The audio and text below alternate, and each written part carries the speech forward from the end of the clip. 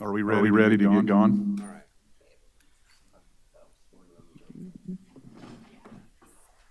No, good, good. Got a nice echo.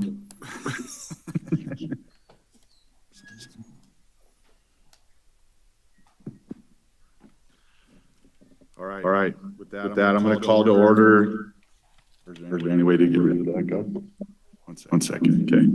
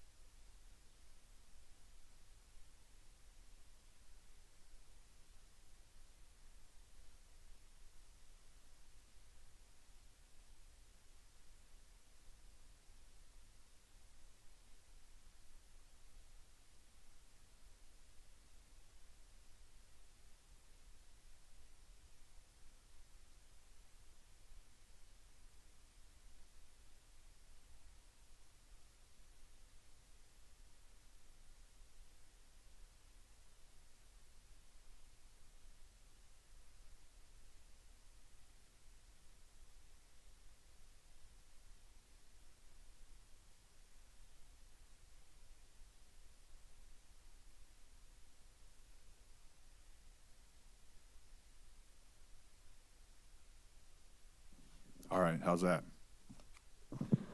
All right, we'll get going. So with that, I'm going to call to order the meeting of the Nevada Board of Wildlife Commissioners for Friday, January 26, 2024. And I'm going to ask Commissioner Young to lead us in the pledge. I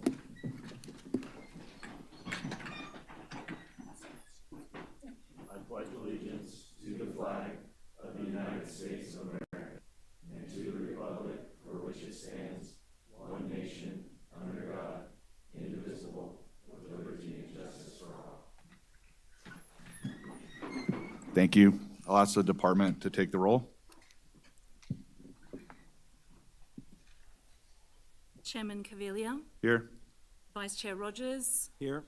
Commissioner Barnes, Here. Commissioner Booth, Here. Commissioner Keel, Here. Commissioner McNinch, Here. Commissioner Walther, Here. Commissioner Wise, Commissioner Young. Here. Thank you. And I'll ask the county advisory board members in attendance to announce themselves. Paul Dixon, Clark. Larry Allen, Humboldt. Joe Cranberry. Brian Brown, Washoe. Jim Finney, Elko. And then I guess, do we have any cab members on Zoom?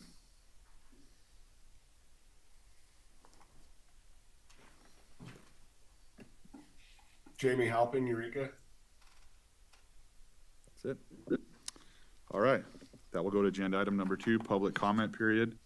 Public comment will be limited to 3 minutes. No action can be taken by the commission at this time. Any item requiring commission action may be scheduled on a future commission agenda.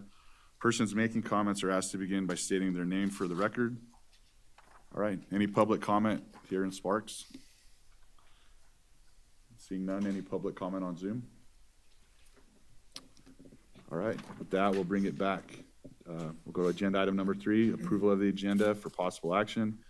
The commission will review the agenda and may take action to approve the agenda for January 26, 2024. The commission may remove items from the agenda, continue items for consideration, or take items out of order.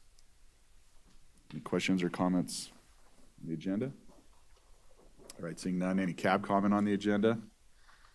Seeing none, any cab comment on Zoom? Okay, any public comment on the agenda? Any public comment on Zoom? All right, with that, I'll bring it back to the commission. Vice Chair Rogers.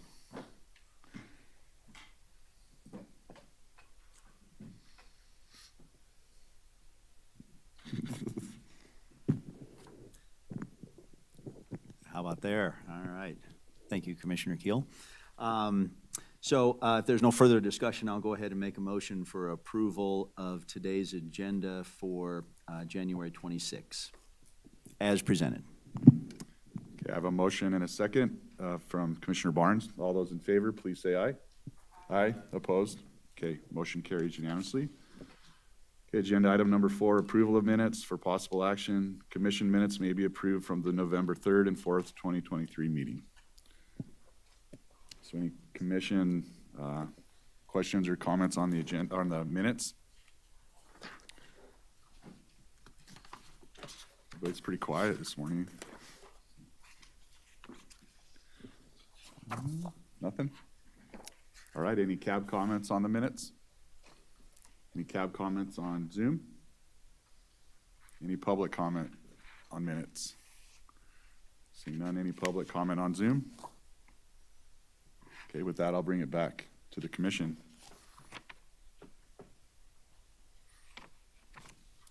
Commissioner Barnes, Yeah, Mr. Chairman, I'm going to be abstaining from the minutes since I was not at the last meeting. okay? Thank you, Chairman. Yeah, with that, I'll go ahead and move to approve the minutes of the November 3rd and 4th, 2023 meeting as presented. Okay, I've got a motion and a second from Commissioner Weiss. All those in favor, please say aye. Aye. Opposed? Okay, motion carries with Commissioner Barnes abstaining from voting. All right, agenda item number 5, member items, announcements, and correspondence, informational. Commissioners may present emergent items. No action may be taken by the commission. Any item requiring commission action may be scheduled on a future commission agenda. The commission will review and may discuss correspondence sent or received by the commission since the last regular meeting and may provide copies for the exhibit file. Commissioners may provide hard copies of their correspondence for the written record. Correspondence sent or received by Secretary Janae may also be discussed. And we got quite a bit this last go-round. Quite a bit of correspondence on the bear hunt, quite a bit on the lion hunt. We did get one regarding a concern with lion removal on horses in the Klein Alpines. We did get notified of the state of California adjusting their mountain lion population estimate. We also got a notice that, or an email just letting us know that the state of New York approved the banning wildlife killing contests. And then the last one I had is the Coalition for Healthy Nevada Lands had sent us a letter that they had sent to the BLM. They'd asked to see if the commission wanted to sign on to that. But I'll let Alan talk about that one a little more.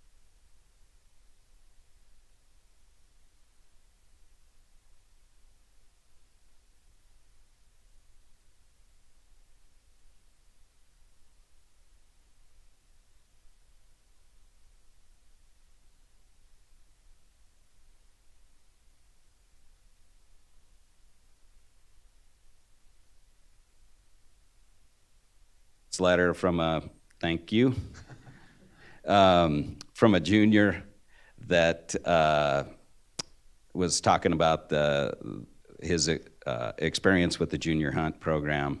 That one came in. And then also we'd like to just address the commission was CC'd on many of the letters regarding the First Amendment audit. Mike Scott has kind of been point on that, and so we'll just kind of give you an overview of how we've handled that, just so that you're up to speed and can answer any questions that you have regarding that.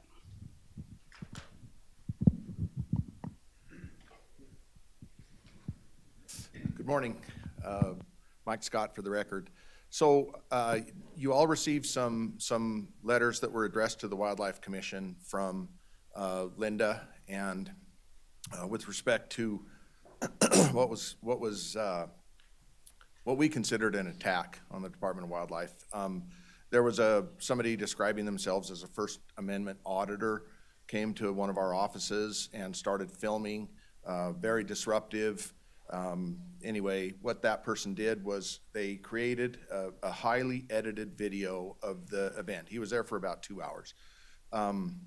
Edited it to make it look really bad on Nevada Department of Wildlife employees. Then he put that on YouTube, and we ended up with hundreds of phone calls, emails, and dozens of public records requests related to it. And this was highly disruptive to our agency. We had Dag Burkett involved and, giving us some guidance on how to handle this. We finally told our people, stop answering the phones. Every 2 hours, check your voicemail, and the true business of the Department of Wildlife will respond to.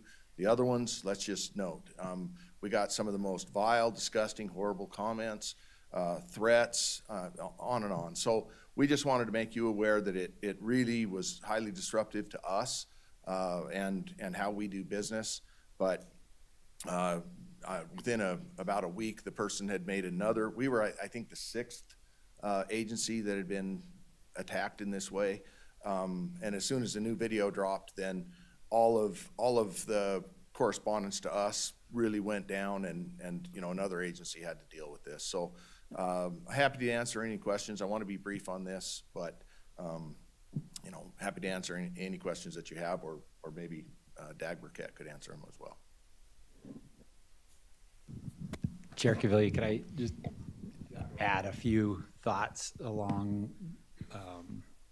And I know the reason why Mike wants to be brief is we don't want to give attention to somebody that we feel is simply engaging in this kind of conduct for personal reasons, for more clicks, as we've talked about, to make money off of claimed support of the First Amendment. But I just wanted to kind of say two things. First, I was directly involved, obviously, with respect to how we respond to this in terms of, do we have legal defenses to this kind of conduct or legal offensive action that we can take? Secondly, how do we respond to the Public Records Act requests? And I can tell you, as it relates to the Public Records Act request, we responded to every single request that was made. And that is, of course, whether it comes from somebody in Africa, or it comes from somebody in California, or it comes from somebody in Tonopah, the department has an obligation to respond to every single request, and they did so. And we made sure Kaylee did a great job in working on that. Very proud of that. Secondly, I thought the way the department handled it was incredibly well done. I think that it muted the intended result, even though there were thousands of comments on. There's thousands of comments in every single video of his. We went down a rabbit hole for a couple of weeks trying to figure out what was going on and how to deal with it.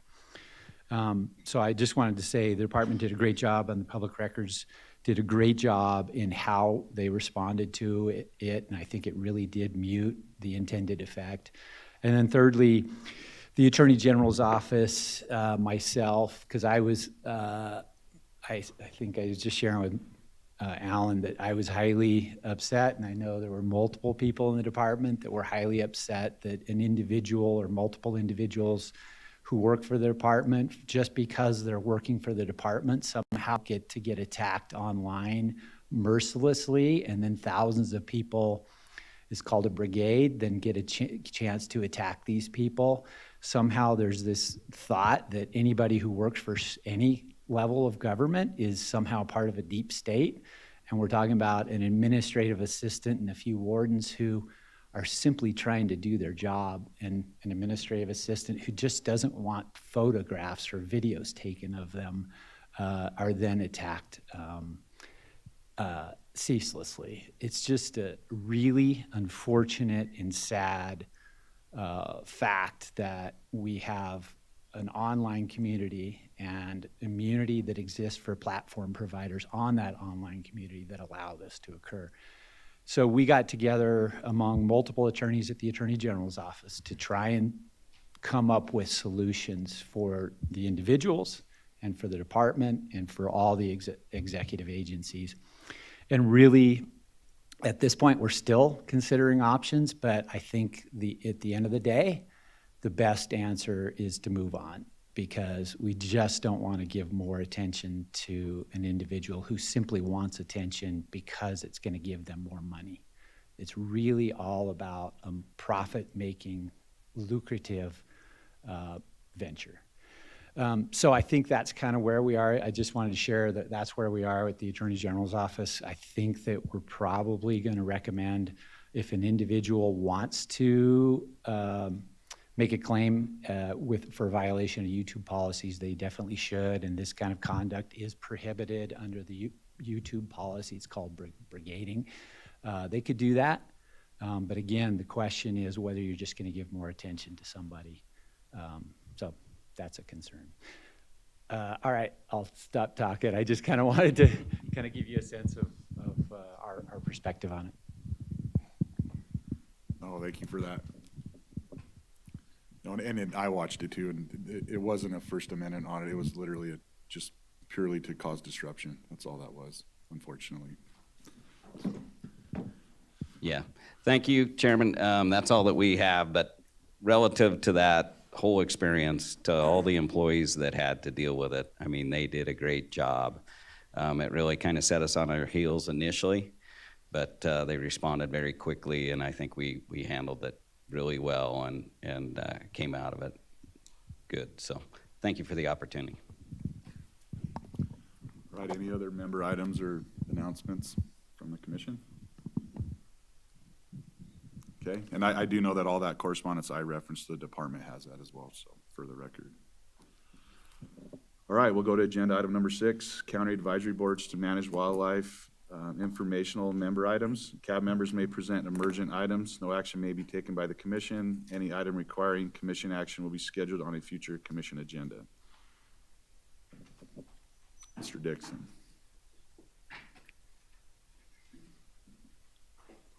For the record, Paul Dixon, Chair Clark CAB. I have several things. First off, the Department of Wildlife, through Chair Kabelia, sent out a letter to all the county commissions, basically trying to drum up the fact that under NRS statute, we're required as county advisory boards to have, every county to have a county advisory board and to attend these meetings and do action reports. One of the things that we learned in Clark over the pandemic was we started using Teams, and we continue to use Teams to this day. And what that gives you is a written record for me, because I need a written record, but I'm thinking for a lot of rural counties where you have people very spread out, we ought to be able to figure out how people, because you don't need a lot of bandwidth to use Teams. People can call in from anywhere on a phone, if you know what I mean. And a lot of people have internet, but it may be a way, if we did some education on how we've been very successful using Teams, or you can use Zoom like you guys do, to actually get some of these more rural counties engaged. Because one of the concerns has always been, like, talking to Nye County, they have people in Tonopah and Pahrump. I mean, how do you get together a CAB when you have a member in Tonopah and one in Pahrump, as an example? I mean, it's very difficult. So I'm thinking that with the electronic stuff we have now, maybe we could work as part of the, the finance committee always gives money, but work with these guys in the department. And I'd be more than willing to help in Clark for how we've been successful doing that, as one example. The next thing is that when I had my CAB meeting this past Tuesday, the Nevada Sportsman's Caucus held a meeting out at Wetlands Park with NDOW and state legislators. And from what I hear, it was well attended and went off well.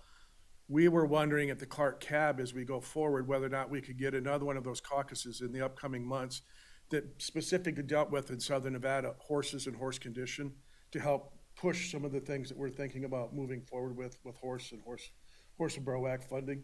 And so we were looking at whether or not that was a possibility to have another one of those, since it gets legislators, NDOW, and the sportsmen all in there to have that discussion in the field.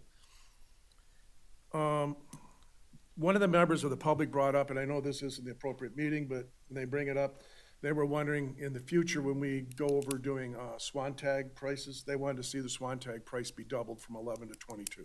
I said I'd mention it and leave it at that for them. And lastly, we haven't heard anything in a couple of meetings on the Gamble Wine Cup Ranch land transfer. We get a lot of questions from people at the cab asking about that. I know there was a letter put together by one of the sportsman's group in Southern Nevada that was sent to legislators about this, and I was wondering if in future meetings we could get an update on that in the March meeting so that I could get something to my cab members. And that's all. Thank you. Thank you, Mr. Dixon. Any additional cab comment in Sparks? Seeing none, any additional cab comment on Zoom? No? All right. With that, we will go to agenda item number 7, reports, informational. Item number 7A, department activity report, Secretary Janae and division administrators. A report will be provided on Nevada Department of Wildlife recent activities. Great, thank you very much, Chair. In the Director's Office, the Director and Deputy Directors, along with 2 Commissioners, participated in the WAFWA Executive Leadership Meeting hosted in Henderson, Nevada. The meeting is set to replace the traditional midwinter WAFWA meeting to have more focused discussions amongst state directors. Deputy Directors Goshert and McAdoo attended the December Board of Examiners and Interim Finance Committee meetings. All department items were approved with no questions. Deputy Director McAdoo has been working with the Elko County Commission to acquire water rights to the recent 12th Street pond purchase, which was recently approved on January 17th, that's a pretty big deal. That's a urban pond that we're trying to get established in Elko, working with the community up there. And Elko County actually donated, I believe it was 120 acre feet to help fill some ponds that'll be there right by 12th Street. And so pretty significant investment in that project by them. So good news. The Director's Office, along with the leadership team, hosted the department's leadership conference January 9th through 11th at the Nugget Casino Resort. Over the course of the conference, the group heard from guest speaker Dr. Tom Kalous on emotional intelligence and communication, participated in team building exercises, and discussed the importance of partnerships along with opportunities to build upon traditional partnerships and develop new ones. That was also in the middle of that crazy storm that came through Sparks and dumped about 8 inches in one evening. And so we had to cancel one day of that. So, but given that, it was a really productive conference. Many of you may have already been aware that Cameron Toll, the administrative assistant in the Director's Office, has recently taken a position with Fiscal Services section at the department. And we want to thank him for his efforts in the Director's Office and with helping with the commission. So we'll soon be advertising and filling that position so that we can get Linda some assistance. And with that, I will pass to Chief Christie.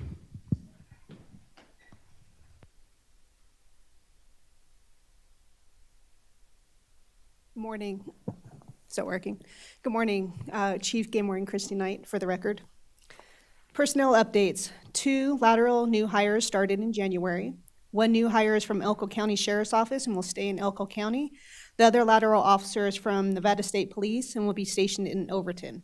They both have begun their field training. Water operations. Southern Region Wardens were recognized by National Park Service for their assistance at Lake Mead National Recreation Area this past year. Also, Lieutenant Walther received recognition from the National Guard for supporting a National Guard game warden during his training and deployment.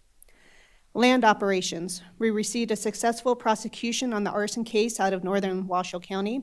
The subject was found guilty of third-degree arson. His sentencing is in February.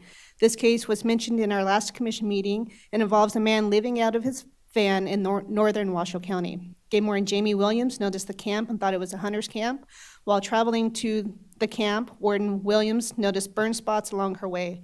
Once to the camp, she noticed a man standing next to a fire. She promptly detained the subject and began her investigation. The subject started over 80 fires. Game wardens in the southern region have investigated 3 coyote attacks on humans in the past month. One was in Boulder City, where the homeowner attempted to untangle the coyote from chicken wire, and 2, a mother and child at Lake Las Vegas. The mother and child were walking and the coyote attacked unprovoked. However, it was found that the residents have been feeding the coyotes, thus habituating them to humans. Game wardens conducted multiple investigations for self-report of wrong physical characteristics and 2-for-1 take on big game tags. The Gardnerville warden successfully recovered a deer stuck in a swimming pool, and an Elko game warden successfully lassoed a deer that was stuck on the ice and got it to dry land. The latter became an internet sensation. Wardens were able to recover taxidermic items from a delinquent taxidermist and return them to the hunters. Our investigation team turned in a residency case to the White Pine County District Attorney's Office. This is a prosecution of 14 gross misdemeanors and 4 felony charges involving 2 suspects. The residency case represents multiple search warrants served, interviews done, and working closely with Utah game wardens. Outreach. Game wardens attended law enforcement officers' funeral services in Ely and Las Vegas. An Eastern Region warden went to Spring Creek Middle School and gave a presentation to the 6th grade class on the world of a game warden. Then Las Vegas wardens responded to the active shooter event at UNLV. They were rapidly on scene due to proximity of the Las Vegas office to UNLV. With that, I stand for any questions. Any questions? See any? Thank you.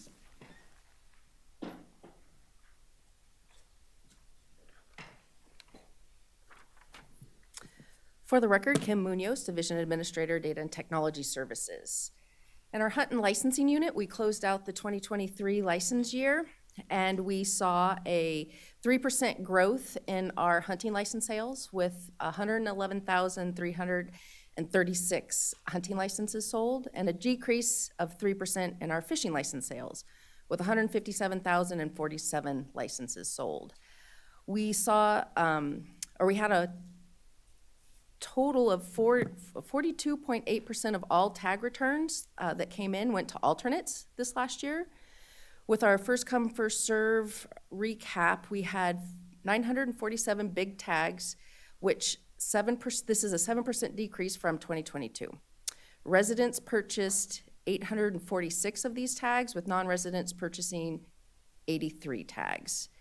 I'm gonna just give you a little breakdown of the tags that did come through first come, first serve. We had 183 antelope horns longer than ears, 35 antelope horns shorter than ears, 7 junior mule deer tags, 463 antlered mule deer tags, 7 antlerless, 95 antlered bull elk tags, 1 depredation antlered bull tag, 119 antlerless cow elk tags, 19 spike elk tags, 4 Nelson Desert bighorn sheep ram tags, 5 Nelson Desert bighorn sheep ewe tags, 2 bear tags, 1 California ram tag, and 1 mountain goat tag.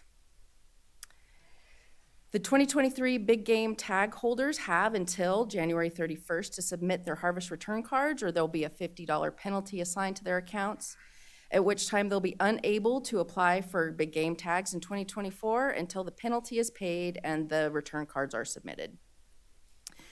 With recent changes into our carrier requirements, we're gonna be only sending text reminders this starting week to customers, and this is again to remind them to do their return cards, but only customers who have opted into receiving our text messages. This is a change from prior years. We've been able to text message all of them. So this is only gonna be about half of the remaining customers who haven't turned in their return cards. Our applications for spring turkey hunts opened on January 15th, and the licensing staff is preparing for non-resident guided mule deer applications to open on February 12th. On January 1st, our annual license vessel auto renew went out. It was smooth. We had about 22,000 vessels that got auto renewed and registered. This is about half of what will be registered in the 24 year. We also finalized the second half of our 23 vessel registration report, which we give 50% of our vessel registration fees over to the Department of Education. This turned out to be $212,000. We've been working with Gordon Darby to roll out new vendor equipment to our licensing vendors throughout the state. This new sleek tablet is an easy mount and a lot smaller footprint than what they currently have. We are targeting to have this rollout completed by spring of this year and before the big game applications open.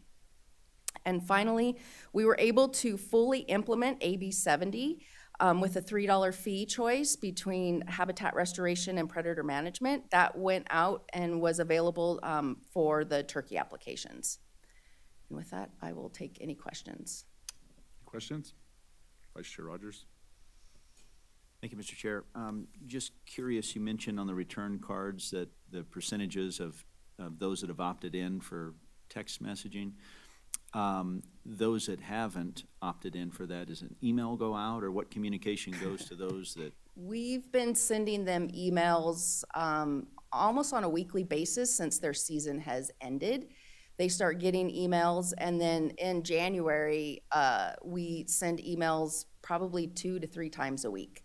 We've worked with the Con Ed division to put out social media posts as reminders as well.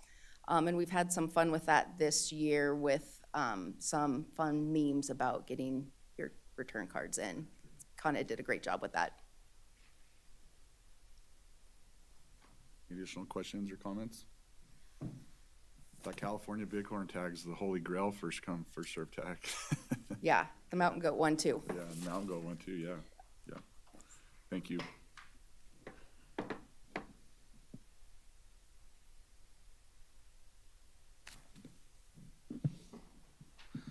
Morning, Chairman Cavilla, Commissioners. For the record, Chris Crookshanks, Fisheries Division Administrator. Although somewhat delayed when compared to last year, winter's in full swing with several January storms bringing much anticipated rain and snow throughout the state. From our Aquatic Invasive Species Program, marketing group was contracted to georeference reservoirs at boat ramps at Lake Mead, Lake Mojave, Lake Tahoe, Topaz Reservoir, Lahontan Reservoir, and South Fork Reservoir, as well as Wild Horse Reservoir, while at the same time distributing clean, drain, and dry messaging. Within the first month of the campaign, it made 233,000 impressions statewide. AIS staff at Lake Mead recently decontaminated a houseboat that had been on the water for more than 30 years. The boat was extensively encrusted in quagga mussels and required several staff members to complete the effort. Several new "Don't Let It Loose" signs will soon be posted at selected fisheries throughout the state, concentrated on urban areas where the liberation of unwanted pets is problematic. And I just brought a visual to show you guys. These are the signs that will be distributed. What we've found in recent years is, especially in urban areas, is people getting rid of unwanted pets. And for whatever reason, people no longer want to flush a fish down the toilet. They want to see it live, so they go to their local waterway, whatever's closest, and they liberate their pet, which has caused tons and tons of problems statewide, especially in our urban areas. So Kevin Netcher, our AIS coordinator, has been working with other states and a bunch of folks within the Fisheries Division to put this together, and we're gonna post these statewide all around, and especially at our urban ponds. From our fish hatchery section, hatchery staff are currently working with field biologists to determine the feasibility of raising wiper fry at our Mason Valley hatchery on an experimental basis. If the experiment proves positive, it may open the door for further talks about warm water fish culture at our facilities in the future. We're pleased to welcome Jordan Griffin as a new technician at our Gallagher Fish Hatchery in Ruby Valley. Jordan hails from Texas and comes with a multitude of experience in the zoo and animal husbandry industry. From our sport fish program. Sport fish staff assisted with the preparation and review of the 2024 fishing regulation book and participated in a podcast detailing the numerous changes made in fishing seasons and regulations this year. And our new fishing regulations booklet was just released last week. I come with lots of exhibits today. I can't say enough what an effort it was to put this together. Lots of assistance with fishery staff and conservation education staff. It was a huge effort this year because of all the changes that we instituted in fishing seasons and regulations at the last meeting.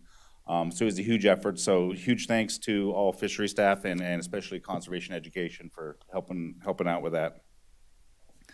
From the eastern region, a new state record yellow perch was caught at Wild Horse Reservoir in December that weighed 1 pound 9 ounces.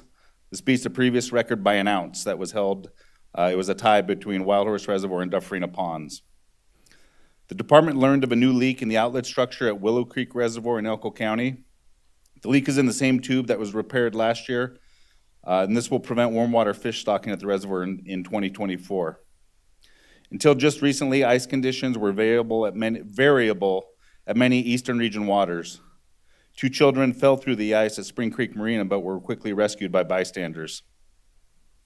From our southern region, fisheries and law enforcement staff attended a fishing tournament on Lake Mojave in December.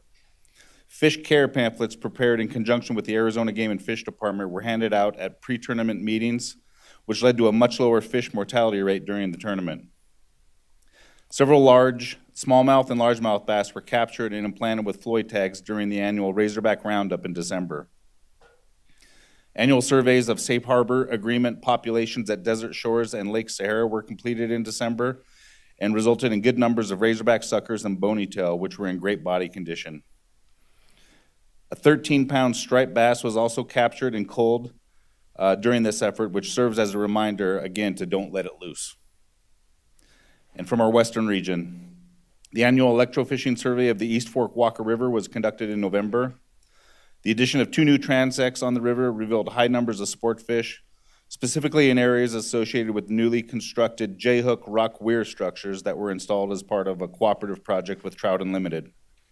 Results from other transects were similar to previous efforts.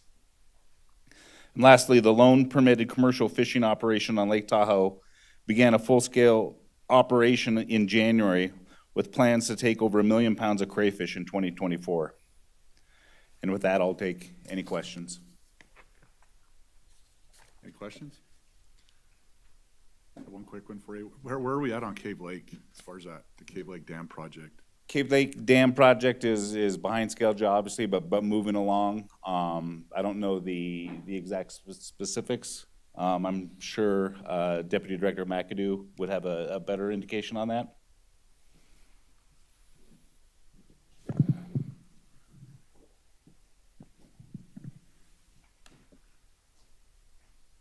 Yeah, for the record, Caleb McAdoo. Yeah, we had some funding challenges that we just recently worked through, and so with the winter underway, they're obviously kind of into a pause, and I don't recall the exact timeline now with the, so springtime, but yeah, so I think now with this kind of getting these funding gaps filled, we should be moving along pretty quickly. Do you think it'll be done this year, 2024? Yeah. Thank you. Any additional questions or? All right, thank you. With that, I'll turn it over to Zach Campbell with our Conservation Education Division, who's wearing a really nice suit today. Oh, and lastly, go Niners.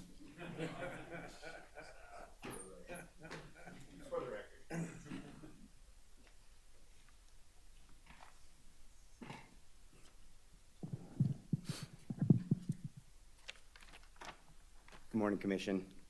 Zach Campbell, Conservation Education Supervisor for the record.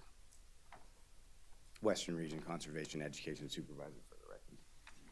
I'll go into our events first. The 14th Annual Nevada State National Archery in the Schools Program Western Nevada State Tournament took place on January 18th at the Reno Sparks Convention Center. The event hall was sponsored by the Wild Sheep Foundation, and just over 200 student archers competed in the tournament. We are also hosting the Eastern Nevada Tournament in Ely and the Southern Nevada Tournament in Las Vegas later this month. The Nevada State Tournament is a qualifier for the Western States National Tournament held in Sandy, Utah. The 2024 Sheep Show, hosted by the Wild Sheep Foundation, took place in Reno from January 18th through the 20th. Conservation education staff partners with the Wild Sheep Foundation to put on the Youth Wildlife Experience.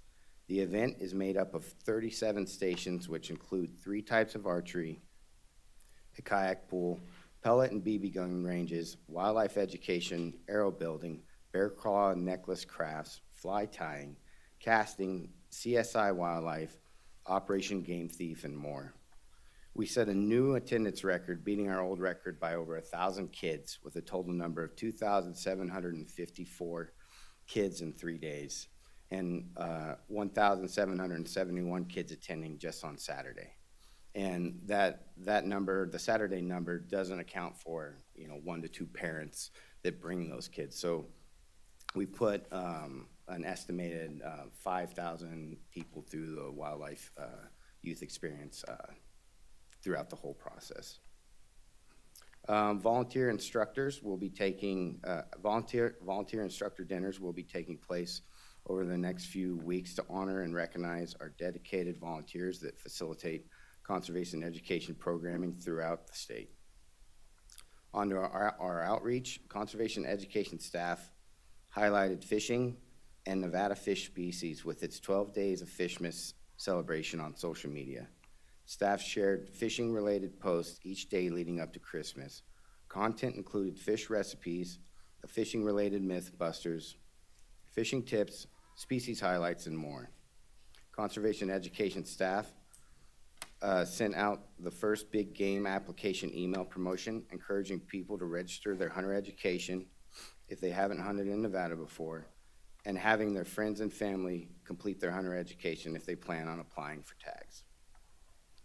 In 2013, courtesy of donations made to the Nevada Youth License Fund, NDOW was able to issue 3,712 youth combination licenses to kids at no cost to them. Of the kids who took advantage of this program, 70% had never had a Nevada license before. On to education. Conservation education staff wrapped up another successful season of Nevada Knockout in the schools. Nevada Knockout is a fun way to encourage people and students to learn more about Nevada wildlife. 33 animals who call Nevada home have been chosen to compete in a single elimination tournament, kind of like March Madness, but with animals. The idea is to have students research each matchup and decide whose adaptations would reign supreme and advance them to the next round of the bracket. Approximately 6,500 students participated in the program this year. Trout in the classroom programs are getting started and eggs are being distributed to teachers. The program will continue to live stream a tank as well, so that teachers that are on our waiting list and don't have a physical tank in their classroom will be able to participate by using that live stream. Urban wildlife coordinators met with Missouri Department of Conservation's communication team in early December to share how NDOW utilizes the Nextdoor platform to mitigate human-wildlife conflict and engage with the public on human-like conflict. And this is exciting for us because I know we've mentioned it before, but the Missouri Department of Conservation's conservation and communications teams about as big as half of our divisions combined. So for them to ask us for some help, that's pretty exciting. So we'll move on to media highlights. In January, the Nevada Department of Wildlife has been mentioned by the media in over 110,000 broadcast news stories, 133 radio stories, and more than 96,000 print and online stories. Topics include Nevada State Wildlife Action Plan, winter fishing, bear awareness, education on winter wildlife, and more. The statewide PAIO continues a monthly Wildlife Wednesday segment with Colo 8 news. Topics covered since November include Nevada's growing moose population, the importance of securing attractants to protect bears and other wildlife, and the Nevada State Wildlife Action Plan. And that concludes the activity report. I'm available for any questions you may have. Questions? Seeing none, thank you. All right, thank you.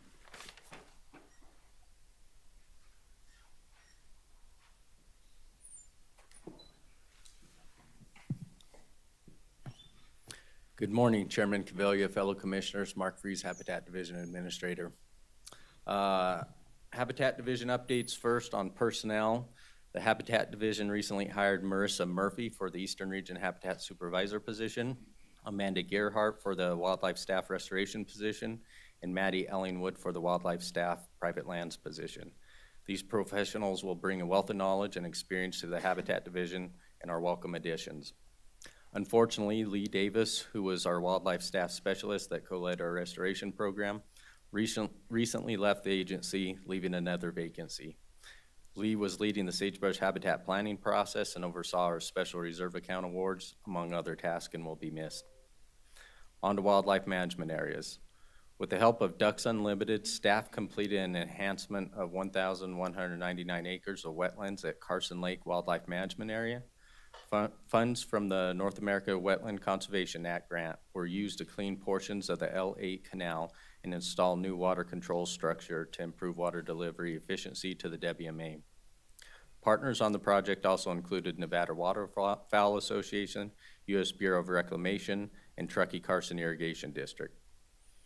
In our technical review program, we have been providing guidance on several large projects, including BLM Sagegrass Plan Revision, BLM Solar PEIS, Green Lake North and West Transmission Line projects, Cross Tie Transmission Line, Stagecoach Wind, and Libra Solar projects.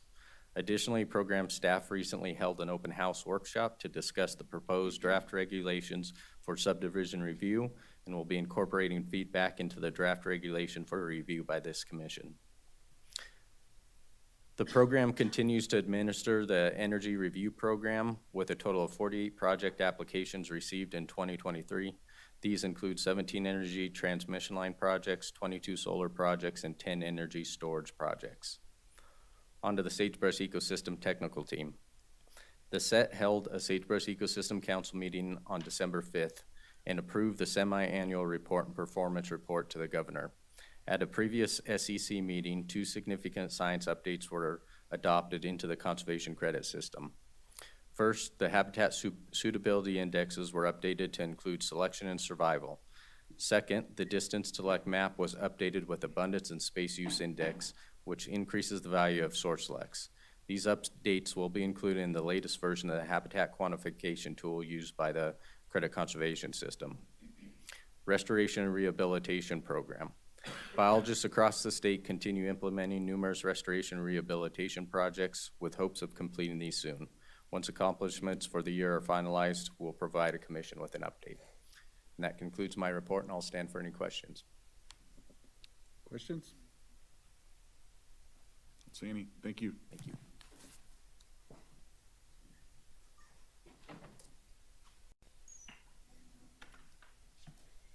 Good morning. I'm Jen Newmark. I'm the Wildlife Diversity Division Administrator. Wildlife Diversity is pleased to announce that the Nevada Wildlife Action Plan has been fully approved and is now available on our department's website. As you guys know, all state wildlife action plans are submitted to the U.S. Fish and Wildlife Service, who, along with another state, reviews the plan and ensures that the 8 required elements are addressed. Nevada's plan was very well received, and we only had minor comments back to us. Department staff conducted a thorough final edit of the plan before publishing it late last year. We are currently exploring options of web enabling the plan to make utilizing it a little bit easier. So there's lots of information in that plan, lots of different actions associated with each of our species of greatest conservation need. And so we're trying to look at creative ways of making that data more available. And I also just want to pile on in thanking Conservation Education Division. They have been working really hard with us to push the plan availability on social media. They've done multiple interviews, we've done a podcast, and so they've been really helping out. And so obviously Con Ed is like killing it. They're doing a great job. So just want to acknowledge that help. Wildlife Diversity held our annual division coordination meeting this past November in Elko. All of our staff were on hand to plan the upcoming field season and even the years beyond. For some projects, this year will be devoted to analyzing some of the field data that we've been collecting, and this includes our winter raptor projects, small mammal trapping results, and reptile road cruising. A few new projects are currently being developed, including a survey effort for Tahoe chipmunks. We're going to be doing a project on Mojave small mammals in relation to energy development. And then we are having an expanded focus on pinyon jays. And pinyon jays will definitely be something you'll hear from us in the coming year. As is typical for this time of year, wildlife diversity staff are conducting winter camera traps in the Lake Tahoe Basin that are focused on Pacific marten and snowshoe hares. Additionally, this month, diversity staff, volunteers, and agency partners are conducting our annual winter raptor surveys. We have 65 routes throughout the state, and once again, we're anticipating that all of those routes are going to be covered, and the weather has been actually helpful to us this year. And finally, staff are preparing for our annual bat winter hibernation surveys where we conduct disease surveillance for white nose syndrome and the fungus that's responsible for the disease. This year's efforts are slightly scaled back from prior years as we are really challenged with finding hibernation sites that have enough of the Myotis species in them to sample. So Myotis are the kinds of bats that are more susceptible to the disease, like little brown bats is what you hear about from the east. And so we really struggle with having enough sites where we can get to in the wintertime and we can create enough samples there. So for the summer and in the fall, we plan to focus some of our efforts on finding additional hibernacula sites throughout the state that are more accessible in the winter months. And then just, I reported on this before, but just as a reminder that we don't have any known sites in the state that currently have white nose or the pathogen. And so we're hoping that this year's surveillance sampling will continue to produce those negative results. And with that, I stand for any questions. Questions? Commissioner McNitch? Thank you, Mr. Chairman. Jen, any updates on RAWA? No, but. Yeah, no. So the Recovering America's Wildlife Act is still in the Senate. There hasn't been a lot of recent movement on it. However, there is a bill that is not quite out yet, but that some language has been released in the House. It's, and I can't remember the exact name of it, so I'm going to flub it, but it's like restoration habitat, something along those lines. And it is a scaled back version of Recovering America's Wildlife Act.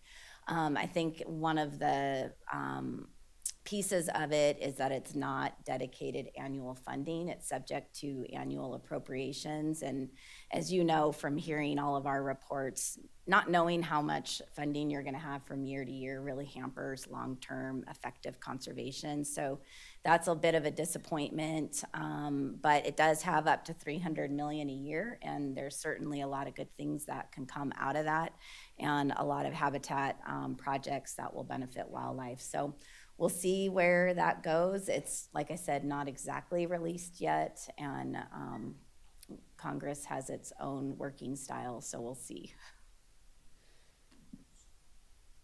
So would that money be in addition to the state wildlife grant money, or do you think that would drop?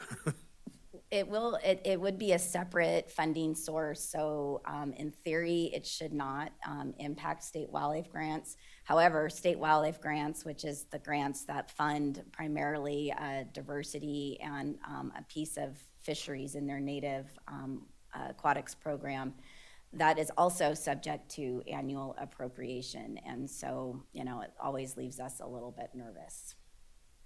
And I appreciate the update on the Wildlife Action Plan, because without it, those monies don't flow this way at all. You got to have that approved Wildlife Action Plan. So appreciate all the work, because I know that's a big task to do it and to update it. So thank you. It was a big task, but I will take the opportunity to say that the department really stepped up on it. Our plan has been a model that other states are using, and our staff really did an awesome job on it. Any additional questions? Yeah, thanks, Chair. Oh, Ms. Newmark. I'm like, go, stay. Don't run off. No, that wildlife action plan, yeah, congratulations on that. So I just read the article in the Nevada Independent on that in relationship to the bees and the other species that don't get as recognized. Are we expecting a bill in the 25 legislative session to probably address that again? Or what are your thoughts on that? I think it's a little too early to tell. So just as a reminder, there was a bill in the last legislative session to provide the department with some limited authority over certain invertebrates, and those would be related to the State Wildlife Action Plan. And I don't think we have discussed or heard from partners if that is going to be a bill that will be put forward in the future. I think it's really important that we do have those pollinators in our State Wildlife Action Plan because it does help focus some attention on pollinating species. They're a critical piece of the ecosystem. And while the department doesn't have authority over them, the State Wildlife Action Plan is meant to be a whole, like literally like the name says, like for the entire state, not just the Department of Wildlife. So this will help hopefully focus some efforts from other partners. And I do know there's another state agency, the Nevada Division of Natural Heritage, and they were successful in getting a new position during the last legislative session that will be focused solely on invertebrates. So, thank you. Yep. Additional questions or comments? I think you're good this time. Thanks. Yeah.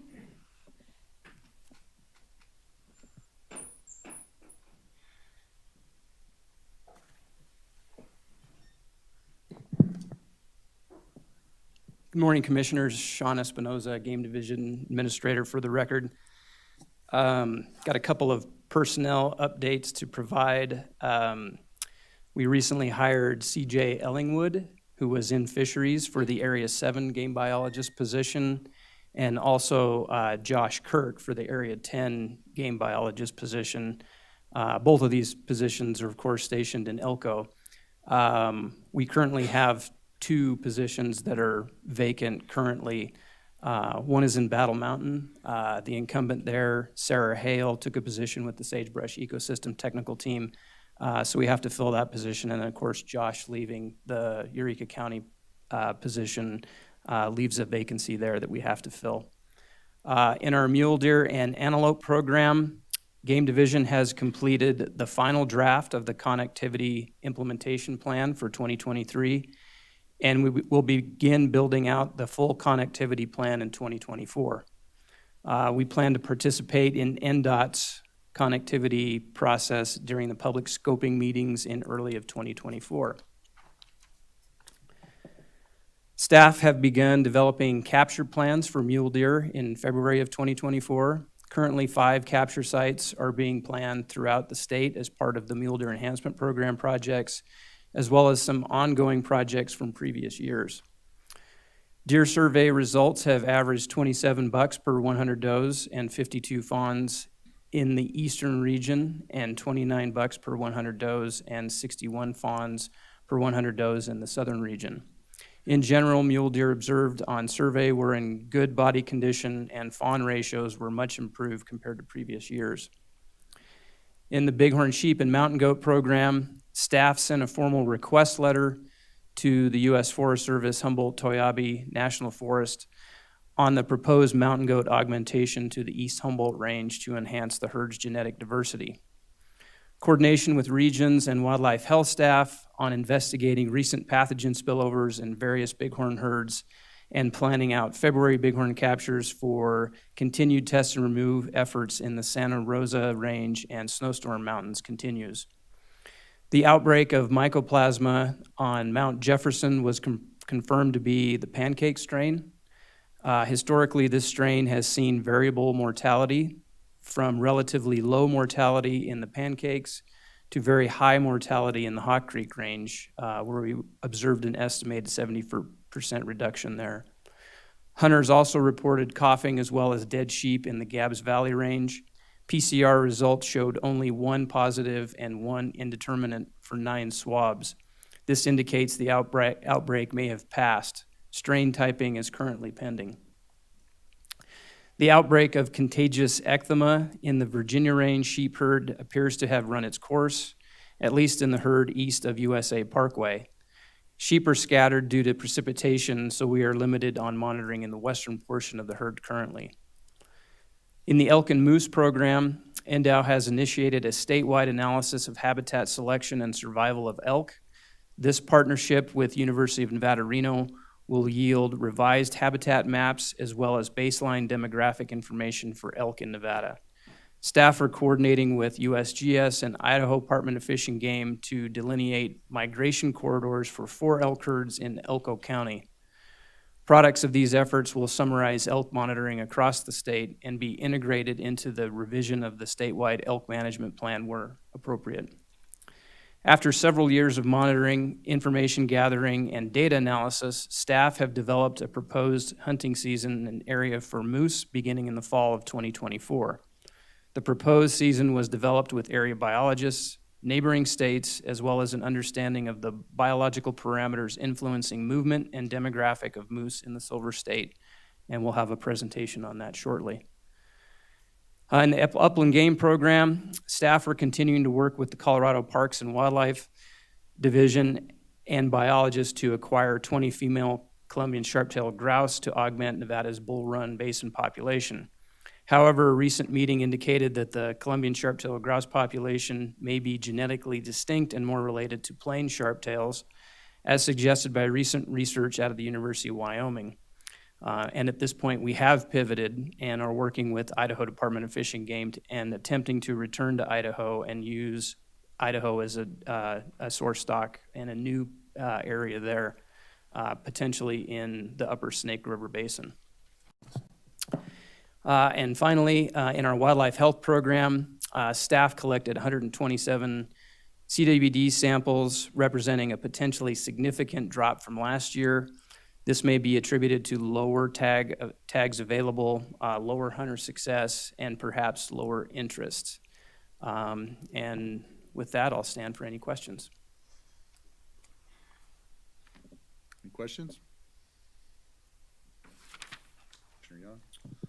Thank you, Chairman. Thank you, Mr. Espinoza. I just have 2 questions. One, you mentioned you're meeting with NDOT for the wildlife crossings or the connectivity. Should we know around this year, next year, when the kind of wildlife crossings are going to be designed or where they're going to be, just from a timing perspective? Yeah, thanks for the question, Commissioner Young. So at this point in time, the focus is on prioritizing a whole laundry list of different areas for various species on where we would like to see improved connectivity, and that runs everything from a culvert underneath Highway 50, for example, that will allow passage of pygmy rabbits all the way to overpasses. So the focus right now is prioritizing some 150 plus different crossing opportunities that have been identified. Once that is in place, it's going to take several years and acquisition of funding before anything is completed. There is some higher priority stuff, I think, that we're already in the works, and some stuff that needs to be completed. But we're talking, 5, 10, 15, even 20 years out for some of these projects to be completed. Thank you. And then my second question is of the fawns, the mule deer fawns at 52. What would be the range? Obviously what bad would be at 30, 70 would be great, or what do we usually see the range? We have Staff Specialist Cody Schroeder here. I apologize.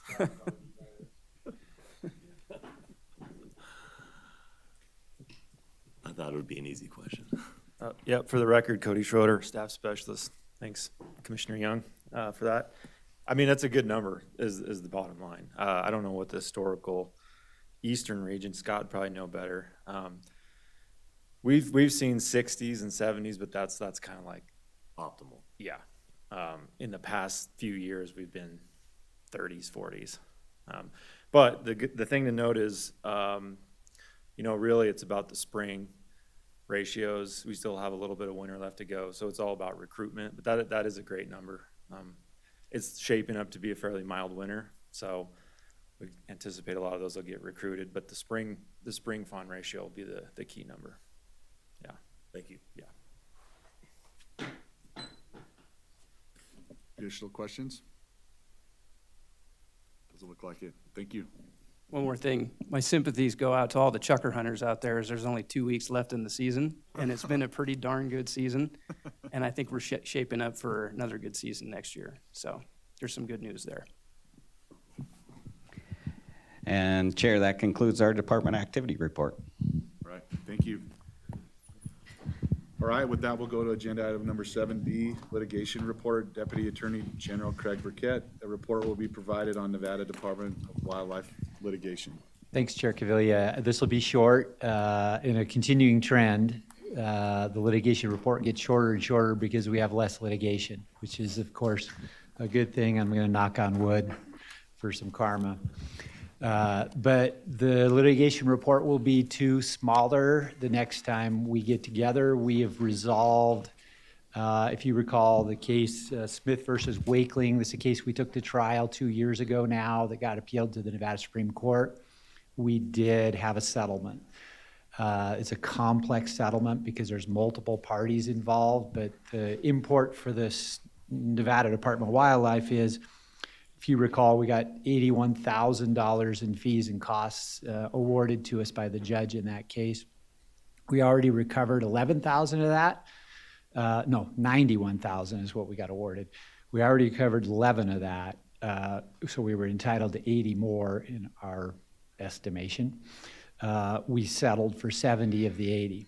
The $70,000 will go strictly to conservation projects. So that's a stipulation of our settlement, that the $70,000 received from the other party will be for on-the-ground work for conservation. So we're obviously thrilled that out of the 91,000, we're going to recover 81, and 70 of it's going to go directly to conservation projects. So a good result. We're happy, obviously, about that. And then secondly, a less exciting, I think the least exciting thing I can talk about is taxes. And so you may recall, I reported previously, we argued before the State Board of Equalization that White Pine County's assessment of $250,000 as related to the Blue Diamond purchase that you guys all toured, the Success Loop, those 52 parcels that were purchased as part of that, resulted in a $250,000 tax bill from White Pine County that was asserted against the Department of Wildlife. We felt it was wrongful, and we contested it. We brought that to the state tax board. That's what the Board of Equalization is, and the state tax board held in our favor. So that $250,000 bill was erased. In addition to that, the value of that finding is that in future acquisitions where we have purchases, we will be able to use that as a precedential case to show the other counties that if you want to try and do this, it's inappropriate. So it's a good $250,000 recovery for the state, or the Department of Wildlife, but it's also a precedent-setting result. So obviously very happy about that. So both of those will be removed from the litigation report next time. And I think that's it. I'll stand ready for any questions you have. Any questions for Dag Burkett? No, not seeing none. Oh, I just wanted to make one comment relative to the taxes, is that was a case where it was, a step beyond. The Department of Wildlife is one of the few state agencies. In fact, I believe it's the only state agency that actually pays county taxes. So it wasn't a matter of shirking our taxes or paying taxes. It wasn't trying to step outside. It was just coming back off of something that was in the transfer of use. They thought that there was a different use of that land, and so they were trying to ask for an additional price, additional fee. So we continue to pay our taxes unlike any other state agency. So just wanted to clarify. thank you. All right, so we were warned the next one might take about an hour. I'm just curious if everybody wants a quick bathroom. Okay, I'm getting nods. So let's take a quick 10-minute break, and then we'll get to the next agenda item.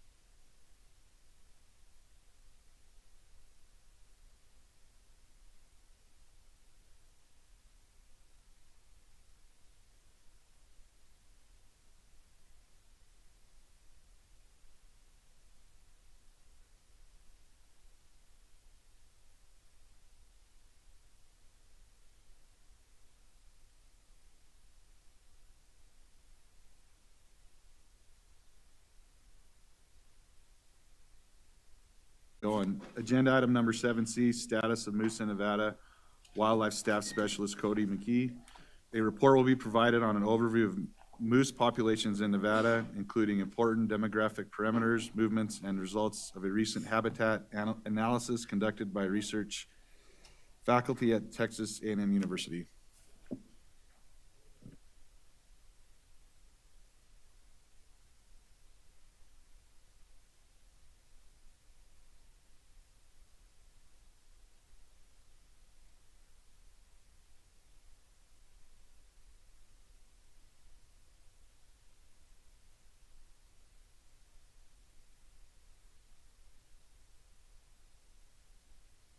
Is it not on?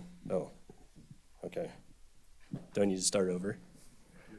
All right. Again, many people from NDOW that have made today's presentation possible.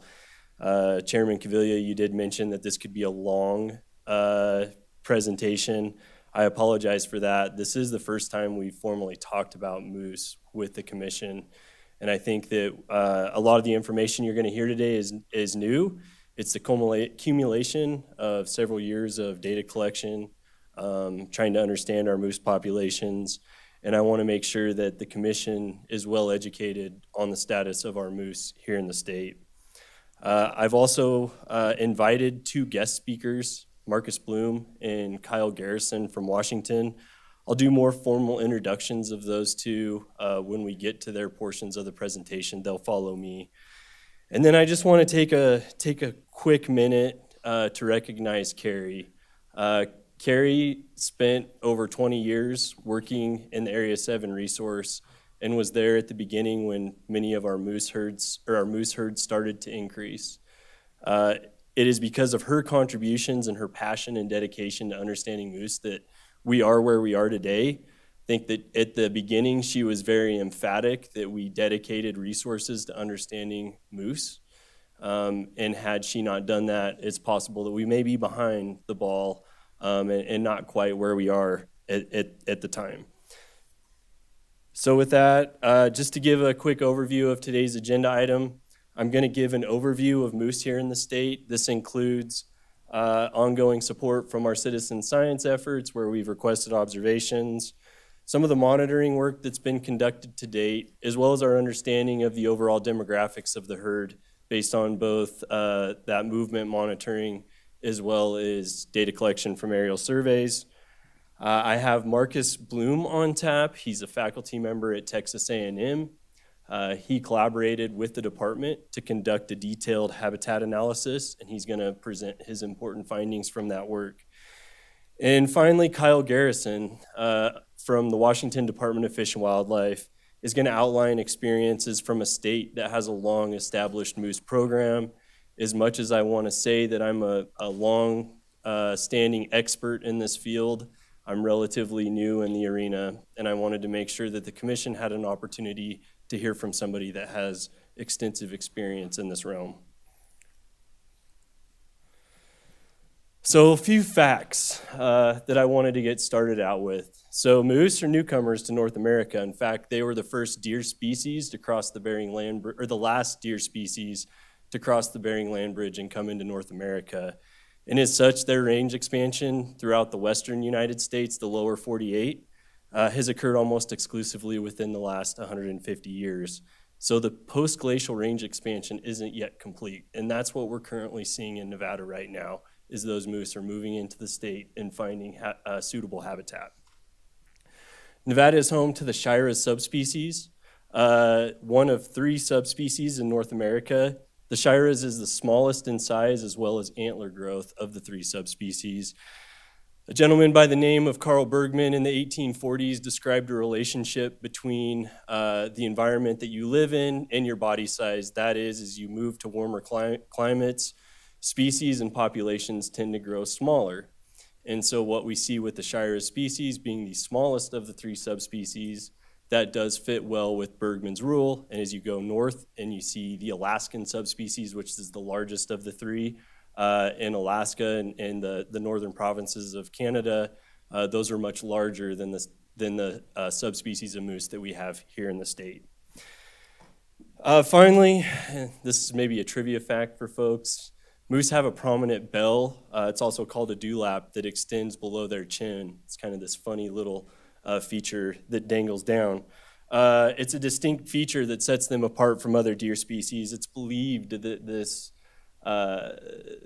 this extension of their chin is a visual or an olfactory cue used during the reproductive period or for reproductive behavior.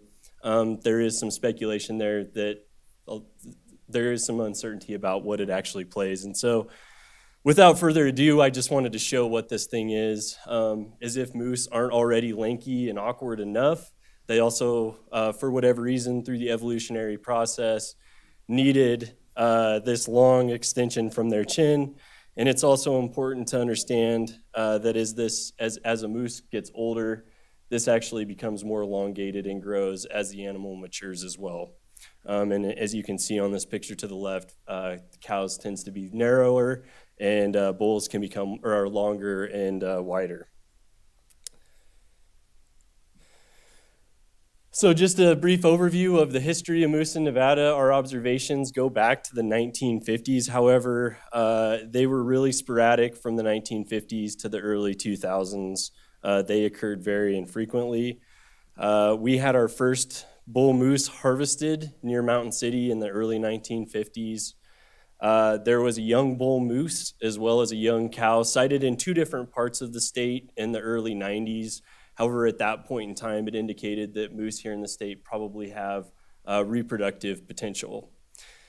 And then I also wanted to highlight a report that was submitted to Greg Tanner, who was the game chief, game division administrator at the time in the mid-90s, a report detailing Nevada's only documented moose attack that occurred near Bull Camp Creek in 1996.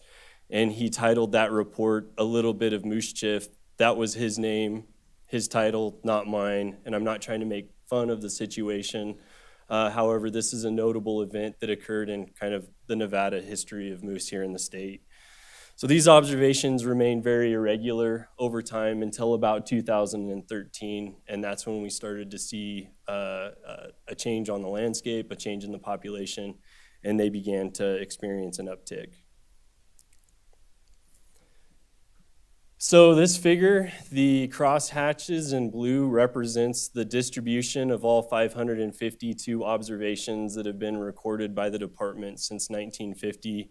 It's certainly not a comprehensive overview of every single observation of moose that's ever occurred by any individual in the state, but these are ones that we've received and have been able to document.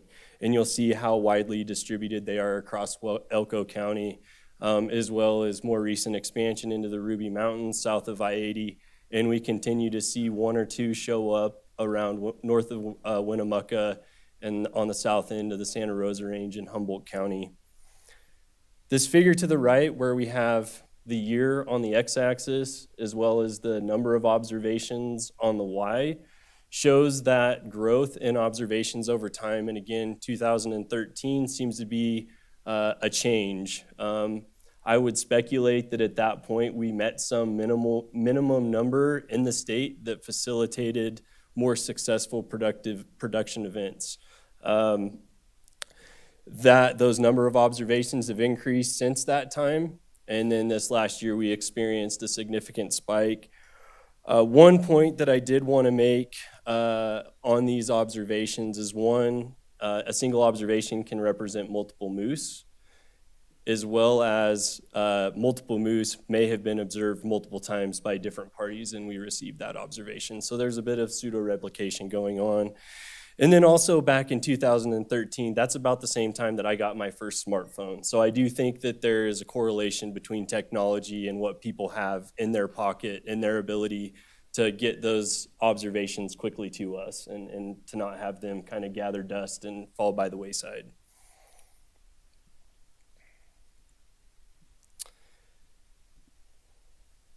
So we expected observations to continue to increase. However, 2023, this recent calendar year, we saw an increase of over 300% from our annual average of the previous 5 years of about 57 observations. This is likely in part to increasing prevalence of moose in the state. However, in the fall of 2023, we strategically targeted hunters that were hunting in Elko County in October, which coincides with the moose rut. We sent them emails. We had targeted social media campaigns, making them aware of the above QR code, which you can use with your phone right now to go straight to our observation form and log a sighting. As much as I like to self-promote this endeavor because of how successful it was, this was done out of necessity because of staff shortages in our Eastern Region offices. In fact, I remember vividly Scott calling me one day saying, "What the heck are we going to do about all these observations? I can't keep up with them." And this was our solution to do that.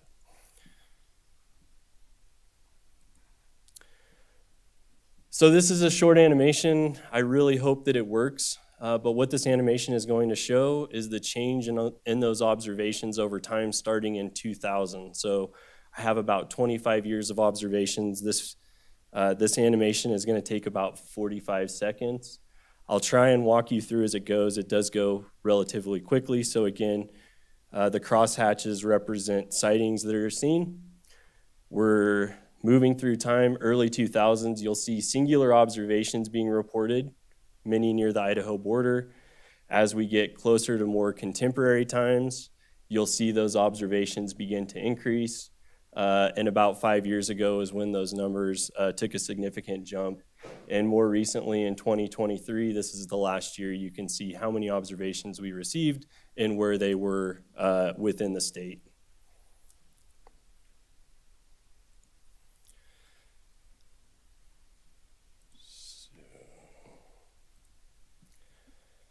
So as moose began expanding across the state, we wanted to gain a deeper understanding of their demographics as well as their movements. So like all biologists do, we want to get our hands on these animals.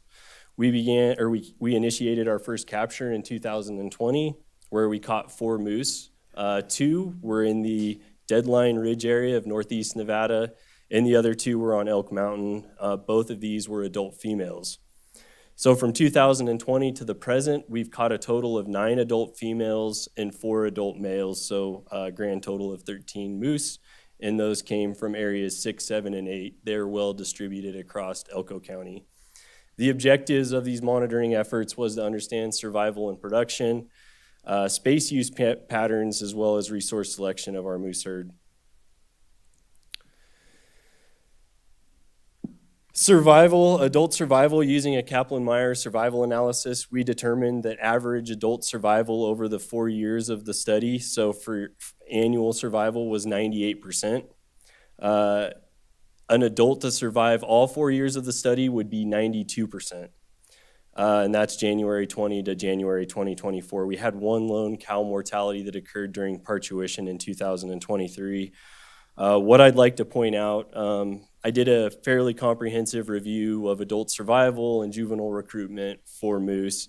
I found one reference to a stable to slightly increasing moose population that came from Montana with an annual adult survival of about 87 to 90% and a calf ratio from surveys of 40 calves per 100 cows. Since moose are relatively long-lived, high adult survival can compensate for low productivity. We confirmed that 14 calves were recruited into our adult population, so they survived to at least 1 year, and we assume that they've reached sexual maturity, but that was through summer 22. And then also, we had a staggered entry of females for this monitoring project. So in year 1, we had 4 cows. We added an additional 2 cows in year 2 and 1 in year 3. And so if you think about how those calves are broken down over the year, that's actually a really impressive number for an ungulate species.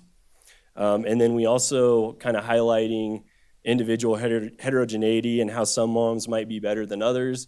We had 1 cow that produced twins over multiple years.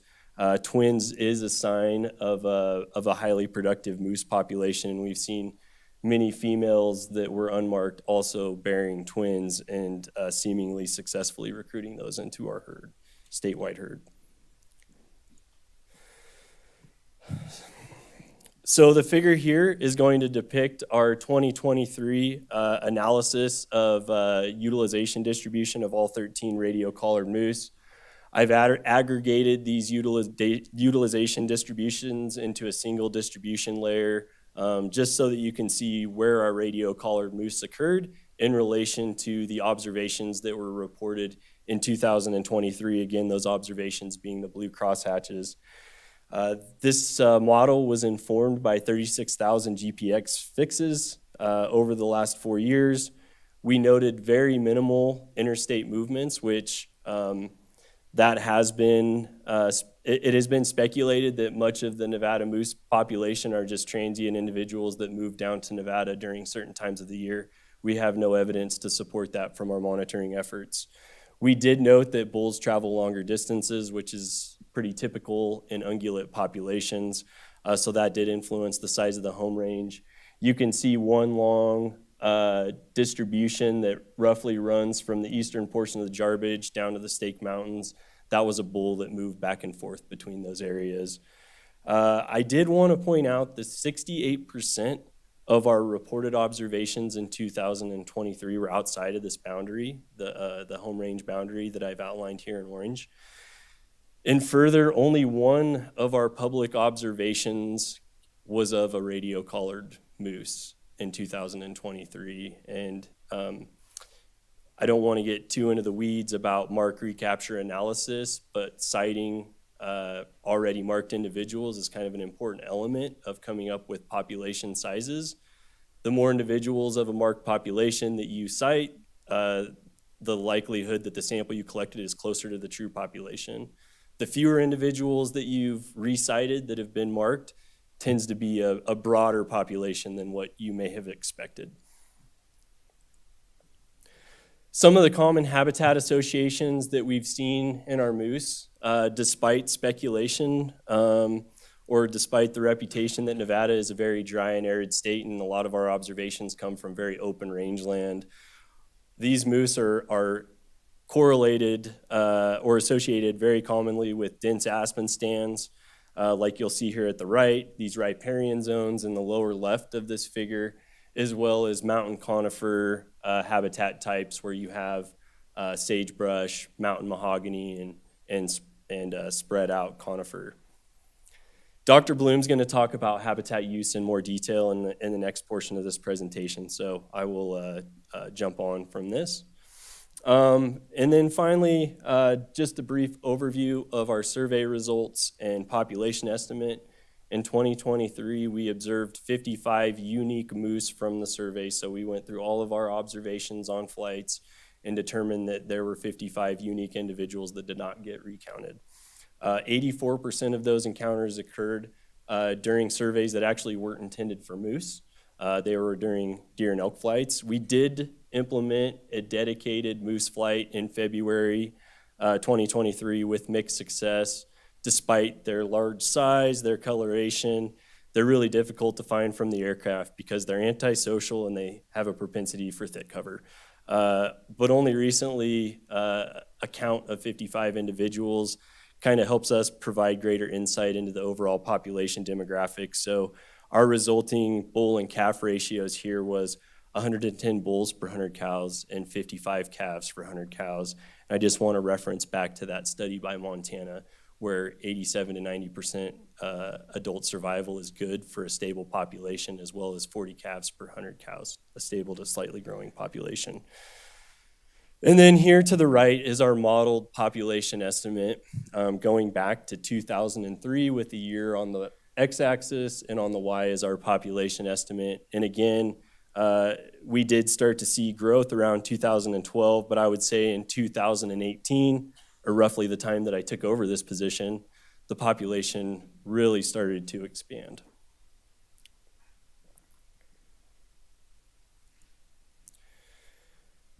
So in summary, while our increased observations don't correlate or do not predict moose abundance in the state, they're reflective of a growing and expanding population without a doubt. Our adult survival and calf recruitment values are well above those that are published in the literature. That are or well above minimum thresholds just required for population maintenance, a stable and not growing population. So we believe that our population is growing rapidly, and it began around 2018. So our evidence right now appears that Nevada moose are in this quote-unquote Goldilocks status, where we have both high adult survival that's necessary to carry a population through tough times, as well as really strong production. All of this information together suggests that we're in a population eruption right now. And from what has been experienced in other states, this eruption is not likely to be sustainable. Moose have a propensity to live well outside of their means, and at times you can quickly overshoot what the habitat capacity may be to support individuals.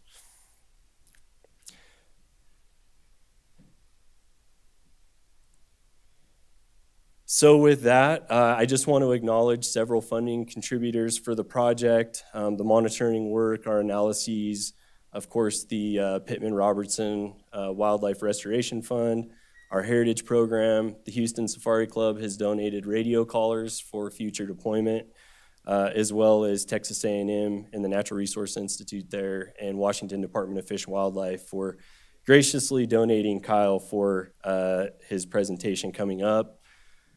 In the interest of saving time, I can introduce Marcus, unless there's a burning desire to go through questions now, or we can hold those until the three of us have finished up. I think let's do the questions at the end. Okay.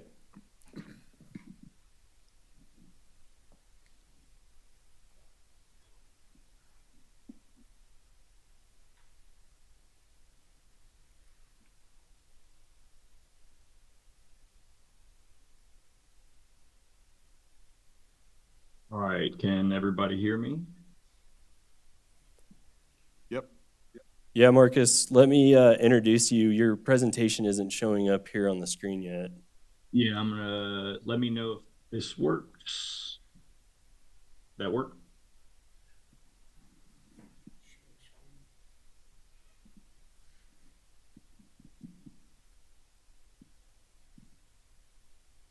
Is it popping up yet or not? I'm sorry, I can't hear anything.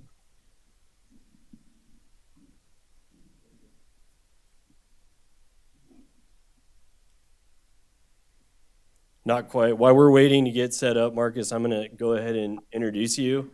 So Marcus is a research scientist in the Natural Resource Institute at Texas A&M University. Previously, he spent 10 years in Nevada working with mule deer migrations and finished his PhD studying various aspects of bighorn sheep ecology.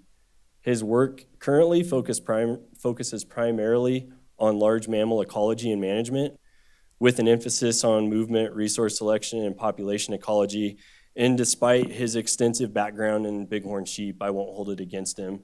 So with that, Marcus, you can jump in. Thanks, Cody. Is my screen available? You can actually see the presentation now. Yeah, you're good, Marcus. Okay, excellent. Cody, thanks for that introduction. Before I begin, I want to acknowledge all of the Endow contributors here. Cody, Carrie, Travis, and Scott. They were instrumental. We had several meetings before we conducted all these analyses, and their information kind of helped guide me to where I would focus on the habitat analyses, and also a collaborator here at Texas A&M, Dr. Stephen Webb.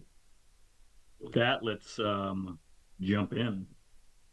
So moose are widely distributed across the northern portions of North America. However, these populations have been significantly declining in various portions of this range for a variety of reasons, including habitat loss, increasing ambient temperatures, heavy tick loads, etc. That said, we're seeing some interesting expansions across the lower 48, including north central New Mexico and obviously northeastern Nevada. So these are areas that do not have a history of moose occurrence, and seem to be opposite of where we would expect moose expansion given their ecology. So moose are a cold adapted species. There's well documented thermal limitations. So the literature has documented that moose may show heat stress in summer months at high temperatures greater than 68 degrees Fahrenheit, although that number is up for debate in various publications.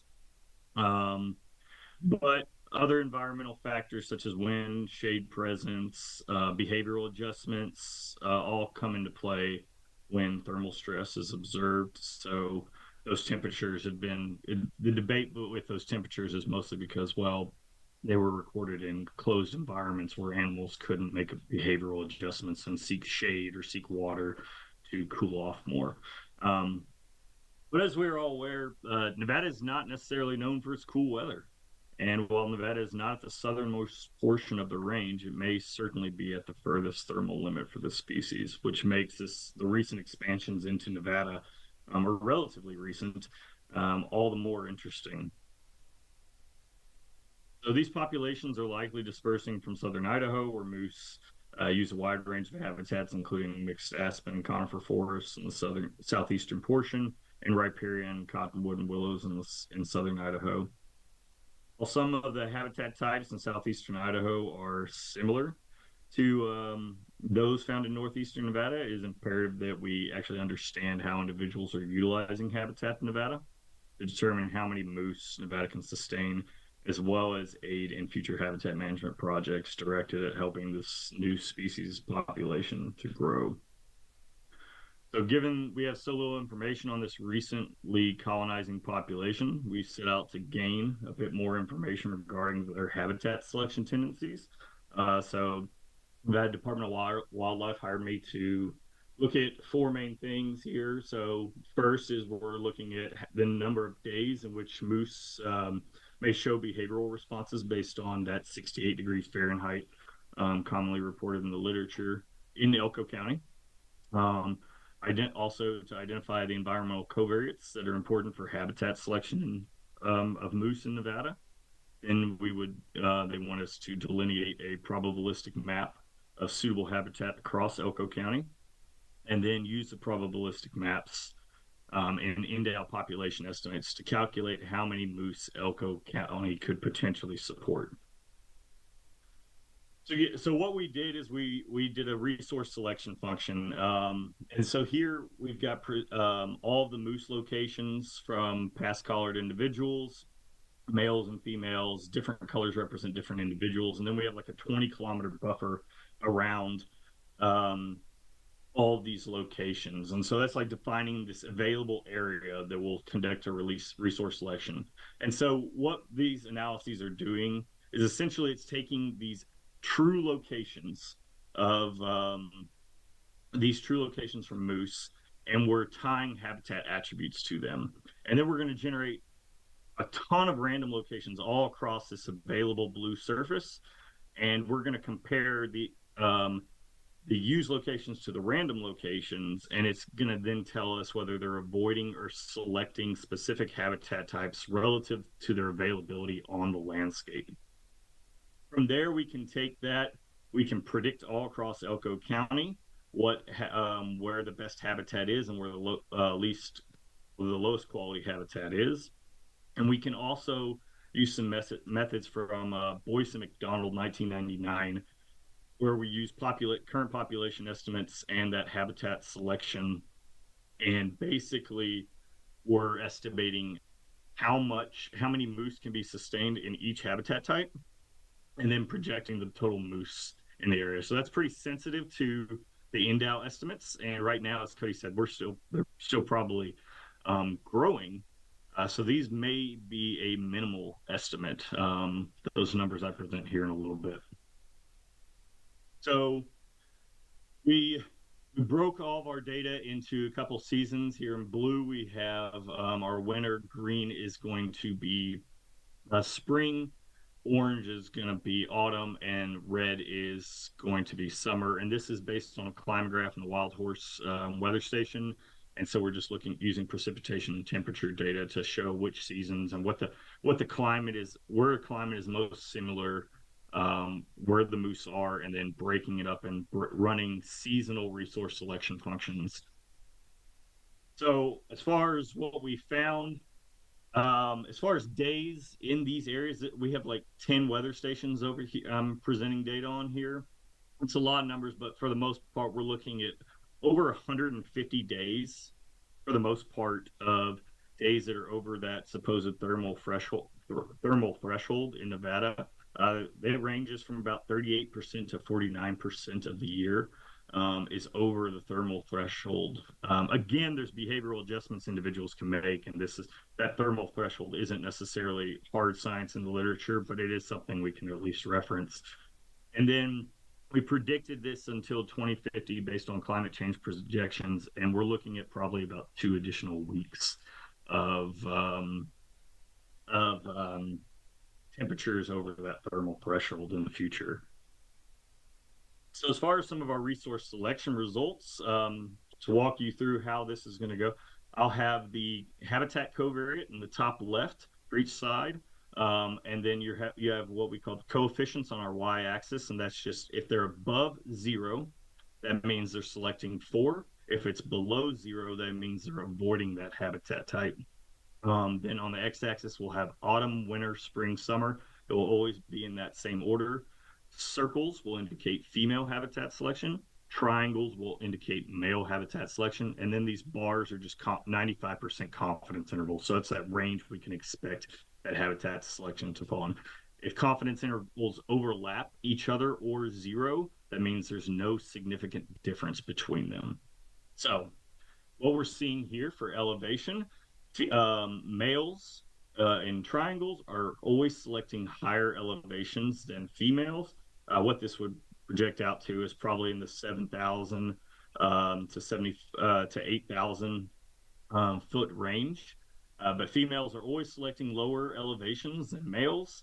And in winter, females are actually avoiding those. They're selecting slightly less than what we would expect, or slightly less than what's available elevation. So they're probably selecting more of that 6,000 foot range. And that makes sense, right? Because there's going to be a lot of snow accumulation, and they're not going to be up in those higher elevations. Move to distance to water. And again, I'm only going to focus on the really important variables. We ran some others, but for sake of time, I'm just going to focus on a couple of these. Distance to water here. What we're showing, distance to water actually, if it's below 0, and this is the only variable that matters for, but this is actually selection for areas closer to. It's just how that number works. Since it's a distance to variable. And so what we're showing here is males and females are always selecting for areas closer to water, which makes sense, except during the autumn where males are selecting slightly further from. And that's probably because these males are moving and breeding, searching for females, so they're moving away from areas at a higher frequency. Conifer cover. Both males and females are always avoiding conifer cover. Not super strong other than in summer with males. We still see some sexual segregation here where males and females are separated. We're not seeing overlaps in the confidence interval. So females are typically selecting slightly less conifer cover, avoiding it slightly less than males are.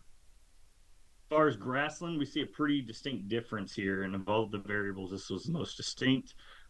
Females are typically selecting higher amounts of grass cover, and males are typically avoiding areas with lots of grass. We go to mountain mahogany. We expected this to be really strong in the winter, but it seems that males and females are selecting for areas with greater mountain mahogany cover across all seasons, which is impressive. Males and females strongly overlap there in the winter, but we still see that difference where they're selecting different intensities of it. Females typically selecting higher percentages of mountain mahogany cover than males. We go to our riparian woodland. This was our strongest and most important variable. Males and females are both selecting for high amounts of riparian woodland cover. So this is those aspen stands, willows, things like that. These riparian corridors are extremely important for moose habitat selection. Males select them to a higher degree than females in all instances except for during the winter. But again, in all seasons, we are seeing a strong selection for these areas for lots of riparian cover. And then when we go to shrubland, we're seeing a little bit of a mixed bag, but so shrubland's going to be more of your sagebrush and your mountain brush species, and we're seeing avoidance of these areas during autumn. And females are avoiding them across all seasons, whereas males are selecting the 4 areas with higher shrub cover during winter and spring. Now, on to our predictions. So now what we're showing here is we take all these habitat selection results and we predict all across Nevada, right? So what we're going to show here is it's Elko County. On the left will always be female. On the right will always be male. And so this is autumn, to remind you that time period, that's October. So what we're estimating here is, as far as quality habitat, is about 482 square kilometers of quality habitat based on our resource selection analyses for females, and then 540 square kilometers of quality habitat for males. Our population estimates using NDAL's population estimate and our resource selection is saying we could hold approximately 101 females during October and 101 males during October based on the habitat available. Oh, sorry. And green is going to indicate really high quality habitat, and that white is going to indicate poor quality habitat. So green to yellow is basically going to be what we're saying is quality habitat within Elko County. From November to March, we're seeing significantly less habitat available. So this is just our winter period. We're saying there's only 0.32 square kilometers in Elko County, and only 1 square kilometer for males, 0.32 for females. But based on our estimates, we're saying that there's still, NDAL is estimating around over 100 individuals in the area. So we're still saying, based on this amount of habitat and those population numbers, we can sustain 96 individuals to 119. These aren't pure numbers. Again, there's some variations highly dependent upon the NDAL numbers that are presented. Also, with this, we're thinking there's a lack of data here, or it's not as strong. That might be why there's a lot of movement going around, and maybe that's why we're not really keying into really strong selection on some of these resources. For April, May, that's our spring seasons. Females, we're going to see about 370 kilometers squared of quality habitat, and for males, we're going to see about 820 square kilometers of habitat, with an estimated potential population size of 97 versus 106. We can see there's a lot more quality available habitat here, estimated based on our spring resource selection functions. And then in the summer, we're seeing for females about 340 square kilometers versus 0.02 square kilometers for males, with an estimate of at least 91 to females and 99 males. So in conclusion, as far as our what we're looking for with estimates of climate change, potentially 2 weeks of increase of 2 weeks in days greater than 68 degrees Fahrenheit. We're showing strong sexual selection in moose across Elko County, which is what we'd expect. This is a species that sexually segregates throughout most of the year.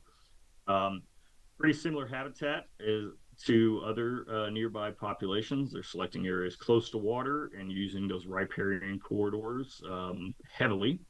And this is likely a thermal refuge as well as high quality nutrition in the area. They're also selecting mountain mahogany, which I think is really important from a management standpoint, and avoiding those real thick conifer stands. Appears to be a decent amount of habitat autumn, spring, and summer months. Winter habitat appears to be lacking, but that needs further investigation. This could just be a lack of sample size. These are low sample sizes, although they represent a high proportion of the population, still relatively low for some of the implements. And then males tend to have more habitat availability in all seasons except for summer, and that's limited by 4 males in this analysis versus 9 females. And with that, I would like to thank Nevada Department of Wildlife for bringing us on, trusting us with this. My agency, Texas A&M Natural Resource Institute, and I believe I think we're moving on to the next. Right, Cody? Yeah, thanks, Marcus. I think, Do we have Kyle on, Linda? Is there any way we can turn the volume up on this TV? Oh, okay. Oh.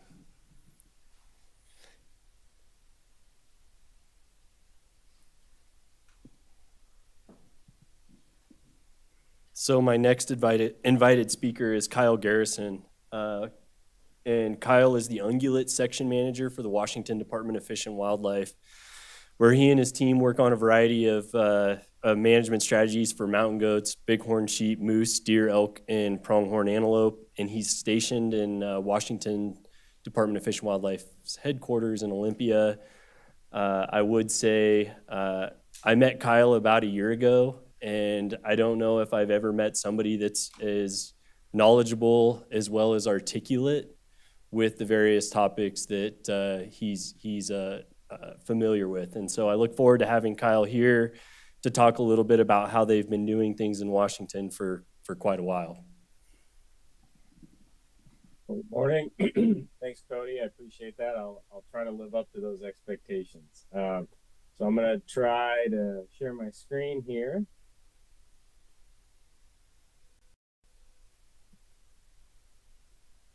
Let's see.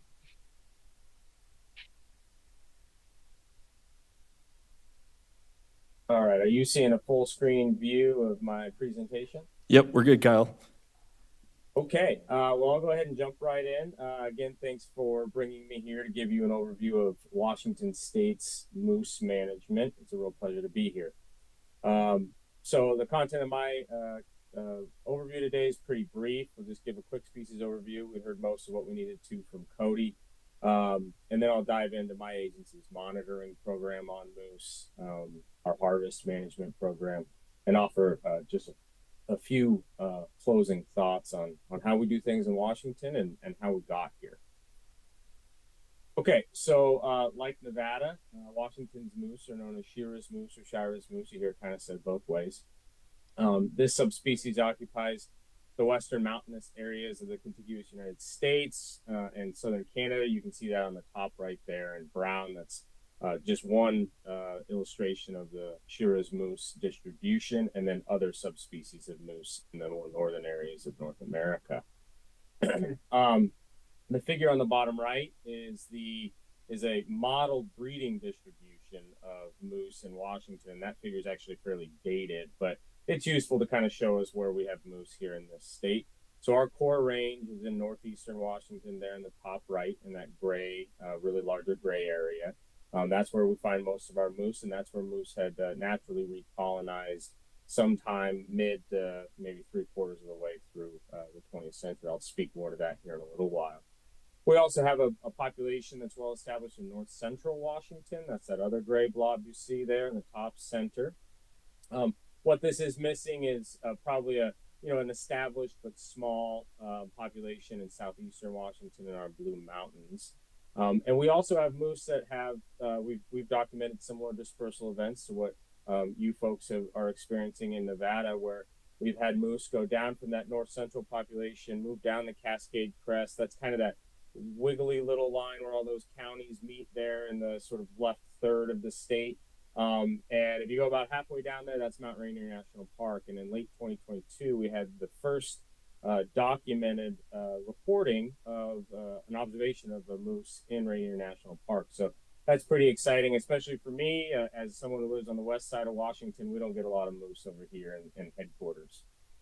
We also have moose that have started to expand out of that northeastern part of the state around the city of Spokane, so it's sort of east central. And we're having those moose move out into the high desert of the Columbia Basin. So this is more of the land, like the landscapes you see in Nevada, probably sagebrush steppe, more open.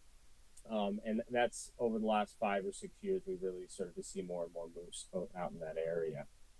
Our moose population, as I mentioned a little bit, has gone from basically zero in the mid 20th century to growing to exceeding probably 5,000 animals in 2016. That was the last time we've done a really comprehensive population estimate, and that was restricted only to the northeast part of the state. So adding on all those other animals, we had probably in excess of 5,000 animals statewide in 2016. Okay, so the statewide goals for us in Washington for moose are to preserve, protect, perpetuate, and manage moose in their habitats to ensure healthy, productive populations. Number 2 is to manage moose for a variety of recreational, educational, and aesthetic purposes, including hunting, scientific study, cultural and ceremonial uses by indigenous peoples, wildlife viewing, and photography, and to manage statewide moose populations for a sustained yield. And I did go ahead and peek at a little bit of what NDOW has for some of their mission statements and goals, and this probably looks a little familiar for some of the things that you folks are using as your guideposts. So for us to meet these goals, we rely on monitoring, and our biologists use a suite of data sources to monitor moose populations and their status and their trends. Like most ungulates in Washington, we primarily rely on aerial surveys and harvest data to monitor moose. Our aerial surveys have varied in methodology quite a bit over the last several decades, but generally these are giving us an estimate of demographic composition, which is then usually presented as an age or a sex ratio. So Cody showed you some of those. We use the same kind of ratios. Those give us the standardized metric to compare through time for a single population or across and among different populations. So those age or sex ratios can give us an idea of how productive the population is being, whether or not we're recruiting calves into the population, and how many animals are available for harvest in ensuing seasons. One of the primary limitations of our aerial surveys are detectability in this densely forested area in northeastern Washington in particular, but other areas where we find moose as well. So that's illustrated in the photo in the top right. That's the Selkirk Range. That is an aerial survey for moose, and we're flying around looking for them. And you can imagine that that's a somewhat challenging situation, as Cody spoke to. These are somewhat solitary animals. They're not really gregarious. They're not in big groups like elk. So it's a real challenge to get out there and get a good count of moose. Another issue related to detectability is the presence or absence of snowpack. So that's shown here in the bottom right photo. So you can clearly make out those 2 moose, and that's great. We got that observation. But had there been no snow on that background, or maybe patchier snow, we've now got darkly colored animals on a dark background with shade. That's a real limitation, and it really impedes the detectability of those animals, and has increasingly become a bigger problem with shifting climatic patterns. So beyond composition ratios, we also use aerial surveys to estimate density and abundance. This is less frequently though. So these methods might be like mark resite or distance sampling. You heard Cody talk a little bit about mark recapture. Mark resite's just a different version of that. These surveys have a more intensive protocol and requirements, and that can really increase your costs above just a standard composition survey. So for example, mark resite, as we heard Cody mention, you need animals out there on a landscape that are already marked. Typically that's with a radio collar or a GPS collar. So now that necessitates you having captured those animals before your surveys, and that comes at a cost. So with these types of data, you're paying for that precision, you're paying for a higher quality of data. We attempt to aerial survey 100 moose populations as often as our funding and the weather and the environmental conditions allow. And that averages about every 3 or so years in the last 6 years, especially due to both the snowpack complications I mentioned, and we were also grounded for quite a long time under the early years of the COVID pandemic. We also use harvest data to get information on the population. So harvest reporting is mandatory in Washington, and these data provide us information like the age at harvest. We have the hunter pull a tooth, we get a tooth, we age that tooth at a laboratory. We get information on the antlers, or at least historically we relied more on that. That tells you something about the maturity level of the bull moose that are being harvested. We don't rely on the antler piece as much anymore. We also, though, importantly get success rates, hunter effort data, how many days you're spending in the field. And that success rate, all else being equal, can tell you something about the availability of animals on the landscape. And is that going up or is it going down? We also employ the use of radio collars, and we heard a lot about how we can use those from both Cody and Dr. Bloom, Marcus Bloom. And so I won't cover that much, but we do use radio collars, and we historically have quantified things like survival and movement. And we use those data to help us not only inform our harvest management, but also just to then optimize our aerial survey techniques. Okay, so jump into harvest. So in Washington, moose hunting has always been a limited entry system. That means, of course, that you have to apply for and then be awarded that permit. That's opposed to other systems we have in Washington for deer and elk, where it's largely an over-the-counter opportunity. If you're eligible, you can go in and purchase a license and get a transport tag. We offer moose permits in several categories that specify the legal animal. Typically, this is for bulls, but we do also allow some antlerless take, and so those are split up into different categories. We also use those categories to spread opportunity among user groups. So like youth or senior or disabled hunters have special categories for just those specific types of hunters. And that helps, create a little bit better equity for those folks that might otherwise be washed out in the competition for these fairly scarce number of permits. If you draw a bull moose or draw a permit where a bull moose is an eligible animal, that's a once in a lifetime opportunity. So good luck, because you're never going to be able to go out there again in Washington. If you draw a cow permit, you can do that multiple times in your lifetime, but it's just really up to the odds of being that successful in drawing those permits. We also offer, in addition to these special permits for the everyday type of hunter, there's one auction permit, and then there are 3 raffle permits for that include moose as an eligible species. And we use these primarily to generate revenue for our monitoring program. So those revenue, that revenue funds our survey flights. I'll show you our harvest trends and some of those stats here on the next couple of slides, but I wanted to mention that we do have some harvest guidelines that we use. These aren't exclusive. We use other information, and these have been augmented and built on, but these sort of serve as the bedrock of how we think about our harvest structure for moose in Washington. So we implemented these in the late 90s, and these rely on the demographic composition estimates that we spoke of and you heard Cody talk about, as well as the age of a harvested bull in our harvest statistics. So for example, here you can look at the table here at the bottom. If you've got a high relative number of bulls to cows, or a high relative number of calves to cows, or you have a high age of harvested, median age in this instance of harvested bulls, indicating you've got a lot of mature bulls on the landscape. Hunters aren't having any issues finding these more mature bulls with larger antlers. You could probably afford to liberalize your harvest levels by, say, increasing permit levels. Of course, vice versa, or you may decide, hey, we're sitting pretty good. We like where we're at right there in the center, and we keep ourselves where we are and just keep monitoring our statistics. Okay. So hunting began in 1977. We issued 3 permits. This figure shows our permit history and the harvest history going to 2005. I'll show you the rest of the data on the next slide.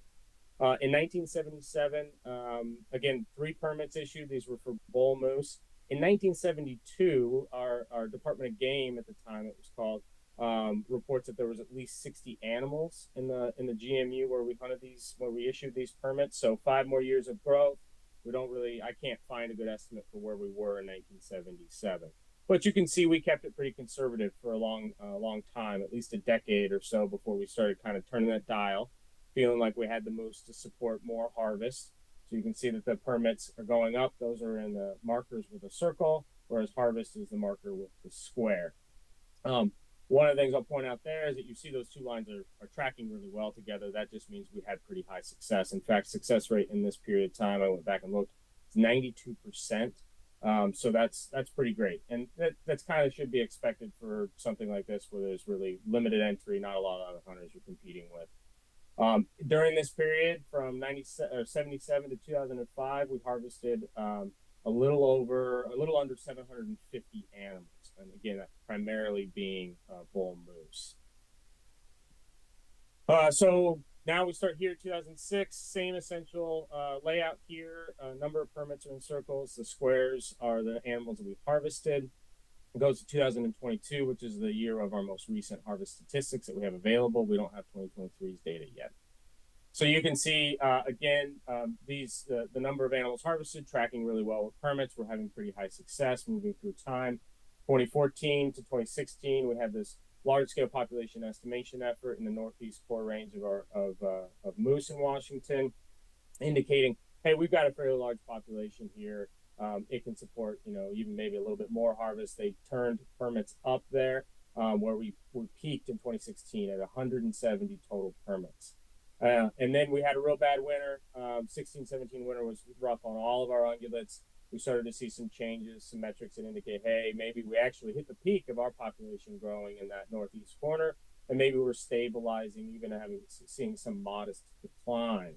And at that point, we started to pull our permits down a little bit. And you can see that harvest has gone a little bit lower too, meaning our success rates went down, maybe indicating, in part at least, a lack of availability in landscape relative to past. Although in this total era 06 to 2022, success averaged 90%, but since 2016, it's been averaging just under 84 or 85%. It's 84 or so percent in that period.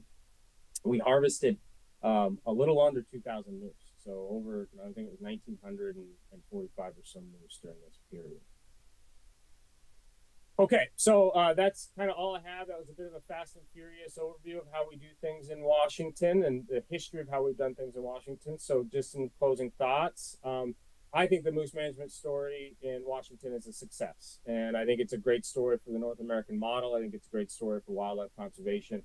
And it's one I'm really appreciative of, that, you know, my predecessors put us in a good place, and we have a growing and a healthy population of moose in Washington. I think the keys to success, again, mostly my predecessors doing this, because I haven't been in my position actually for very long. First, not said here, of course, you got to have moose show up and do well, or you got to bring moose. Well, Nevada's already got that, and moose showed up in Washington just like they did in Nevada, and so we're good there. And then we obviously had to have the habitat for a population to grow and be successful.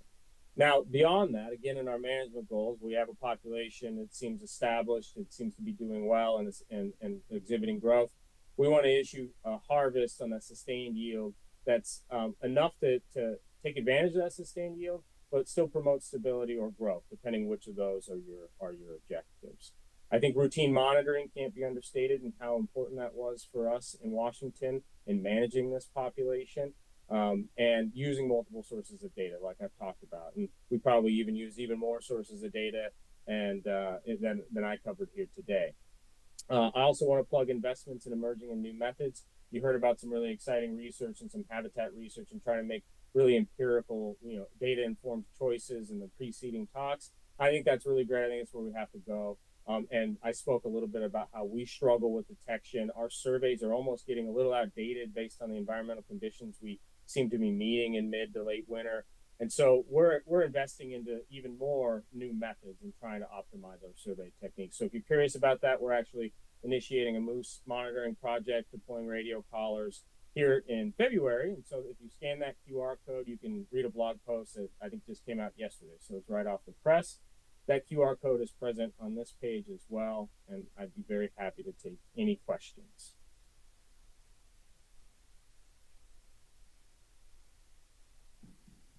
Thanks, Kyle.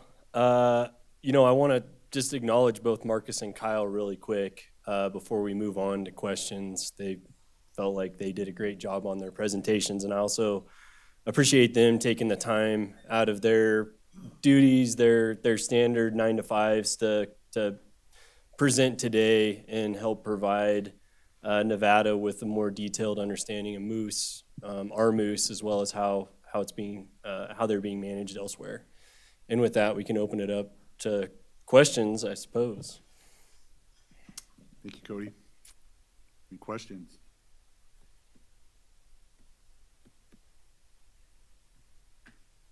He's pretty quiet.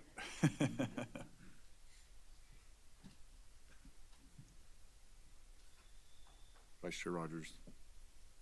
Thank you, Mr. Chair, and thank you and the other presenters. I thought that was fascinating information, and certainly a ton of hours have gone into it. So just curious, Cody, with all of the research that's been done and over the last few years, just curious what the end goal is, or what you as kind of spearheading this are hoping to achieve with some of this data collection and research that's gone on.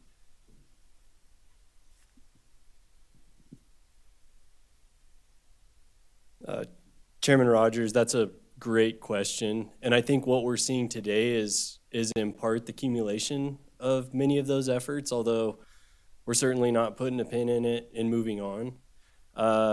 In part, Dr. Bloom presented an overview of habitat selection, but he also presented what our Habitat Nevada may be able to support given our current understanding of moose movements and supportable habitat on the landscape. That number's around 200 individuals depending on the season. We also know that all models are wrong. Some are better than others, and we are lacking in the number of individuals that we have radio marked to help inform those models. So there's some places that we can improve those models. But as we talk about population eruptions, and then we also think about what's the habitat potential, we can see that at our current estimate of around 100 individuals, we're quickly approaching that number.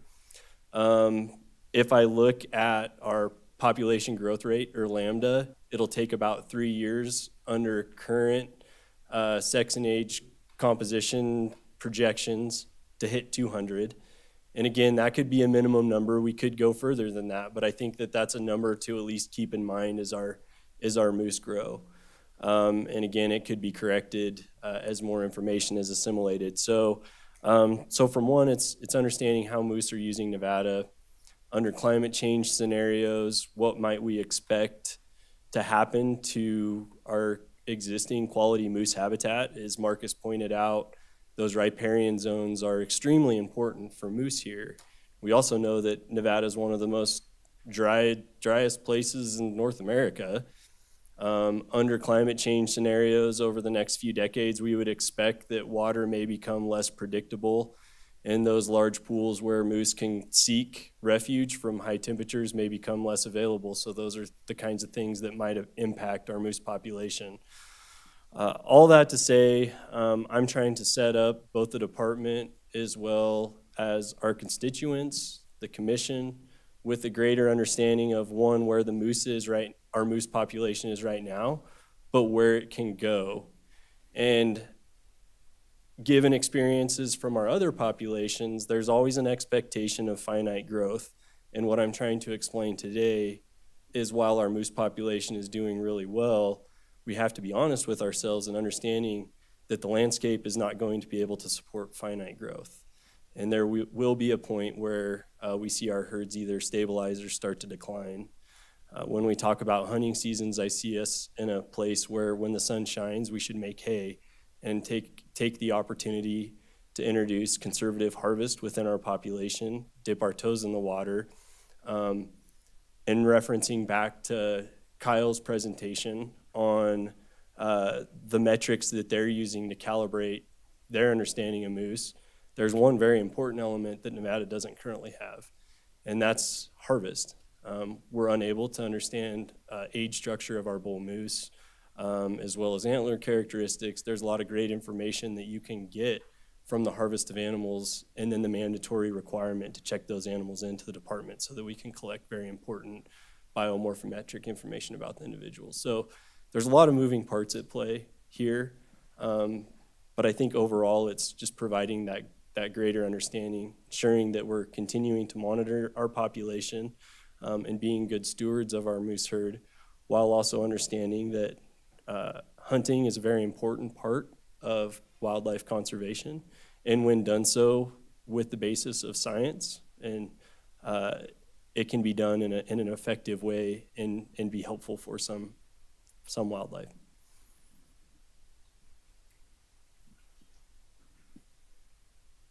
Commissioner Keel? Yeah, thank you, Chairman. Thank you, Mr. McKee, and to the other presenters as well. It's certainly an exciting time for Nevada, and it's nice to be able to reference a state that's already gone through this growth. The table that shows the metrics on how they manage it. It's kind of curious, how long has that been in place, and how has that evolved over time or shifted? And that might be a question specific to Marcus, but. Yeah, Commissioner Keel, I think that was for Kyle. You're talking about the matrix that showed the sex and age ratios as well as age structure in the harvest? The liberal harvest in relationship to the age structure of the bull, the calf ratio to the cow, and the bull ratio to cows as well. Yeah, I would defer that question to Kyle if he heard it, and see if we can bring him back on. Sorry, I think it was Marcus, you're right. Not Dr. Bloom's presentation. It was Kyle Garrison's, yeah, correct. Yeah, Mr. Garrison, thank you. I think I heard the question.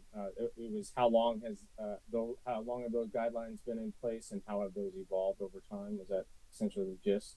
Yeah, yeah, exactly. Yeah. So those guidelines were put into place, I believe, in 1997, and that was around the same time that we put together a comprehensive game management plan. So I imagine that was probably spurred on by that need.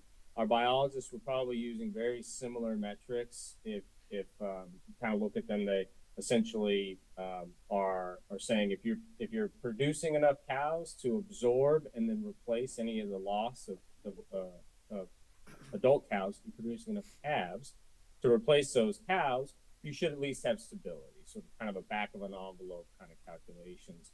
Where that table comes from, though, is actually based in some mathematical modeling from a different publication.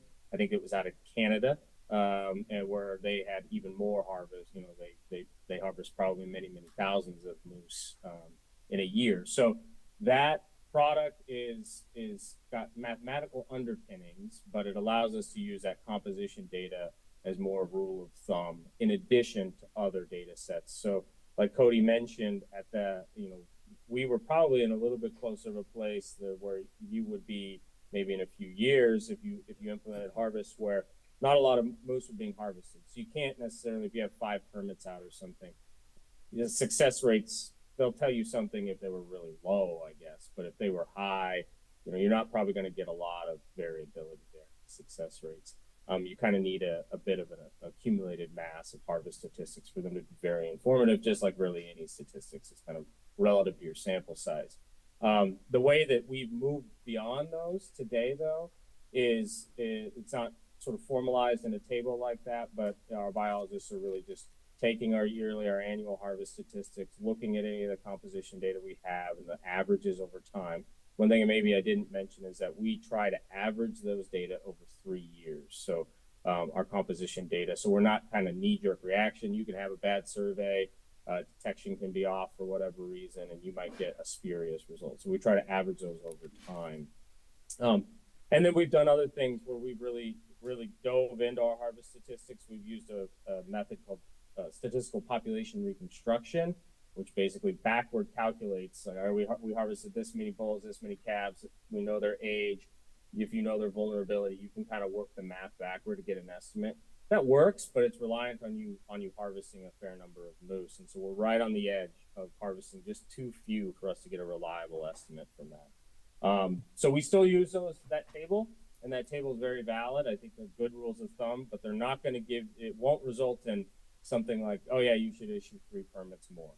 That's kind of the judgment, that art piece of the art and science for the biologist to really know what might be most appropriate. Thank you, Mr. Garrison. Thanks, Cody. Additional questions or comments? Commissioner Booth. Thank you. Commissioner Booth, question for you, Cody. Everything that we've heard so far has been very positive. Have there been any negative impacts of the moose population coming to Nevada relative to any communities, traffic, and possibly other wildlife? Thanks, Commissioner Booth. I'll see if I can work through these. I think it was about 5 years ago, there was a bull that showed up in Spring Creek. Does that sound right, Scott? Approximately. When we look at other states that have more abundant moose herds, moose moving into urban areas has been a problem. We don't currently have what I would say the numbers near the major urban areas of Elko, Spring Creek, Wells, Jackpot. The numbers aren't high enough nearby that I think that we're at a point right now where it could be an issue with moose coming into town and potentially being a threat to people or pets. But I do think it's something that we need to consider moving forward as numbers increase. I do suspect that in the next decade, we'll probably have a problem moose show up in one of those towns, and the department's gonna have to respond in some way, whether that's immobilize and move it, which is what's typically done, or in some unfortunate cases, euthanize. As far as traffic goes, we fortunately not had a moose get hit on a highway. And again, kind of going back to this abundance issue, we probably just haven't got to the threshold where it's gonna happen. There's some pretty busy highways and roadways. Fortunately, through work that's been done to target mule deer, there's been several wildlife crossings built in the portion of Elko County where we have moose. And so hopefully we're less likely to see one on a busy roadway, but it is a possibility. And then with respect to wildlife, I guess I'm not quite sure what you mean there. Could you clarify potentially? I'm just curious if it has an adverse effect on a elk population or a mule deer population in that area where they congregate. So our current herds are, relatively speaking, we've talked a lot about how they're growing and doing really well, but relatively speaking, when you compare the abundance of our moose herds to elk and mule deer, there's very few moose compared to them. They tend to occur in very small groups, if they're in groups at all. Usually they're singly. There may be some direct interference from time to time, but I don't think that there is an issue of direct competition that would potentially result in a negative outcome for deer, elk, or pronghorn on the landscape. Thank you, Cody. Commissioner Young will be next. Real quick, just following Commissioner Booth. What do moose do at fences? Do they jump them or do they plow through them? I just don't know. I just out of curiosity's sake, because I know elk will wreak havoc on fences, and I'm just curious what moose do. So, referencing their lanky awkwardness, fences at times are not much of an impediment to moose. They could try to jump it. I've seen them plow through fences, unfortunately. I'm sure Commissioner Barnes and some of his friends in Elko County can speak to potential damage that moose have been able to cause on some of their range fences out there. Commissioner Young. Thank you, Cody, for the presentation. I'll just follow up on Commissioner Keel's question. So what's the optimal sex ratio? I know it was kind of up there. Is it seems a little higher than elk and deer. Is that fair to say? 60 to 80 bulls per cows? And then what's the optimal calf, just to ultimately grow the population?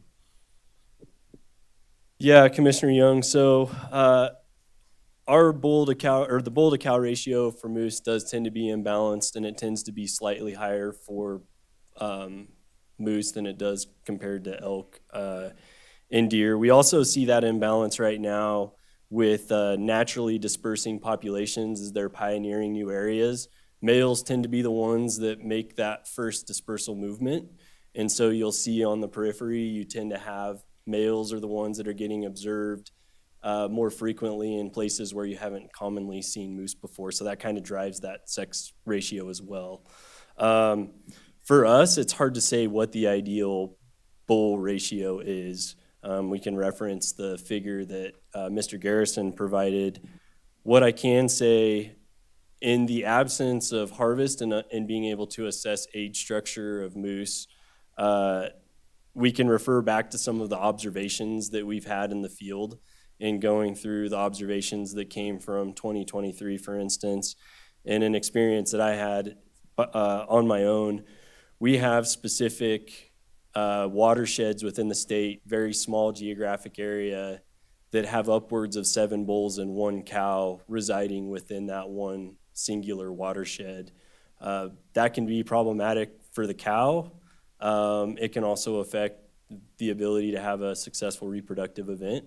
So we know that we have specific geographic areas within the state where that ratio is more imbalanced, and something such as harvest could help us potentially address that.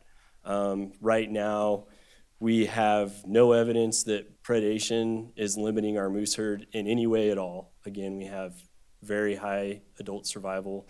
And then again, referencing the report from Montana as well as other places, 40 calves per 100 cows seems to be a pretty good place for stable population growth if you also have high adult survival. Nevada has both high adult survival as well as our 2023 survey results yielded a calf ratio of 55 calves for 100 cows. So we're well above that 40 mark. And with high adult survival, I think both of those things coupled together is really what's driving this rapid growth that we're experiencing. Commissioner McNitch? Thank you, Mr. Chairman. So, yeah, I was kind of going down in my mind some of the same questions that have been asked, but maybe a little more specific with the, you know, I was sitting here, you know, they're temperamental. That's my impression of them. We've heard it in here, kind of have a bad attitude at times, I guess. Have there been instances where they run other wildlife off of water or food sources like we might see with wild horses in some places? And I have another question after that. Yeah, Commissioner McNitch, I don't know if I'm well equipped to answer that question. And the reason I say that is, again, our moose numbers are so low relative to these other populations that it would be pretty hard for us to document an instance where something like that happened. I suppose it could, given their body size and temperament.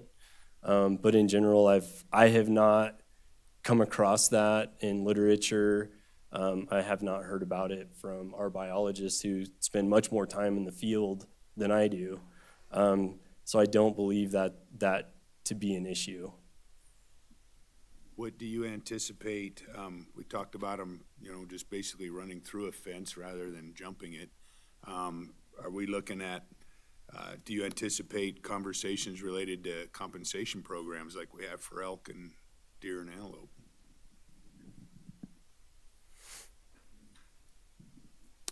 Chairman McNitch, Cody McKee, again, for the record, I think that's another question that I'm probably going to provide a wishy-washy response on. And the reason being, elk were considered to be native to Nevada before our reintroduction efforts. But at the time of our reintroduction, their numbers were so low. Many people today still believe that they were non-native to the state.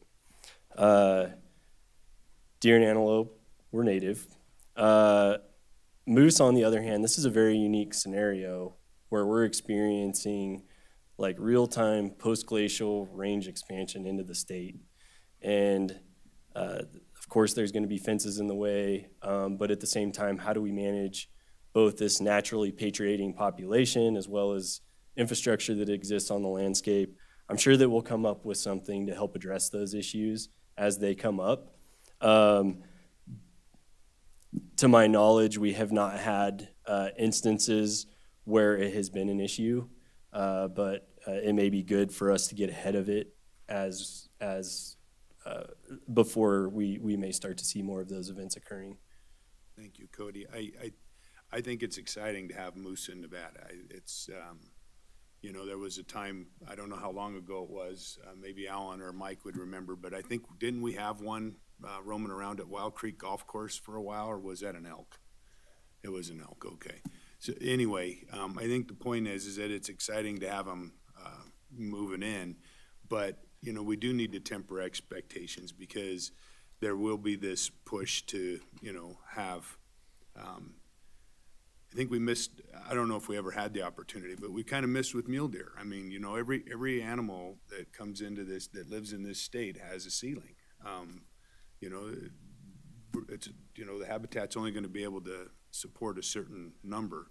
And in some cases, maybe there's a little bit of competition for some of that, so it even gets more complicated. But boy, I really appreciate your point that we've got to really set that expectation and really drive that home. And it would be nice to expand that out into some of these other species and see if we could, you know, draw those same lines in other places. You know, we'd all love to have more animals in, you know, in places that we enjoy and where we go out and, you know, and enjoy them in our own ways. But there's a limit, and I think it's really important to draw that here. I appreciate that conversation there, that whole presentation on the, you know, a little hard to follow at times. I guess I'm not hearing so well on top of it, but I thought it was very interesting, you know, the use, you know, what they prefer and when and how and the differences and stuff. But I think that's a real critical component to continue to talk about. So thanks, Cody. Additional questions or comments? All right, I don't see any, and I think it's super cool too. The last couple of years, it seems like for a lot of our species, it's kind of doom and gloom recently. So it's kind of cool to see one of them actually doing well. So with that, I'll thank you, Cody, and thank Mr. Blum and thank Mr. Garrison for the presentation today.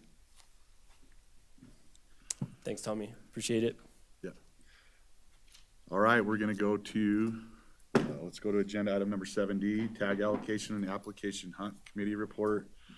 Committee Chairman Cavilla, a report will be provided on the recent TAC committee. So TAC committee met last night. I think we had a pretty good meeting. So we did the department provided an updated procedure and policy internally on how they deal with the deferred tax, but then we also looked at the NAC that we had, the NAC the commission originally came up with, and then the one that we changed, and it was literally one sentence that opened the can of worms. And the committee wanted to just recommended putting that one sentence back in, so that will be back at the commission. We're gonna take that to the commission level in March for the discussion there, and the commission can look at that NAC and the NDAL's procedure and policy on that. And then in regard to the junior tag transfer, the department put together some recommended language there. The committee made some minor tweaks to that. I appreciate the department putting that language together. And then the committee recommended we're gonna have a TAC committee meeting in March that will look at that language, but we're also gonna send that to the commission in March as well. So both of those items will be at the commission level next month. So that's about it, unless any committee members got anything. I think that pretty much covered it. All right. We will go to agenda item number 8, petition, Mr. Joshua Jenny for possible action. Mr. Jenny has submitted a petition to add a separate resident-only archery hunt for Rocky Mountain goats. The commission may take action to deny or accept the petition and initiate rulemaking. So is Mr. Jenny here?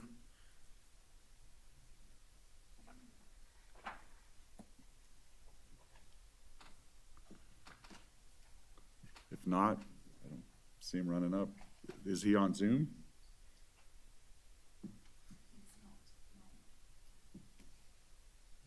Okay.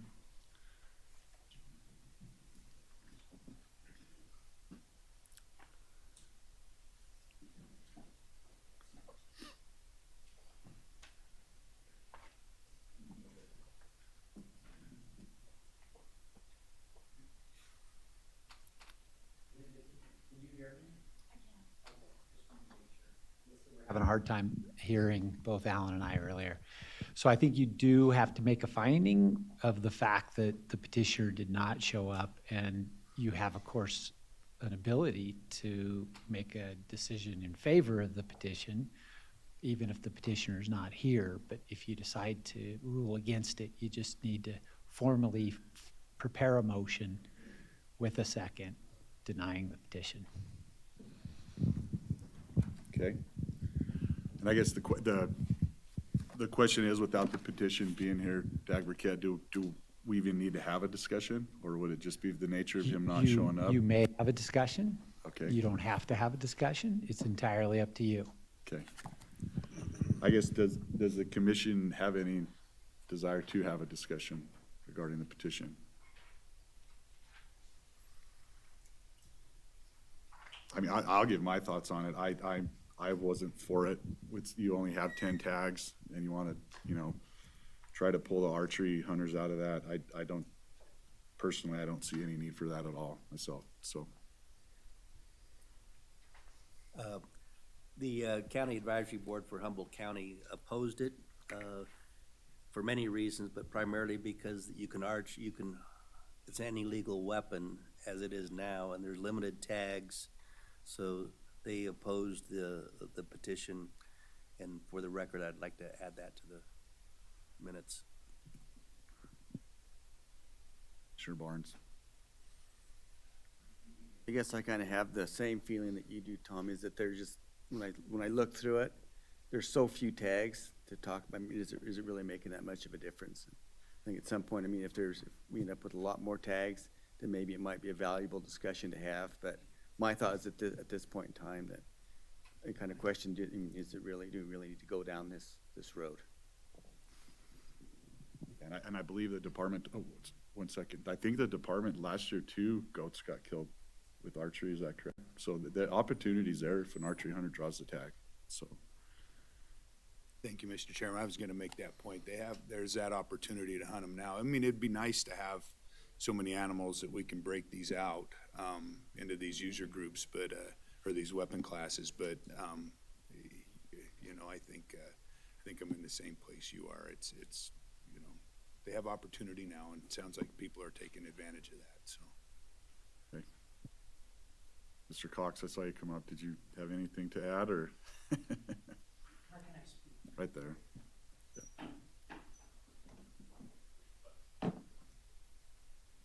Good morning, Chairman Convilia and board members. Mike Cox, staff biologist for NDOW. Just to reiterate what's been said, we had 2 mountain goats harvested by archers last year, which is 15% of the total harvest of the 14 billies and nannies that were taken. And then the year before, we had a mountain goat harvest with a bow, and 3 years ago we did. So we're already seeing people express the opportunity to take advantage of any legal weapon hunt. And we don't even know, there probably was other hunters that could have been hunting with a bow and then decided in the end to use the rifle. But, okay. Yeah. And just to compare, last year, we only had 1% of the rams, desert bighorn rams, harvested by archery with a dedicated season. So 15% of the goats are already harvested by archery. Thank you. Okay, thank you for that information. So any additional, this is an action item. Does it have to go out for public comment, or? Yes. Okay, any additional commission comment? All right, any cab comment? Sparks.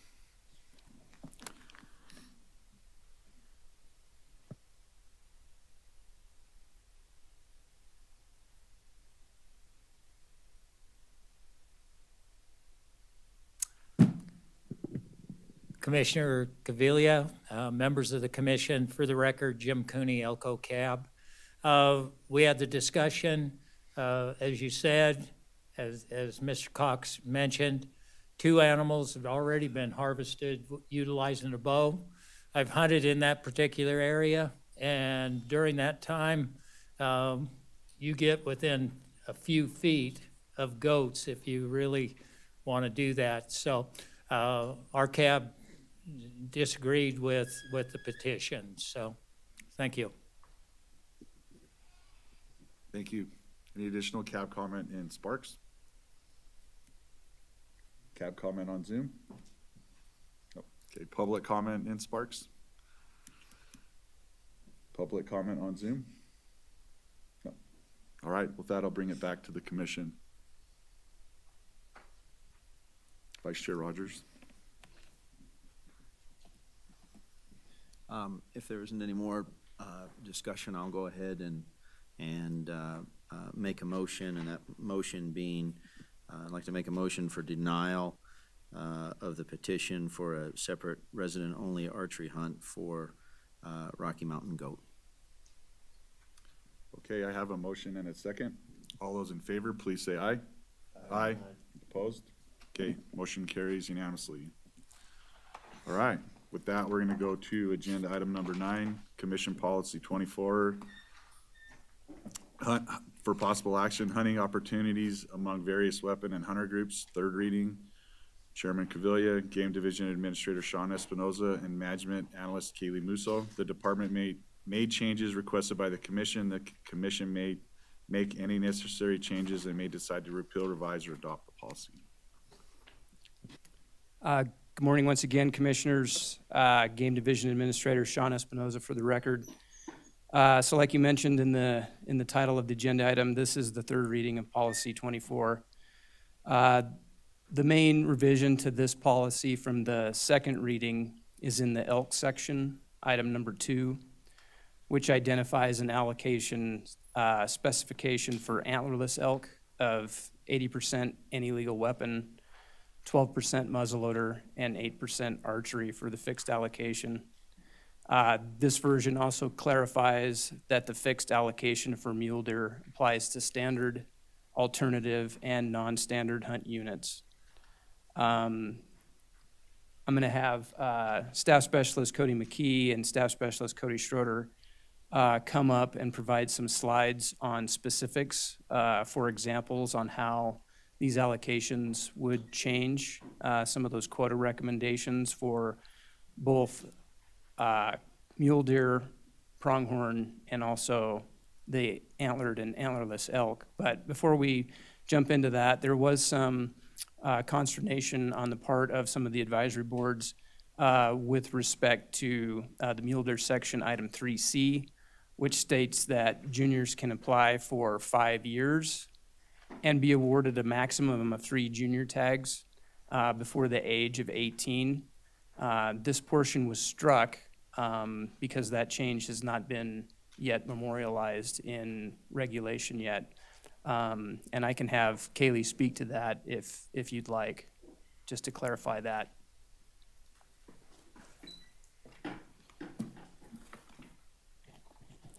Thank you, Chairman Cavilla. Kaylee Musso for the record.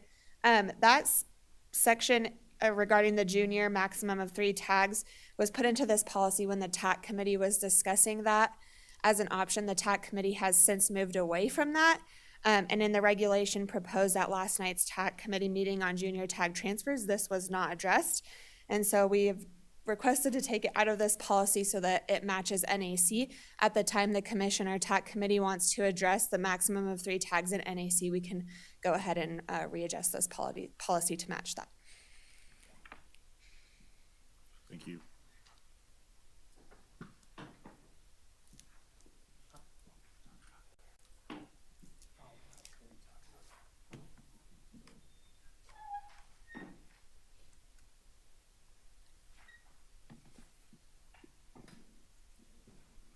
Cody McKee for the record. Linda, could we switch over to the tablet mode again?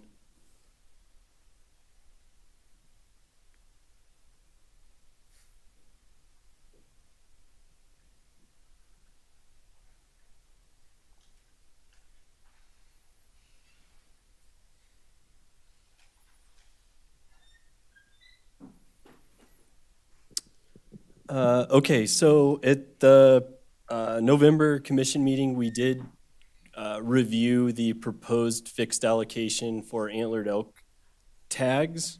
And so this is largely a review of fixed allocation that we've already covered. And then I've also provided a proposed fixed allocation for antlerless elk tags based off of the commission's input. And I've provided what those numbers would look like as well, so that the commission and those in attendance and following along online have an understanding of how this can change weapon class allocation. So here I've included bull elk.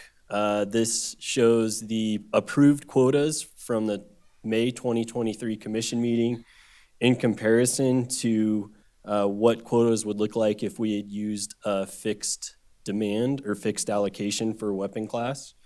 Our proposed fixed allocation for bull is 75% any legal weapon, 15% archery, as well as 10% for muzzleloader. One thing that I would like to point out, bull elk in particular, generally during the May meeting is subject to quite a bit of tag swapping, moving tags around from the any legal weapon class to muzzleloader and archery. And so the commission approved allocation that we see here isn't representative of the demand that was actually used to generate our original quotas, just so that folks are aware. But what we were trying to do was come up with an allocation that was reflective of the final quotas that are getting approved based off of public input that we're receiving. So with this fixed allocation, we would end up with about 8.3% more tags, but that would come at a cost of 43 fewer rifle tags. And again, as we expect, because archery success tends to be lower, that's where we have the most gains in added tags. And muzzleloader has really high success as it is. In fact, it's been higher than rifle the last year or so. And so there's very few tags that get added to muzzleloader, even with the change in the allocation. So here's our antlerless elk. This was the information that was requested at the last meeting. And as I mentioned during that meeting, we have extremely low success for antlerless elk archery hunts. And so very minimal changes in the allocation can have dramatic effects on the output of the quotas for that weapon class for antlerless elk. And so I had to be very nuanced in how I got to that allocation. So originally our demand is around 89% any legal weapon, 6% archery, 5% muzzleloader. And what I have proposed is now 80% allocation for any legal weapon, 8% for archery, and 12% for muzzleloader. And you'll see for archery, it was very nuanced. The increase that we added did result in about 50% more archery tags just by increasing that allocation by 2%. Again, it comes at a cost of about 88 rifle tags, a decrease of 5.9%. And overall, we ended up with about 100 more tags than what was approved at the 2023 commission meeting. So we would have had about 98 more tags, and that's a 5.6% increase overall. I can go through specific examples, unit by unit examples, if the commission chooses, or we can have Staff Specialist Schroeder go over the mule deer and antelope allocations at this time. How the commission like to proceed? Want to see some more specific on unit groups, or is you guys, everyone happy with this? I mean, that tells the story to me, so let's take a look at the mule deer. Okay. Thank you.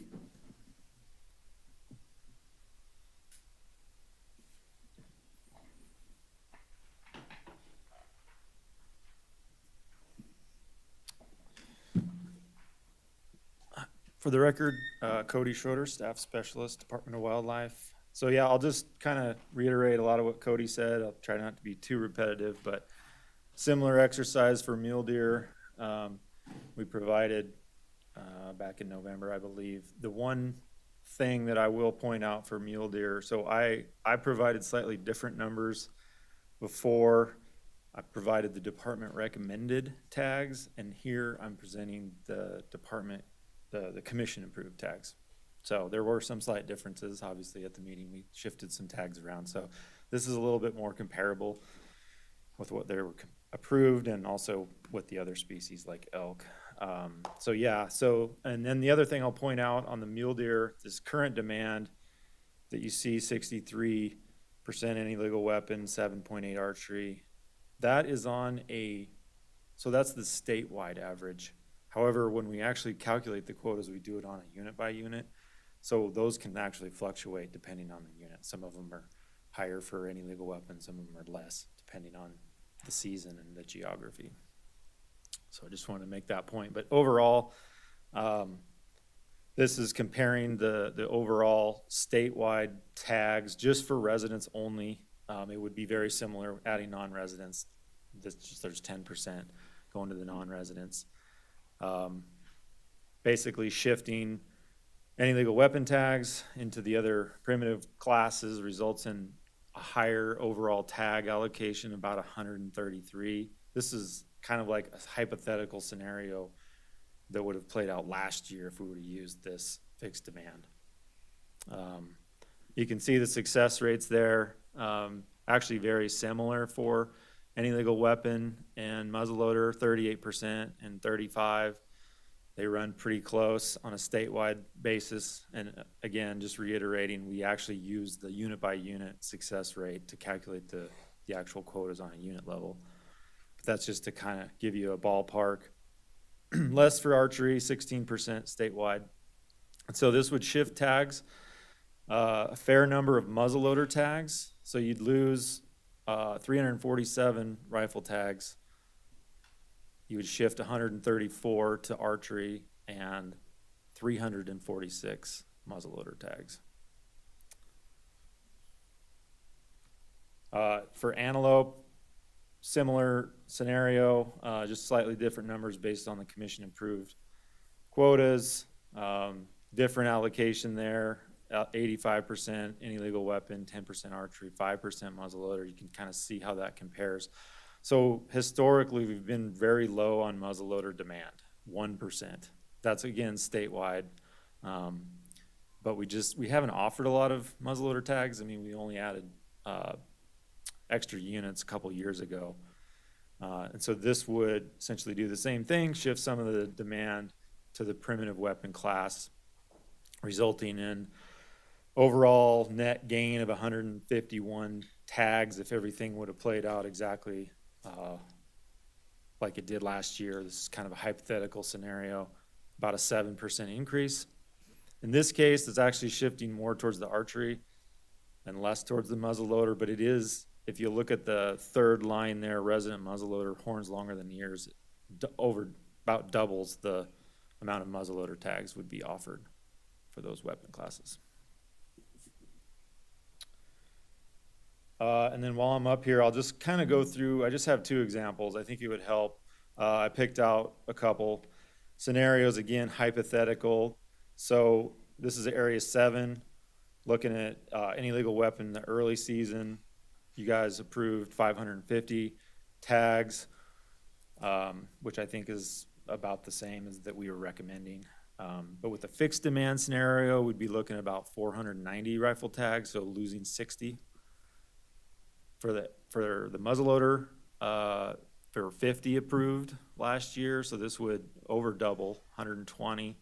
The muzzleloader tags adding about 70. That's a big increase, obviously, 140%. And then for archery, it would add about 40 tags to the archery season. So overall gaining 50 tags, about a 6% increase. So going to this statewide, and then here's another example for Area 051, very similar, just overall gaining 10 overall tags, but doubling the muzzleloader tags, going from 15 to 30, and just 15 more archery tags, 30 to 45. And then I wanted to provide this example because this kind of highlights where it doesn't always necessarily increase the tags.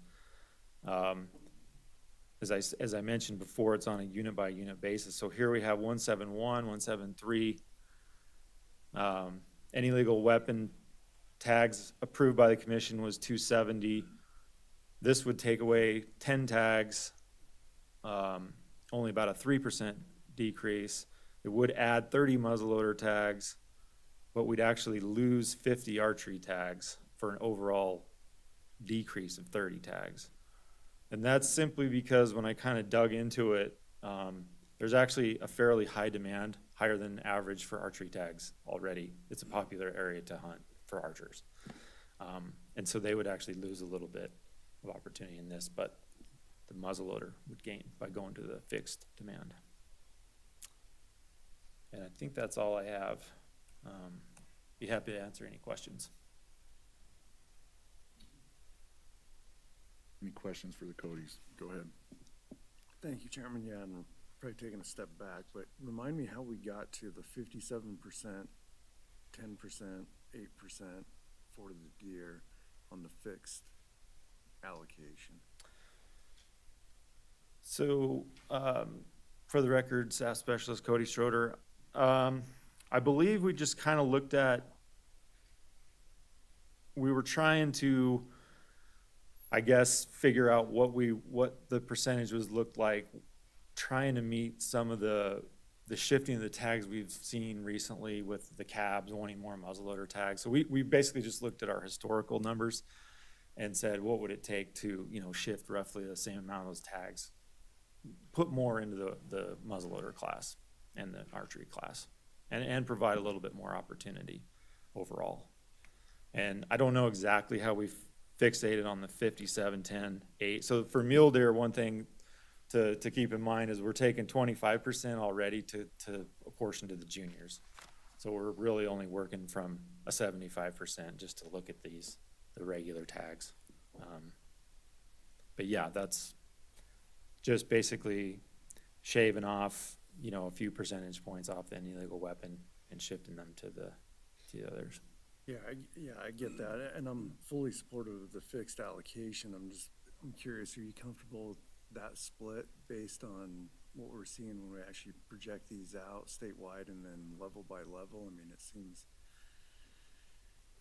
the rifle owners are certainly gonna take a hit on this, and, you know, I'm in favor of getting more people out with the primitive weapons and, you know, more overall opportunities. What's the department's stance? Yeah, I think it's twofold to try to provide that opportunity. But also one thing to keep in mind, you know, I talked with Sean about this. This is still a goalpost, if you will. So, you know, the department will kind of shoot for the middle based on these numbers if it's passed. We still have the flexibility to move that depending on the season or the local area. If we know there's going to be way more demand for these muzzleloader tags, for instance, if it's a rut muzzleloader tag, there's a lot more demand for those already. So we might not have to do it for those units. The cabs would still have the ability to put their input in, obviously, and we can adjust it. And if it doesn't work out, we just maybe go back to the way it was, or tweak the apportionments over time too. We could do that. Sure. Thank you. Additional questions, or Commissioner Young? Thank you, Mr. Schroeder. So with all the calculations with the increase in primitive weapons and ultimately tags, it was also calculated to that, just based upon the percentages over the years, that the success rates though should be pretty comparable though. Anticipated, obviously, weather, storms has impact on success out there, many different factors, but would that be a fair estimate that we should anticipate the similar amount of harvest even though we're increasing tags? Yeah, I think so. It's always variable from year to year. We use the 3-year average, and it's based on the previous 3 years. So that kind of smooths out some of that fluctuation. So, but I don't really anticipate any drastic changes in success rates other than what we already observed, just based on like weather and things like that, by changing this around. It's not like we would add so many archery tags that they would be crowding each other and affecting their success or something like that. I mean, possibly have the rifle success go up a little bit, having fewer people out there. Or increasing the harvest, the amount of anticipated harvest. Correct. Yeah. Oh, sorry. I think I didn't get your question. Yeah, this basically would assume that there's no change in harvest at all. It's basically the same number of harvested animals on the landscape with a different weapon type, basically. Yeah.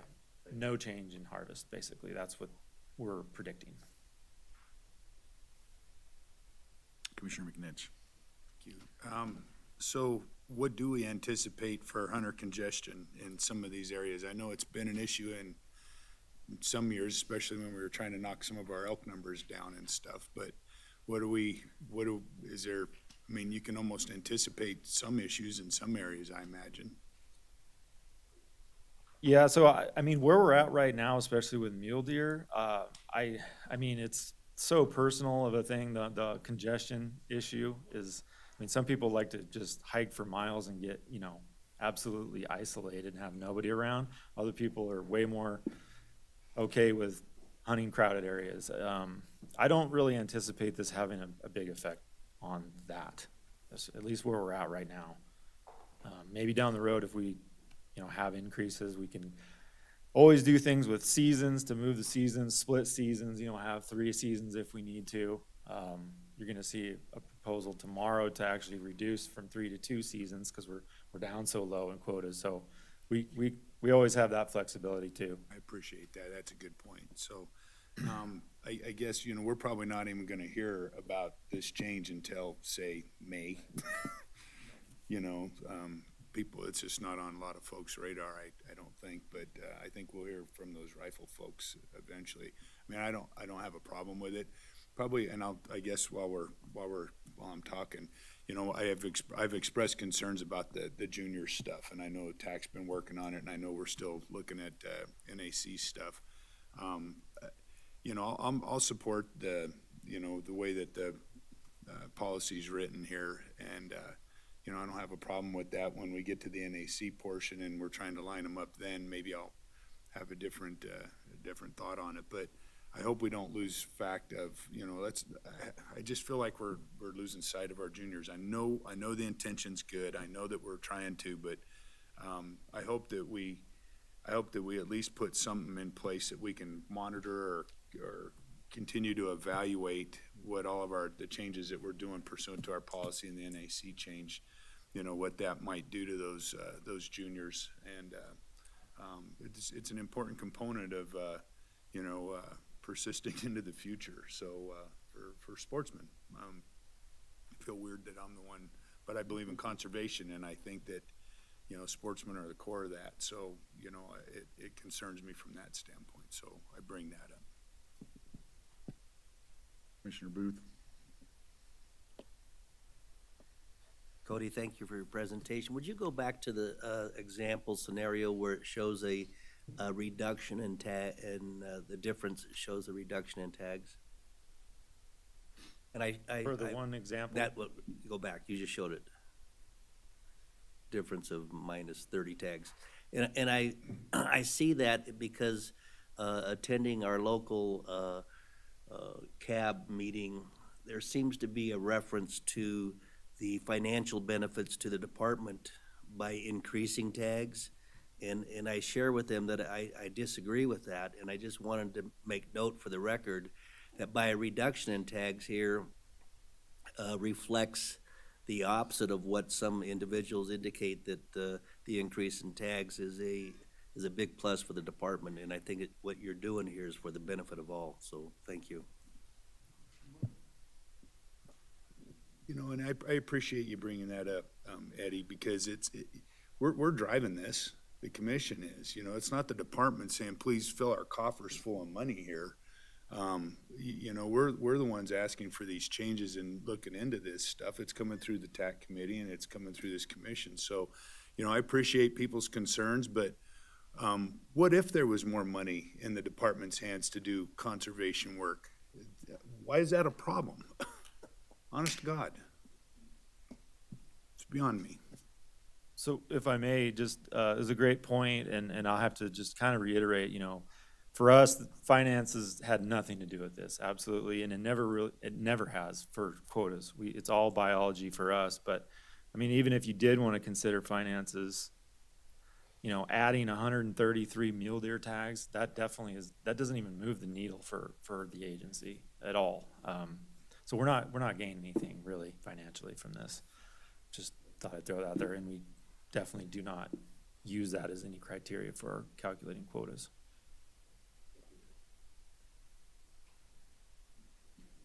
I guess I just want to I've said it again and I'll repeat myself, and I have no problem with the fixed demand, but it is to the detriment of our biggest user group. And we have to be honest about it. And mentioned it last time. I wish more people paid attention. Like Commissioner McNinch said, you know, if the commission approves this, come quota setting, maybe at that point people are it'll kind of open their eyes. I mean, I'm not against it at all, but it is to the detriment of the biggest user group by far. You cannot deny it. Yeah. Yeah, thank you for the opportunity. You know, I will say that probably one of the largest comments that we receive back from the any illegal weapon users is congestion. Is when they start talking about quality of hunt, that's what we hear is the congestion. And so this is an opportunity of taking care of or using the season structure and the time and the space available is to redistribute and offer people a more quality hunt by taking advantage of those primitive weapon classes. So it is, while it may affect them, is hopefully it actually leads to quality hunts. So. Yeah, and I don't disagree completely, and then the muzzleloader and archery guys or gals might start whining that they have too many people out there now. But just to be honest about it, it is to the detriment of the illegal weapon folks. So, any additional commission questions or comments? All right, I'll take it out for cab comment. Any cab comment?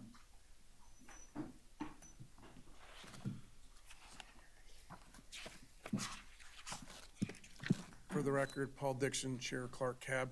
NDOT came and gave a presentation, which was really nice by Joe Bennett on this, on the fixed demand stuff. And what I found interesting is a majority of the people that attend by cab that hold hunting licenses use an illegal weapon. And there was really, to Chair Cavilla's concern, there was no pushback from anybody. Everybody seemed to be 100% in support. I think part of the reason is what Alan, the director, said, which is it allows basically a more quality hunt for people. We've had concerns in the past about over congestion when we put out a lot of illegal weapon tags in areas where people just felt they were on top of each other. So I was surprised myself, Tommy, but there was like zero pushback. So just from Clark, which has a lot of hunters and a lot of representation at the cab, I didn't hear any. Thank you.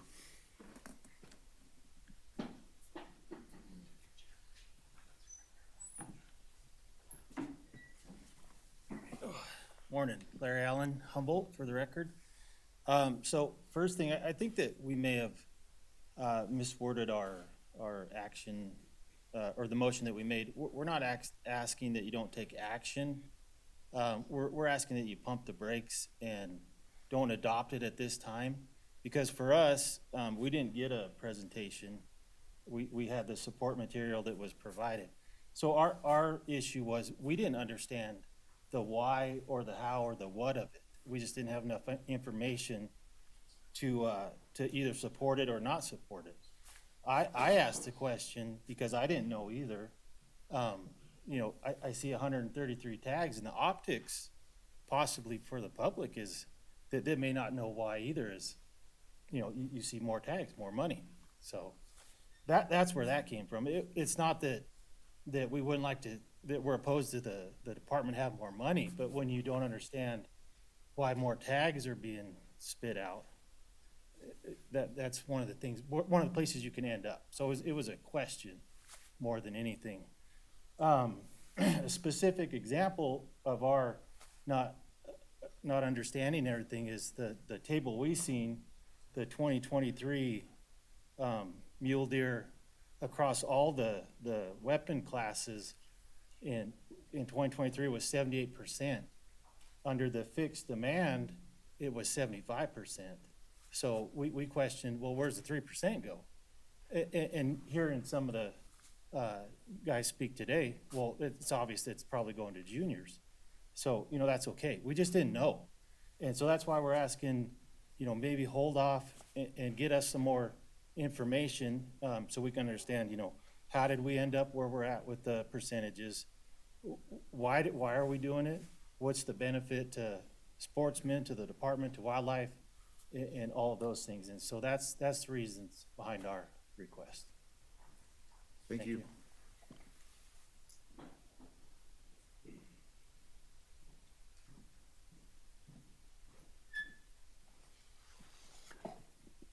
Still morning. Good morning, commissioners. Matt Malarkey for the record, Washoe Cat. Tommy, it looks like your letter worked. There's a lot of members up here today.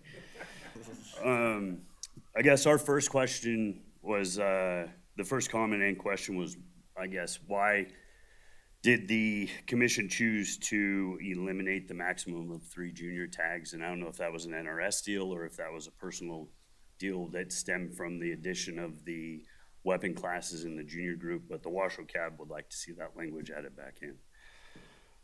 As far as the quota setting, or as far as the fixed allocation is concerned, we didn't have a lot of heartburn with it. At our cab level, we felt that if there was anything that was too far out of line, we could address that as a cab during quota setting. And so we were confident we'd like to see the program go forward so that we could have more information, adjust those levels at a cab level, and then deal with it from there. And then the last comment that was made, I think that was well-founded, was that we currently as a state don't offer any type of hunter education for archery. And we're seeing a large number and a large increase in archery tags and an additional hunter class in the juniors for archery. And we currently is breezed over. I've had to sit through a number of hunter education classes as my kids are getting bigger, and it's breezed over in hunter education. And we also don't have any type of proficiency requirements in archery, which a lot of our neighboring states do.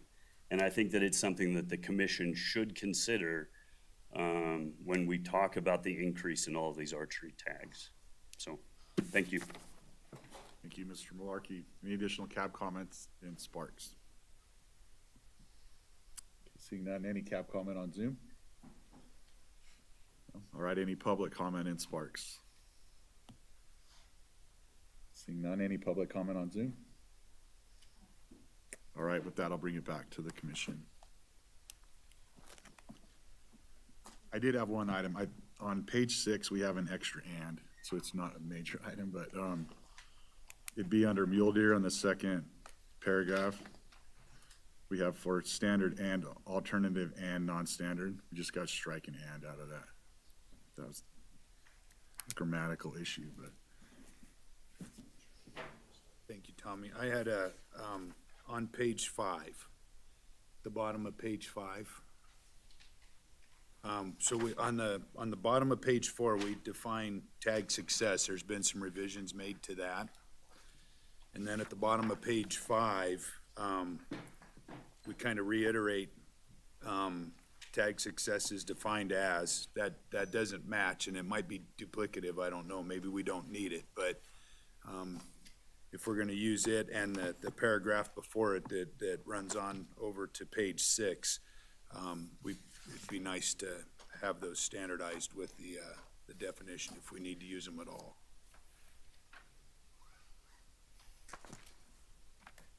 To it, I think Sean sees okay.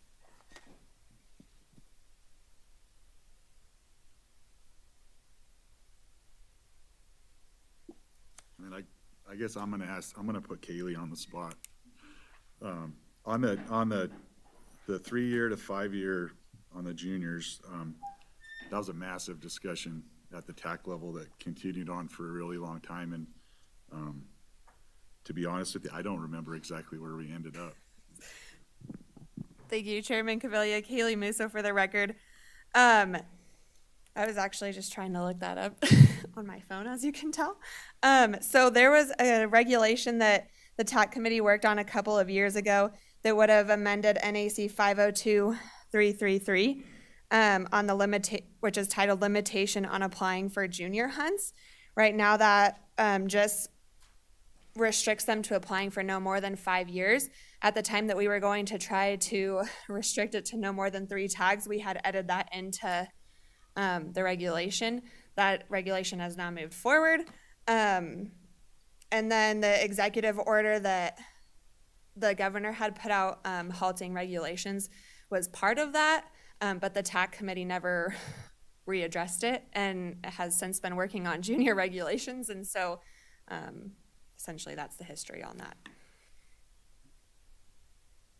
Yeah, thank you. I was going to add, it's a long convoluted history between the freeze, the executive order, the junior tag transfer program, all of that mixing together created the perfect storm of this situation. And I do remember we ultimately, we never technically approved that.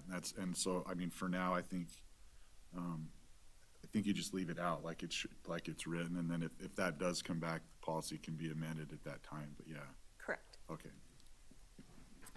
I guess myself, I don't want to hold up the policy for that, right? That's kind of what I'm getting at.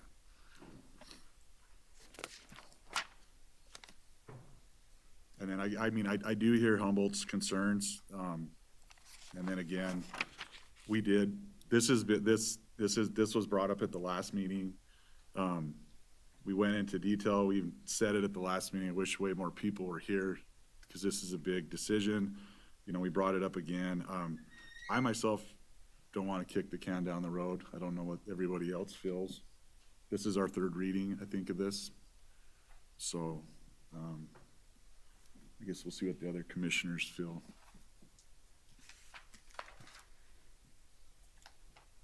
Crickets, no. Yeah, thank you, Chairman. Yeah, I think I tend to agree. We've heard this enough. I think there's still room to maneuver if something gets way out of whack as we work our way through the May meeting. So I guess with that, I'll move to adopt policy 24 as presented with the following changes on that second paragraph underneath the mule deer section to either add a comment or strike the and, to clean up the for standard and alternative and standard notes. I guess we need to add a comma and strike the first and then work through redefining the tag success to align with what's written on the bottom of page 4 and make that consistent with what's below the fixed allocation tag success on page 5. Okay, I have a motion and a second. All those in favor, please say aye. Aye. Opposed? Nay. Nay? Okay, passes 8-1. Let's see, with that, I think we will take a break for lunch, and let's come back at, let's do 1:30.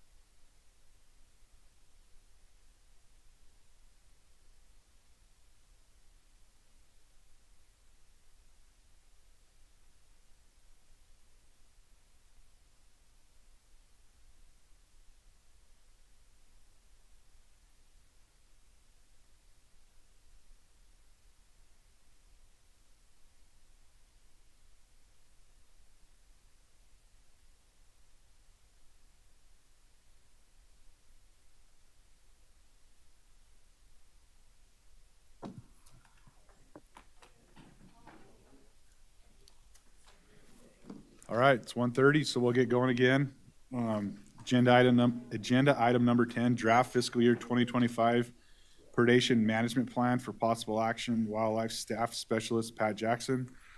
The draft fiscal year 2025 predation management plan will be presented to the commission for initial review. Following this review, the draft plan will be updated and shared with the State Predatory Animal and Rodent Committee.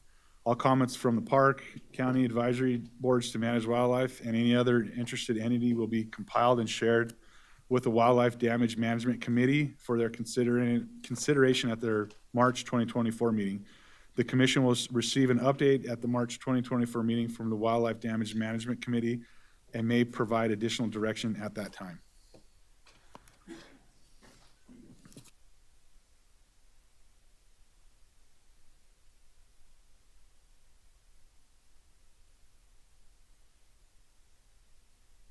Pat Jackson, staff specialist for the record. Going to give the first rendition of the proposed fiscal year 2025 predation management plan. A little summary on our various plans and reports. This QR code will send you to our predation management page where you can find all previous plans and reports. And so in November, I presented out on the work we did in fiscal year 2023. We are currently functioning in fiscal year 2024 until June 30. And I am proposing work to begin fiscal year 2025, which would begin July 1. And then all these are all available on the website, as I mentioned, that QR code. So a little bit about NRS 502-253. We collect a fee for every sportsman that applies and pays a $3 predator fee. That's now generating a little over $900,000 annually. Of that, $14,000 goes to the Department of Agriculture for administrative purposes. And then the majority of that is used for various plans, projects within the Predator Management Plan, as you'll hear today. It's also used for staff salary and overhead. And it's reserve mains available for future years, which is very clearly spelled out. So this doesn't revert to any sort of general fund. It is available to this program in future fiscal years if it goes unspent. And so we are in a little bit of a transition period. So these are old acceptable expenditures from 502-253. The new ones involve developing and implementing an annual program for the lethal removal of predatory wildlife, and then 2, developing and implementing an annual program for the improvement of wildlife habitat and research or management activities beneficial to non-predatory game species. So as we heard this morning from the DATS report, this is now live with the turkey applications. And so because we don't have those results in, I'm presenting a plan that is going off how we have always done it. And then the new predator management plan with these 2 new expenditures will be presented at this meeting next year. And then a little bit about input opportunities. Obviously, we're here today to chime in on the predator report. I believe it's going to be next week. I'll be presenting this to the Predatory Animal and Rodent Committee. And then in March, we go to the Wildlife Damage Management Committee. We also go to the March Commission meeting following that. And then the potential for final review in the May Commission meeting. And so there's 5 different public meetings for folks to chime in on. And then this is also heard, or has the potential to be heard at all the various cabs.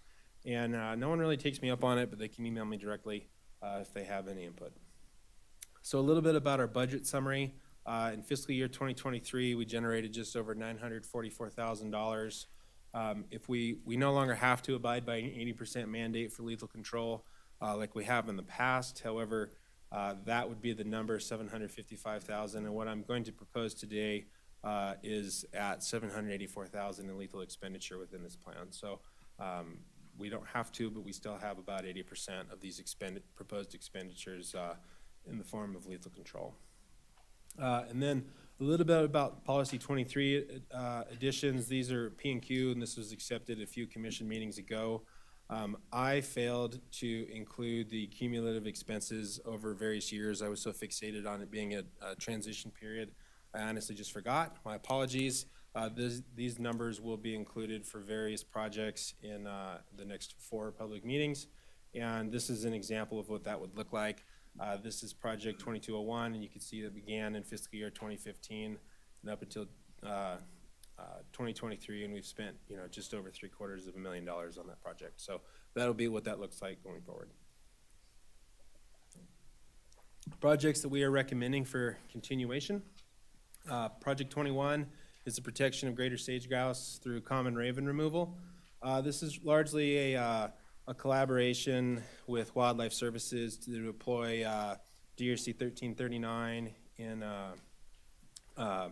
hard-boiled chicken eggs to temporarily reduce raven densities to increase greater sage grouse nest success. The QR code on this will direct you to a model built by the USGS, the acronym SMART tool, Science-Based Management of Ravens tool. This is allowing us to incorporate a lot of different GIS layers, including known leks, raven densities either modeled out or observed from rapid point count assessments in the field, and is an ongoing, growing collaboration between Wildlife Services and the USGS to inform where we should be focusing, targeting our common raven removal. Project 22074, this is a project that's been around for quite some time. It allows us the ability to remove mountain lions to protect Rocky Mountain bighorn sheep. Has a small budget of $20,000. This is transitioned to largely a monitoring project where we deploy a few GPS transmitters and then monitor for mountain lion mortality. This table is something that we developed with biologist staff and the commission some time ago, and we still believe this population is over that 15, and so we monitor for predation events and then remove on a case-by-case basis. Project 37, mountain lion removal, big game protection. These are some indices that we developed with the commission and staff a few years ago now. I don't have this slide again, but it'll also be applicable to what's known as Project 38. These are not indices that require us to go out and perform predator control, but it's really the beginning of a conversation to look at why a population might be underperforming and could predation be a limiting factor. So with Project 37, we're proposing a $100,000 budget for this year, and we work with both USDA Wildlife Services as well as private contractors to lethally remove mountain lions, predominantly for bighorn protection, but also for mule deer and pronghorn. Similar to Project 37, 38 is the same thing, statewide big game protection through coyote removal, same budget. And we have used this in the past predominantly to increase pronghorn fawn survival around the state. And we really just work with Wildlife Services on this one, or at least have historically. Project 40 is the combination of coyote and mountain lion removal in Eureka County to complement some previously conducted multifaceted management. It's a budget of $100,000. Really just occurring currently in Hunt Unit 144 and removing both coyotes and mountain lions to increase the deer herd, predominantly the fawn average there. So Project 41 is common raven management and experimentation. This is our ongoing collaboration with USGS. When I looked around the room this morning, I noticed that we had an abnormal amount of NDOW fiscal staff here, and so I added a couple slides. Elephant in the room normally has a negative connotation, but that's not what I want you to hear today. Project 41 is the first project that I'm going to talk about that has both the $3 predator fee as well as federal grants, Pittman-Robertson funds. And I cannot begin to attempt to convey the amount of complexities of taking those two funds, having proper authority from the legislature, tracking those expenditures and reporting out, and then creating various contracts and subgrant agreements with collaborators to do work. And so any slide today that has an elephant, it's the big elephant in the room for thank you to the fiscal division for their work in keeping these projects afloat. So you can see the little elephant there, the big elephant. So again, Project 41, our work with the USGS. And so this has a reduced budget, part because we're winding down and in part with kind of limited availability of Pittman-Robertson funding, only 25% $3 predator fee, and it's transitioning to look at common ravens and territorial pairs versus younger birds that tend to be transient, but we're still looking at increasing our understanding and accuracy of estimating density and distribution of ravens across the state, understanding the growth of that population, and also where to push and drive control techniques. Project 43, the mesopredator removal to protect waterfowl, turkeys, and pheasants on wildlife management areas. This is historically and will continue to occur on Overton and Mason Valley. To work with wildlife services, predominantly removing all mesopredators right before and during the duck nesting season to increase that nest success. Project 44, lethal removal and monitoring of mountain lions in Area 24. It's a budget of $125,000. This has gone on for quite a while now as well. We GPS mark mountain lions in the area with an interest to their impacts on the local bighorn populations. If a mountain lion consumes one bighorn sheep, it is removed. However, we visit a lot of different kill sites and have found a lot of interesting things with mountain lions, including their relationships with feral horses, and learning about a third of this GPS marked population specialized in feral horses. You've heard various presentations on this in the past, and we recommend continuation. Project 45, the passive survey estimate of black bears in Nevada. This started out as a standalone project to estimate our black bear population, and it was a series of both trail cameras as well as hair snares to collect hair for GPS marks. That has since transitioned to just continuing the trail camera grid, and you can see that little elephant there. Thank you, Fiscal. Has a small budget of $20,000. Only 25% of that comes with a $3 fee. And this has been combined really with Project 46, which is a continuation of a larger camera grid. And we work with Oxford and the University of Montana, and Dr. Sean Saltaire is the postdoc on this and has really been doing a great job. And so Project 46 is a continuation of that grid north, and to look at limiting factors on mule deer in Northwest Nevada, a larger budget, another thank you elephant, to Fiscal, and a match with Pittman Robertson funding. And so this is allowing us some preliminary estimates of densities of mountain lions, horses, deer, and pronghorn across the state, also some other more novel observations like wolves and elk. And then we'll be following up on some additional presentations with this. And so, again, it's the continuation of those collaborations between Oxford and Montana. And then we're also attempting to deploy GPS collars on the Sheldon, which is an ongoing effort. And then Project 47, Enhancement Program, Mule Deer Protection and Assessment, budget of $100,000. This is statewide, and it's a combination of identifying predation as a limiting factor, and then has the potential to help us identify and build out a model to understand the impacts of predator control, both temporarily and spatially. Two projects that we are recommending this year for discontinuation.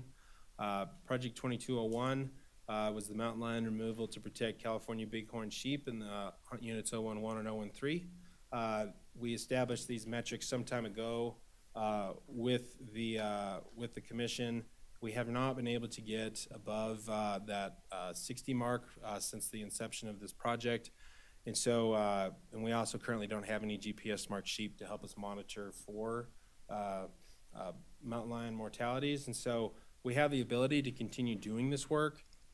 With Project 37, we just recommend discontinuing it as a standalone project. And I'll just use this reminder example again. It's been going on since fiscal year 2015. We've spent about $750,000. And then Project 42, and the last elephant in the room, another thank you to Fiscal, assessing mountain lion harvest in Nevada. We're just recommending winding this down because this is the last year to complete a manuscript for peer review publication, just to emphasize that our mountain lion integrated population model is accurate and stood the peer review test. And with that, I will answer any questions. All right, questions for Pat? Commissioner McNitch. Thank you, Mr. Chairman. So Pat, on Project 42, so that that final manuscript, is that something that is we can have a copy of when it's all said and done? Yeah, Pat Jackson, staff specialist for the record. Yes, so peer-reviewed manuscripts are sometimes behind a paywall. Our collaborators, and this is kind of a dichotomy amongst academics, pretty much always submit for review to journals that are open source. So whenever this is accepted and published, it will be available to the commission and Nevada sportsmen and the public.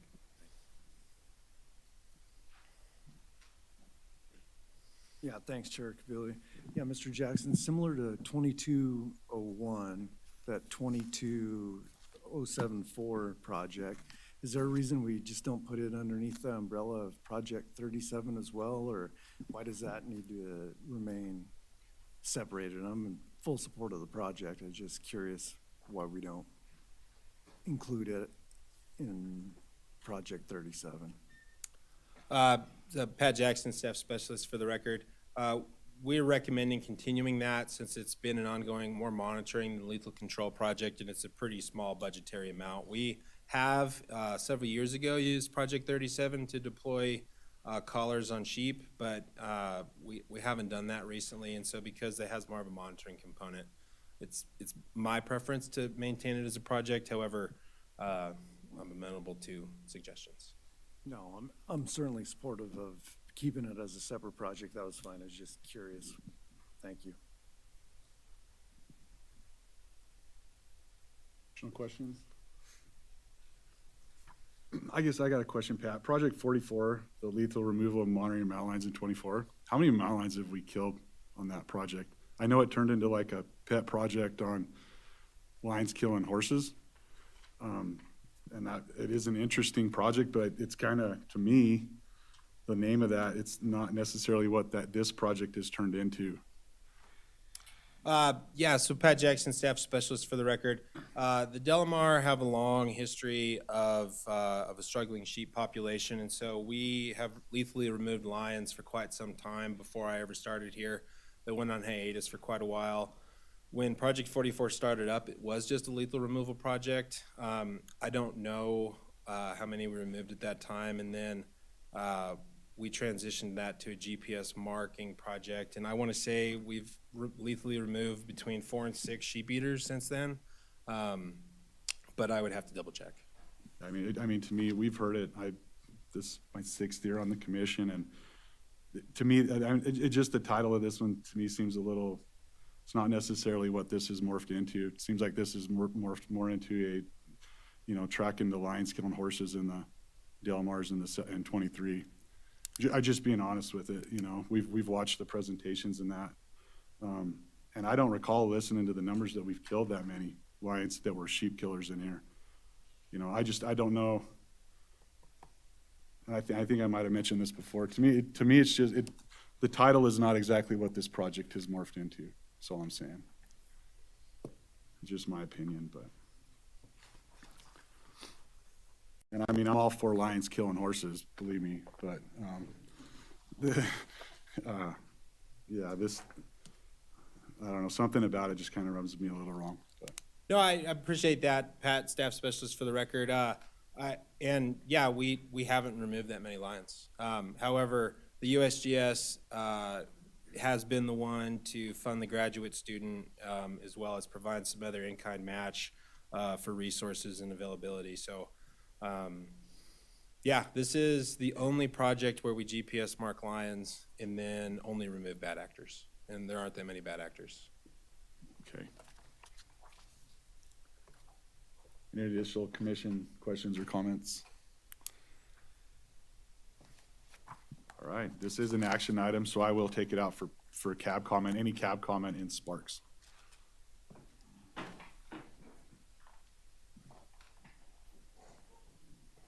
For the record, Paul Dixon, Clark County.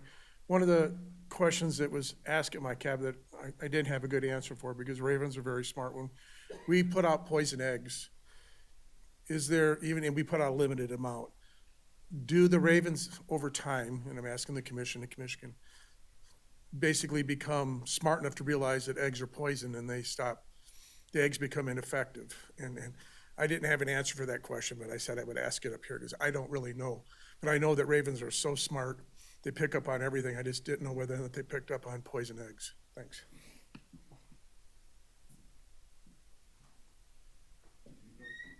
Any additional cab comment in Sparks? Seeing none, any cab comment on Zoom? No. Any public comment in Sparks?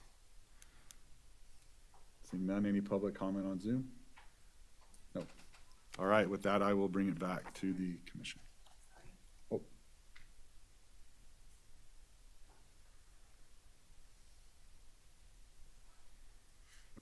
Hello, can you hear me?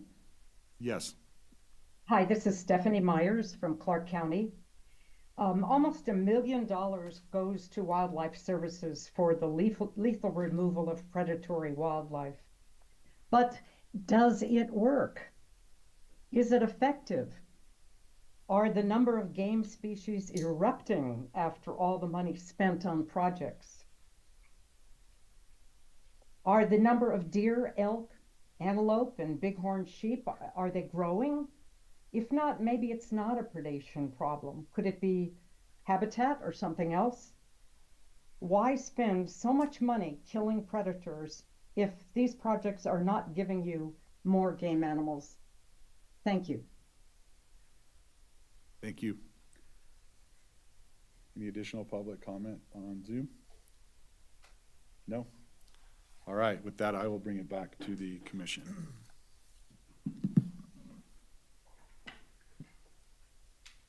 Vice Chair Rogers. Thank you, Mr. Chair. I'm just curious if Mr. Jackson wanted to comment on the Clark County CAB's notion about ravens and eggs. And Pat Jackson, Staff Specialist for the record, I didn't retain that full question. I understand it had to do with ravens, and is it how they're lethally removed? I believe the question was if in fact ravens are becoming habituated to these eggs and in fact are now staying away from eggs, and are they still effective? Yeah, Pat Jackson, Staff Specialist for the record. That's a really fascinating question that I don't know anyone fully has the answer to. Anecdotally, in conversations with Pete Coates for work that he did during his dissertation, which was looking at the efficacy and impacts of DRC 1339 on ravens and greater sage grouse, he had a few mated pairs that for whatever reason did not consume chicken eggs. If Mark Ono was here, I would call him up. He's the director for Nevada's USDA Wildlife Services program. They are using a more multifaceted approach now. And we do have an additional miscellaneous removal permit from the Fish and Wildlife Service to also call in and shoot ravens. So from what I see and understand, the majority reach that LD50 and don't learn to not eat. And then we do have some other tools in the toolbox to remove ravens other than through that toxicant. The label does also allow to be placed into other things other than hard-boiled and chicken eggs. Common dog food comes to mind. However, at least in Nevada, the hard-boiled chicken egg makes it a more species-specific toxicant. But I have faith in Wildlife Services to be able to roll with the punches on that if that becomes a larger issue.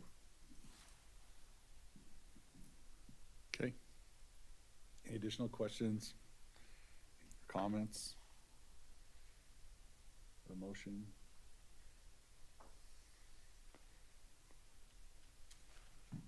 I guess, Pat, you're just looking to forward this draft plan to it'd be to the park committee, right? It's the next step. Or do we even need to make a motion? Yeah, because policy 23 has this going, and with the audit of policy 23, I do believe you now have the ability to grant final approval at the March meeting instead of the May meeting. But yeah, I have to go to the park, the wildlife damage management, and the March commission meeting. So it's the commission's prerogative on if they want to take a motion on that. Doesn't sound like we need to, Pat, so I think we're good. Thank you. All right, with that, we'll go to agenda item number 11, biennial big game release plan for fiscal years 2024 and 2025. Wildlife Staff Specialist Mike Cox for possible action. The commission will review and may take action to approve the department's proposed biennial bighorn sheep and mountain goat release plan for fiscal years 2024 and 2025.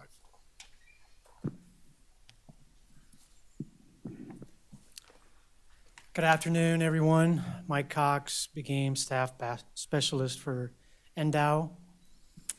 I did present this at the November commission meeting as more of an informational item. So hoping to get your blessing today. And we can certainly talk about any and all. I'll just kind of give a quick overview of each and then open it up for questions. The first one is reintroduction of bighorn sheep into the Cortez Mountains. For those of you that don't know where they're at, Cortez Range, it's southeast of Carlin. If you were to drive across Highway 50, it's northeast of Austin. And it's there's a lot of great bighorn habitat in that country. Crescent Valleys to the west and Pine Valleys to the east. It's primarily BLM land, although it's got quite a bit of checkerboard private land on it. We've asked the BLM to initiate their environmental assessment process for release of the bighorn sheep. They were I think the probably the main process that's still going to be dealt with by our eastern region is coordinating with the two main landowners that exist in the Cortez Range, which is Nevada Gold Mine and the Tamara Ranch. So we want to sit down and chat with them about current and future potential domestic sheep, domestic goat use possibly. So we know what, eyes are wide open in terms of what may be a risk to bighorn and disease transmission. Currently, we don't have any domestic sheep use of that mountain, and we feel that there's low risk in the larger area. We typically look at about a 20-mile swath of what's in the area. Is there a farm flock? Is there a BLM grazing allotment? Is there a trailing route? So currently there is none.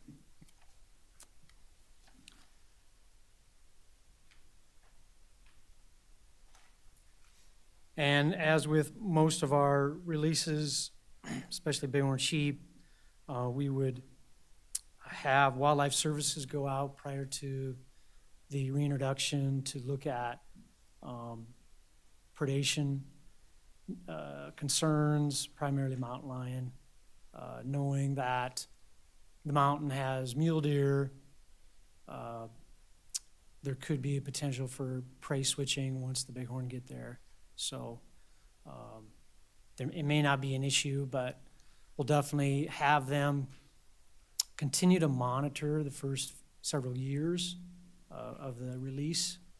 And we'll have all the animals collared initially, so we can certainly monitor mortality, cause of death, and respond accordingly.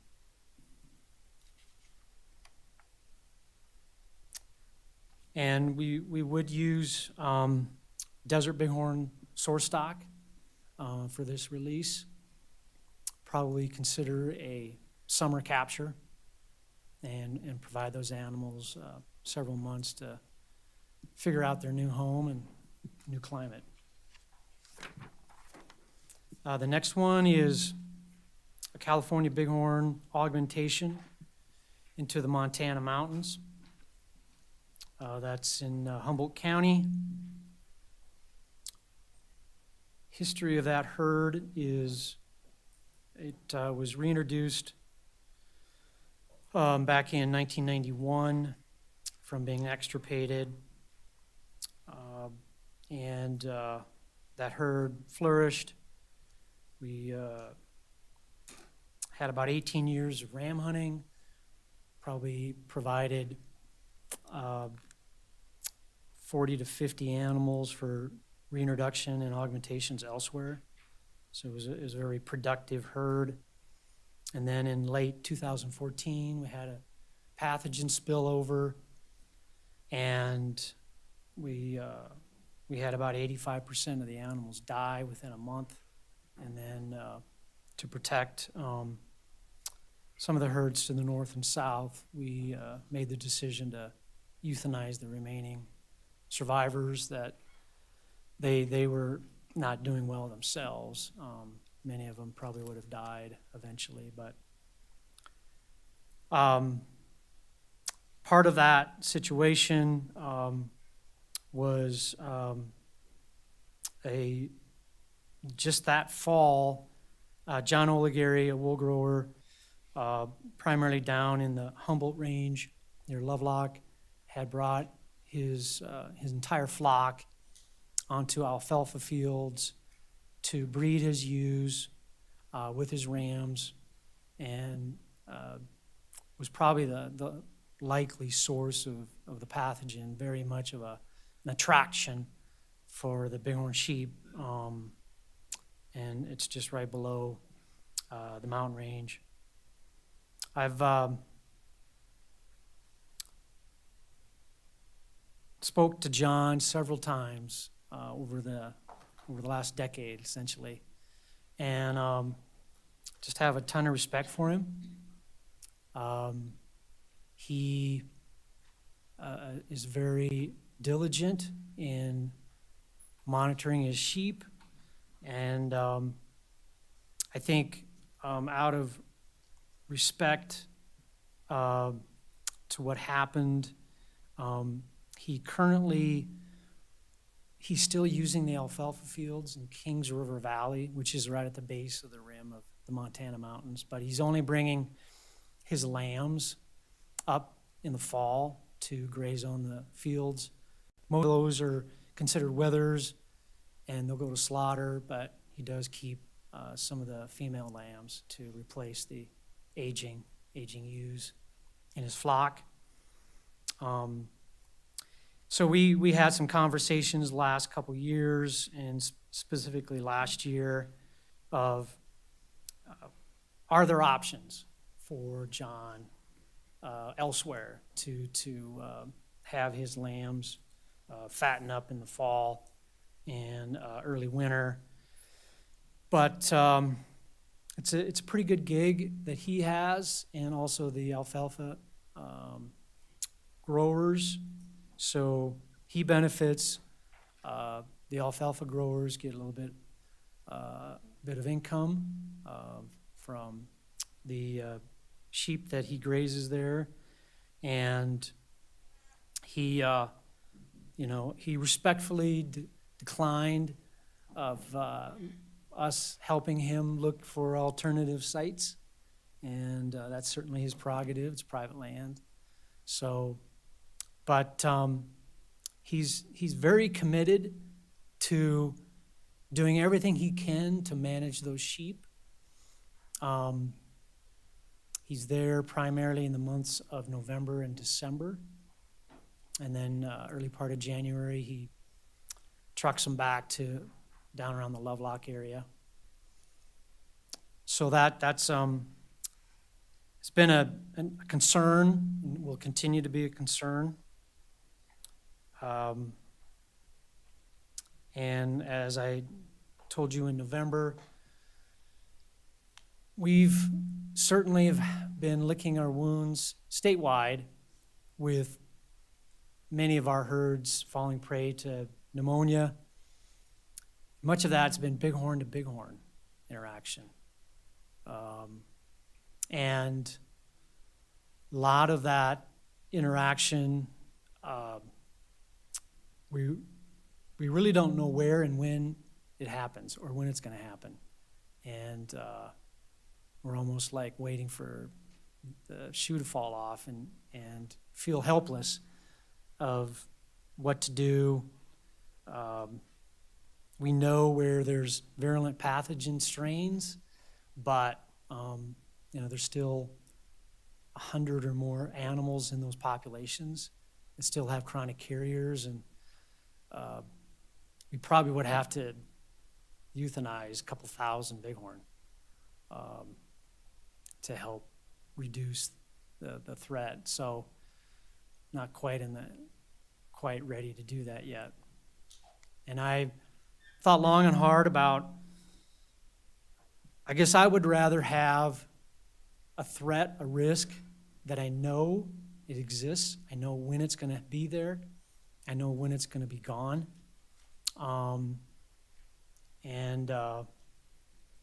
It could always be something worse, but it's not ideal. So pretty much same thing I told you in November. We're still wanting to move forward with that.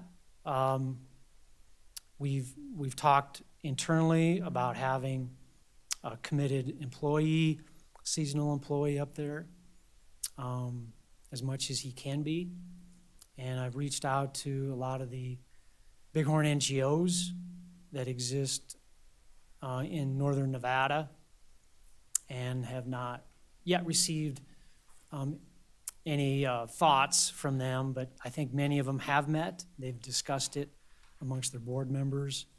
And I'm actually probably going to have a virtual meeting next week with all of them together just to see what their thoughts are, if they feel like they've got a lot of volunteers that would be willing to go up and spend a day or two and help us be vigilant and monitor the situation to do our best that we can for effective separation. One thing I want to also add, John, he's got his herder and his 4 dogs. They're there 24/7, and he also uses electric fences.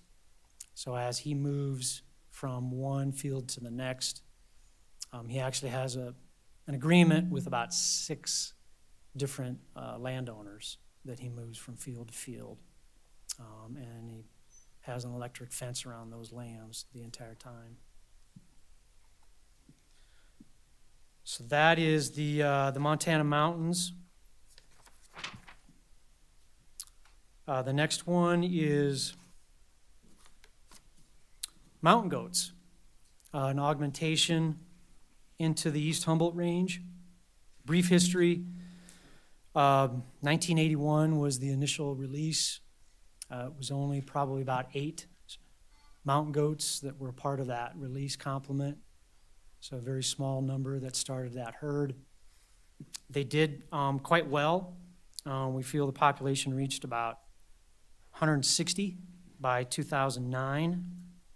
And then unfortunately, both the Ruby Mountains and the East Humboldt Range bighorn sheep experienced a severe pneumonia event. And there was uncertainty kind of throughout the West of how would mountain goats deal with St. Patrick bighorn herd that was a chronic carrier for that. And sure enough, we basically showed ourselves and our counterparts throughout the West that mountain goats are susceptible and will die from the same Mycoplasma pneumoniae strain that ultimately leads to pneumonia. The Rubies, for whatever reason, were not as hit as hard, but the East Humboldts, we probably lost 20 to 40% of the adults over a couple-year period. And then unfortunately, the worst of the pneumonia, when you have chronic carriers in the herd for years, is the sudden death and lack of survival of the kids. And so we had almost a decade of no kids surviving.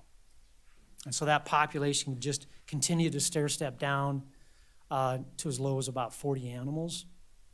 We began to initiate a test and remove But we think the last surviving nanny that was a chronic carrier probably died of old age.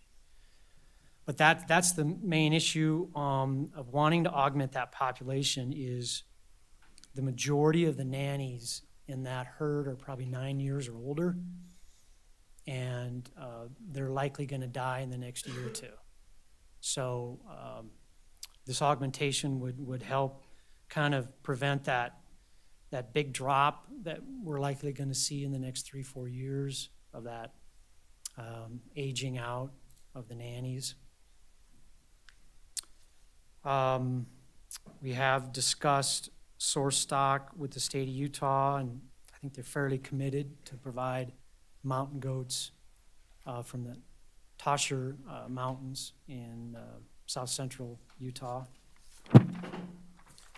And then the last release is a desert bighorn sheep augmentation into the Stillwater Range.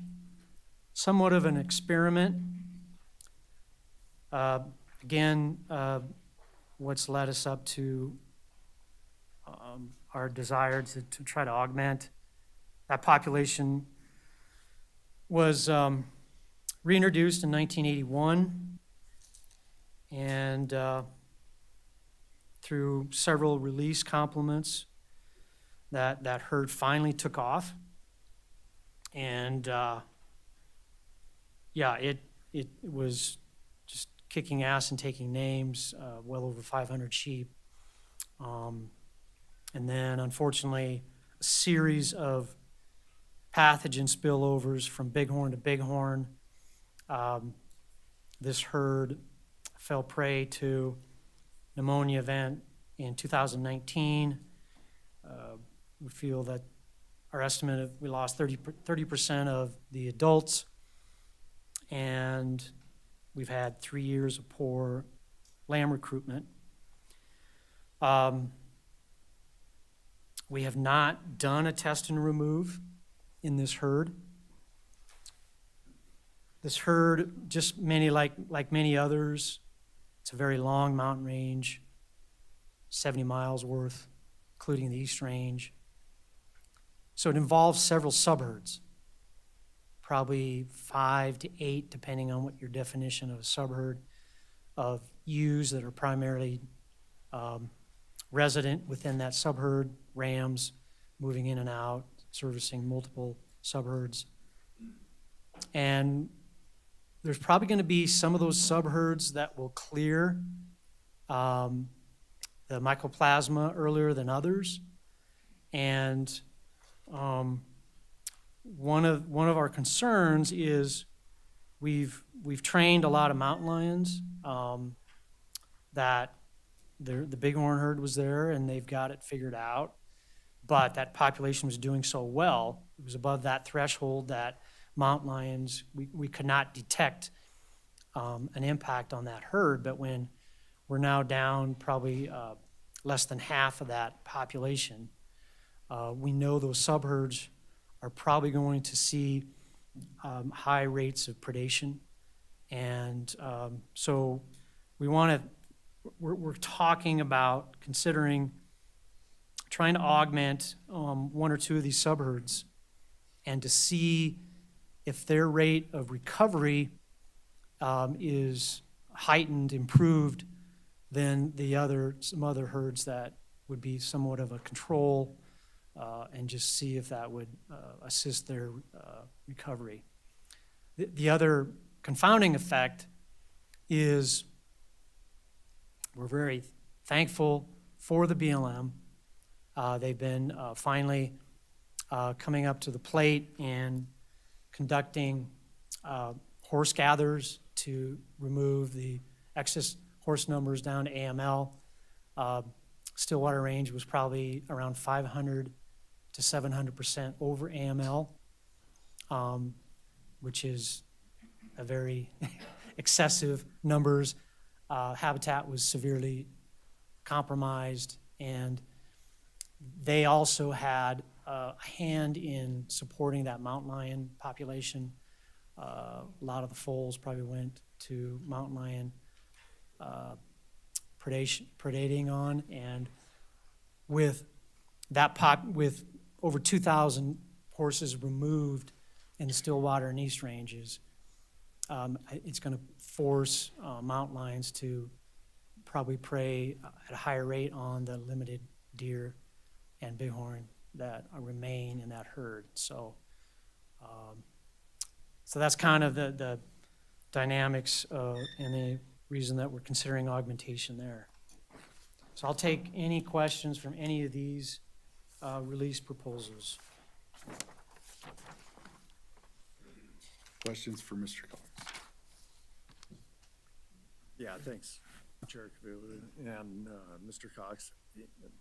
Just to touch on it, we did receive this as one of the correspondence letters in there, and I think you just failed to walk through what we're going to do prior to the release with Wildlife Services on the still waters, you know, with the exacerbated effort of, you know, you've got the sheep there now with also the horses being removed as well, but I was just going to have you comment on that just so it's on the record. Yes, thank you, Commissioner Keel. Yes, we do, really, except for the mountain goats, we will conduct assessments and, if necessary, kind of a pre-treatment to reduce the mountain lion numbers, to provide that small number of complement of bighorn a chance to take hold and grow. And yes, based on the added dynamics in the still waters, we would definitely be conducting that pre-treatment for the mountain lions in the still waters.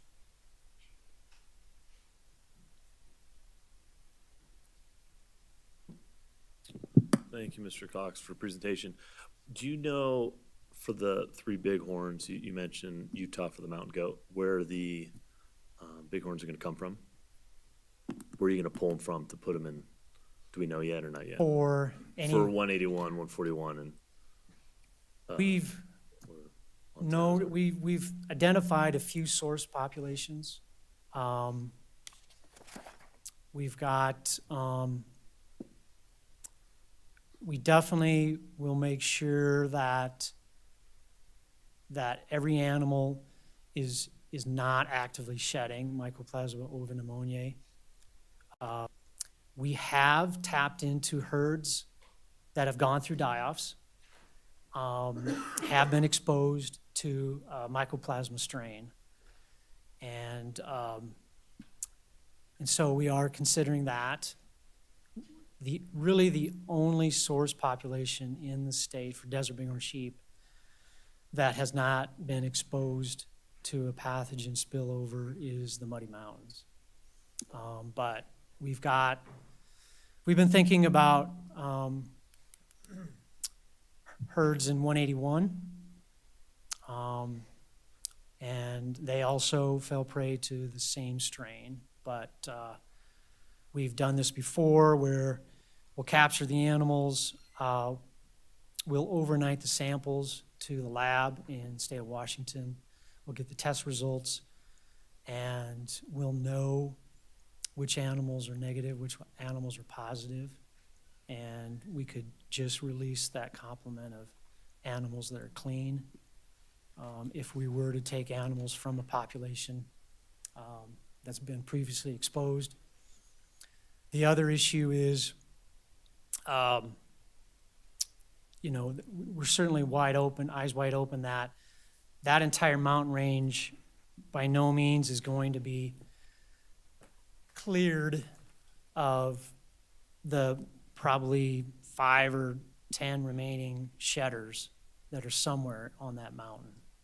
And so potentially an animal that's been previously exposed to that same strain would be much better adapted to deal with that if they were exposed to it, and probably not die of it, but could get sick, but probably recover and the immune system kick in and create the antibodies it needs and continue to survive. But we haven't quite nailed down that one. I just got one more. It's more of a statement on. I know the Montanas. I know the history of the Montanas. it was obviously tragic what happened. It was one of the better units in the state. I am supportive though of putting them back in there. Personally, based upon our conversation at the last meeting too, it seems to be that is one of the best suitable habitats left. It's not like we have 5 more options to, put sheep into, for California specifically. So I just want to say I'm supportive of putting the sheep in there, even though I understand the dangers that do occur. Thanks, Commissioner Young. As I spoke to in November, we are now in this balancing risk and reward. And, I've had several meetings with our biologists and our staff, and I look at that map a lot, and I look at the connectivity that we built, which was part of why we did it. So 30 years ago, 40 years ago, that was one of our goals. Not only self-sustaining herds, but herds that would be allowed to ebb and flow and move and around and disperse and help gene flow. And so we did create quite a dynamic situation. And yeah, there's not a place in the state that we don't have risk. It's just, can we manage it? And are we willing to take a risk and do our best and get several years, several hundred sheep reward? But it's, there's no perfect solution on the table right now of clearing that issue. We're just having to do our best to work with our partners on the landscape and our eyes wide open.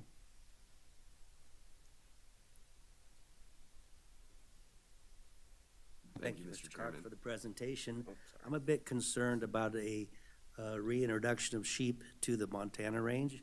But one of the questions I have is, why did it not affect, I don't know why, the transfer or the migration of sheep to the Double H's or the Trout Creek? Why was it just that one little area?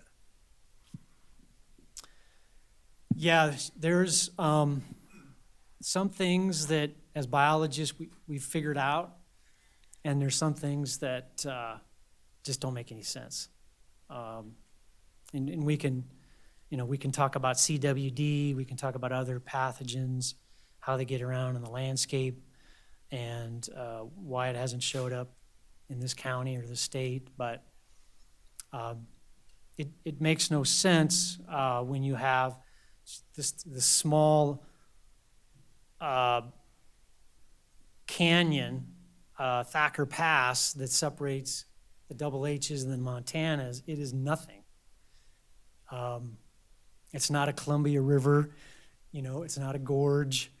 And even with all the collared animals prior to the disease event, we never had any movement either direction, either from the Double H's to the Montanas or the Montanas to the Double H's. But that's, marking 5% of the animals. What did the other 95% do? But based on the pathogens and that population performance in the Double H's and our surveillance that we did, we were pretty committed to sample them for 2-3 years post die-off in the Montanas, and they continued to stay clean. And demographically, they were cranking lambs, and so is there potential? Yes, there's still potential for that to change. The Trout Creeks to the north and all the Oregon herds, we're in close contact. We work very closely with our ODF and W partners up there, and they've never had any collared animals go into Nevada, and we've never had any that have moved north. But yet, you go east 30 miles, and Santa Rosas are completely connected at the hip to their habitat to the north, 10-mile Rattlesnake Canyon population. So, our decision is predicated on our guess that the dynamics we want to play out as they did historically in the Montanas, that they didn't do a lot of movement back and forth, north and south. We're definitely gonna have to spend a lot more money to continually to collar animals in the Montanas to monitor their movement. But at some point, it's not gonna be all of them. So, yeah, there is a risk. And Oregon, we've talked to our partners up there, and they're supportive of our effort. So the one thing that I continue to remind people is, you know, we're not going to walk away from the Montanas and just put the sheep out in there. If there is a hint of connectivity, commingling of the domestics with bighorn or any other bighorn that might have pneumonia with the herd, and our surveys are showing something, chucker hunters, sheep hunters, deer hunters are saying coughing sheep, will respond immediately, and we'll test.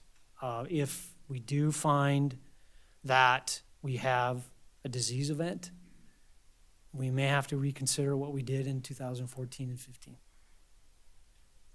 One more question you may have answered. Will all the sheep that are being transferred to the Montanas, will they be collared? Yes, to start with, yes. Thank you. Yes. Thank you, Mr. Chairman. Thanks for being here, Mike. I appreciate everything you're doing. I have some significant concerns with the Montana as well. Not trying to rain on the parade. Certainly want to see sheep on the mountain just as much as the next guy. But I mean, so we've talked to the wool grower, correct? I mean, what else could be done to try and significantly mitigate the risk of contact? We're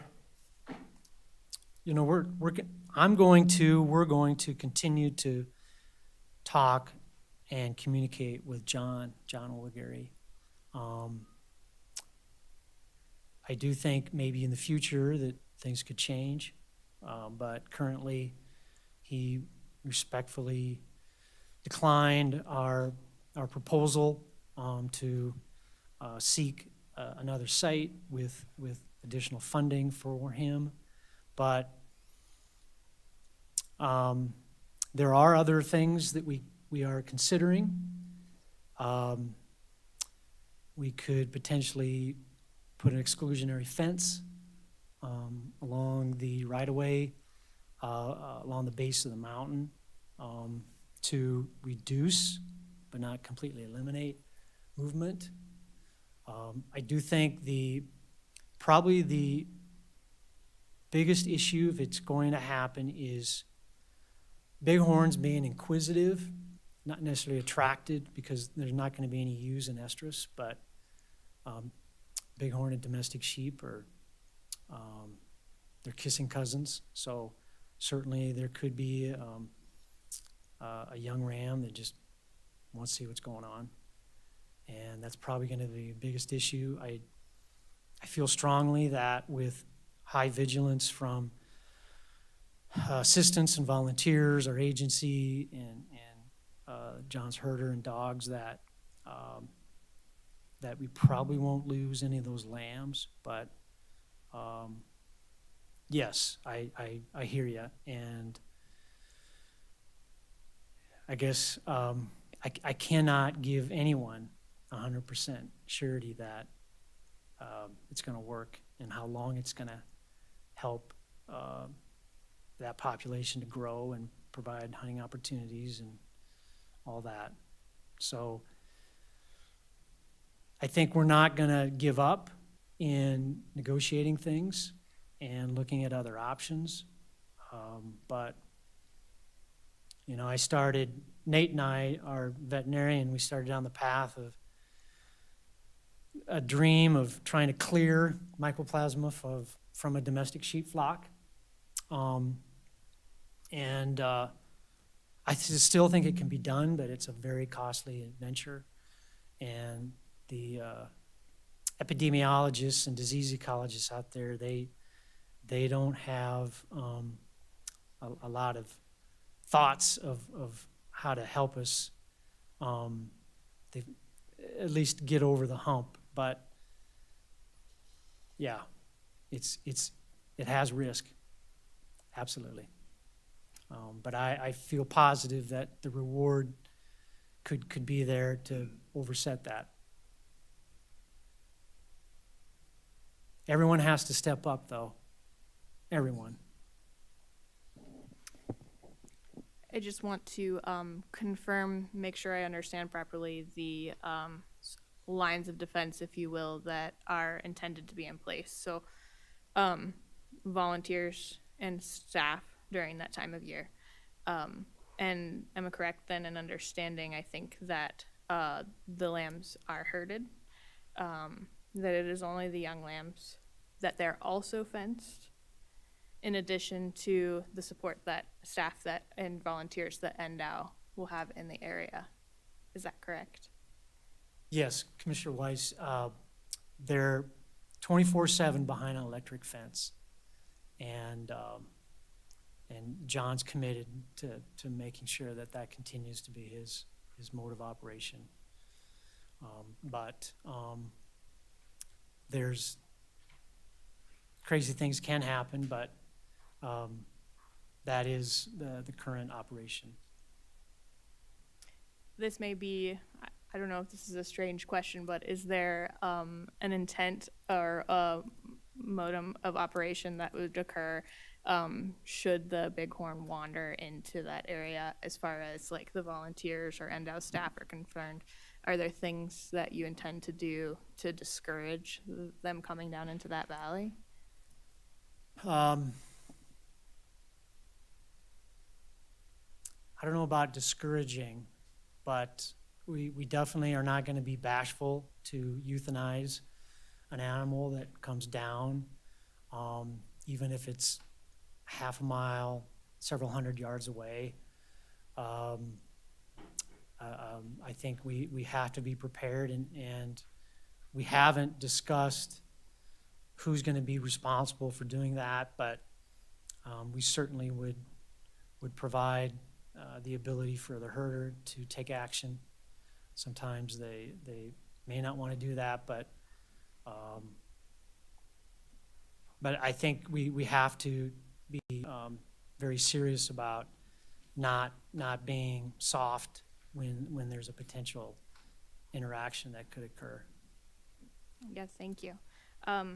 I understand that risk, but I do want to just clarify that I am in support of these projects as a whole. I think that they're really important projects and a good opportunity, so.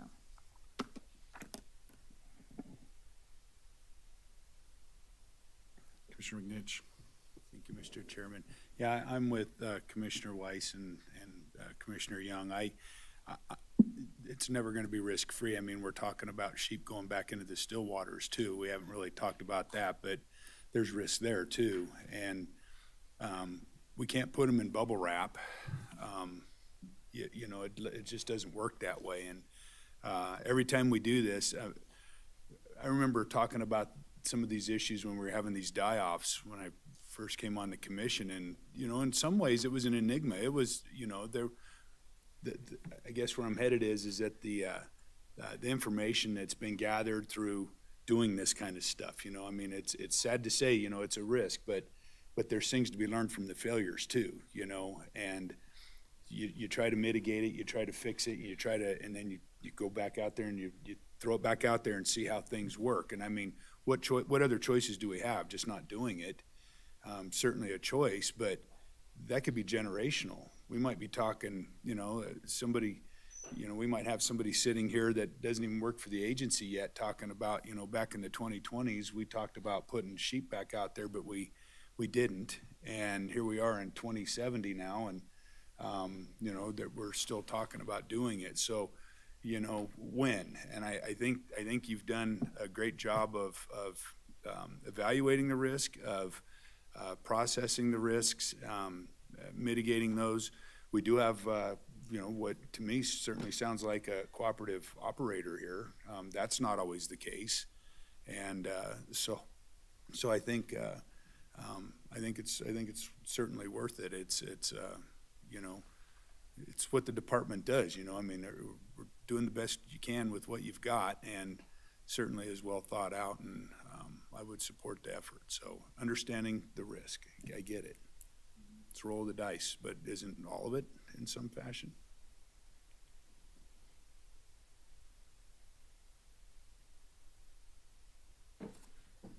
Can't go without me talking, Mike, you know that.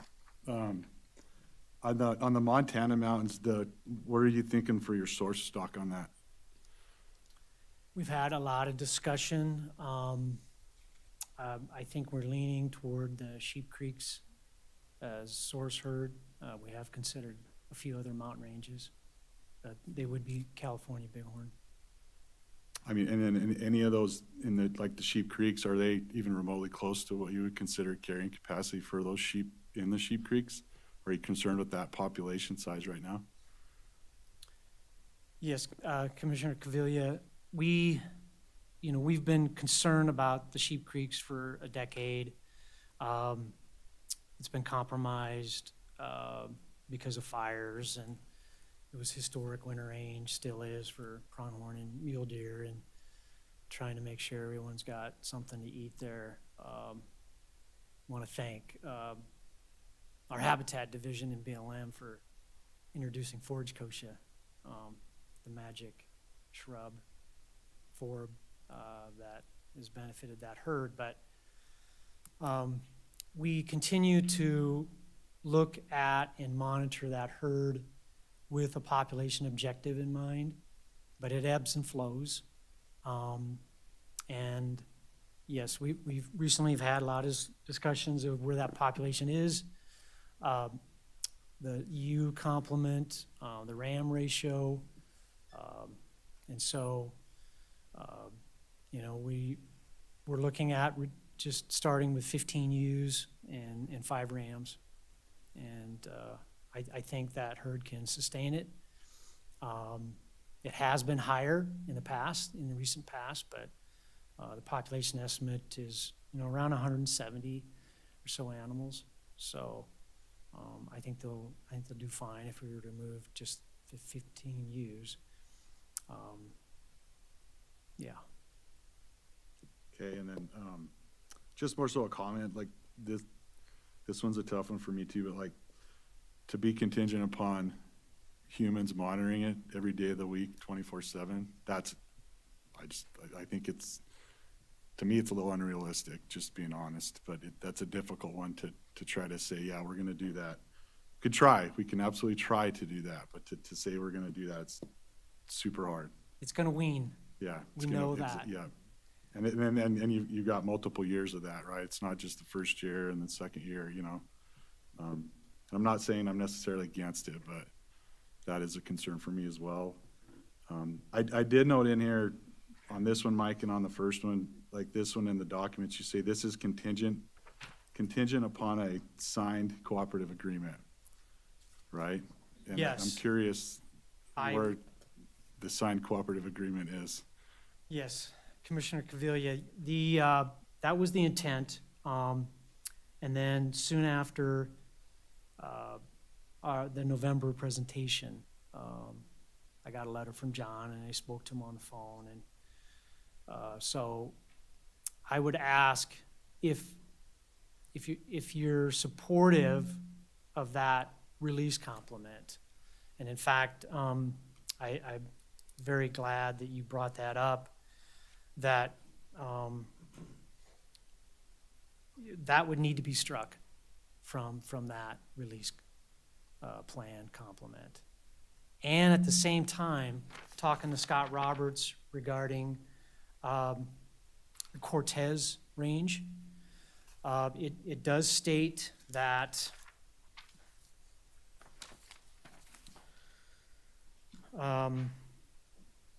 under the agency approval, that it's contingent on these NEPA documents being approved.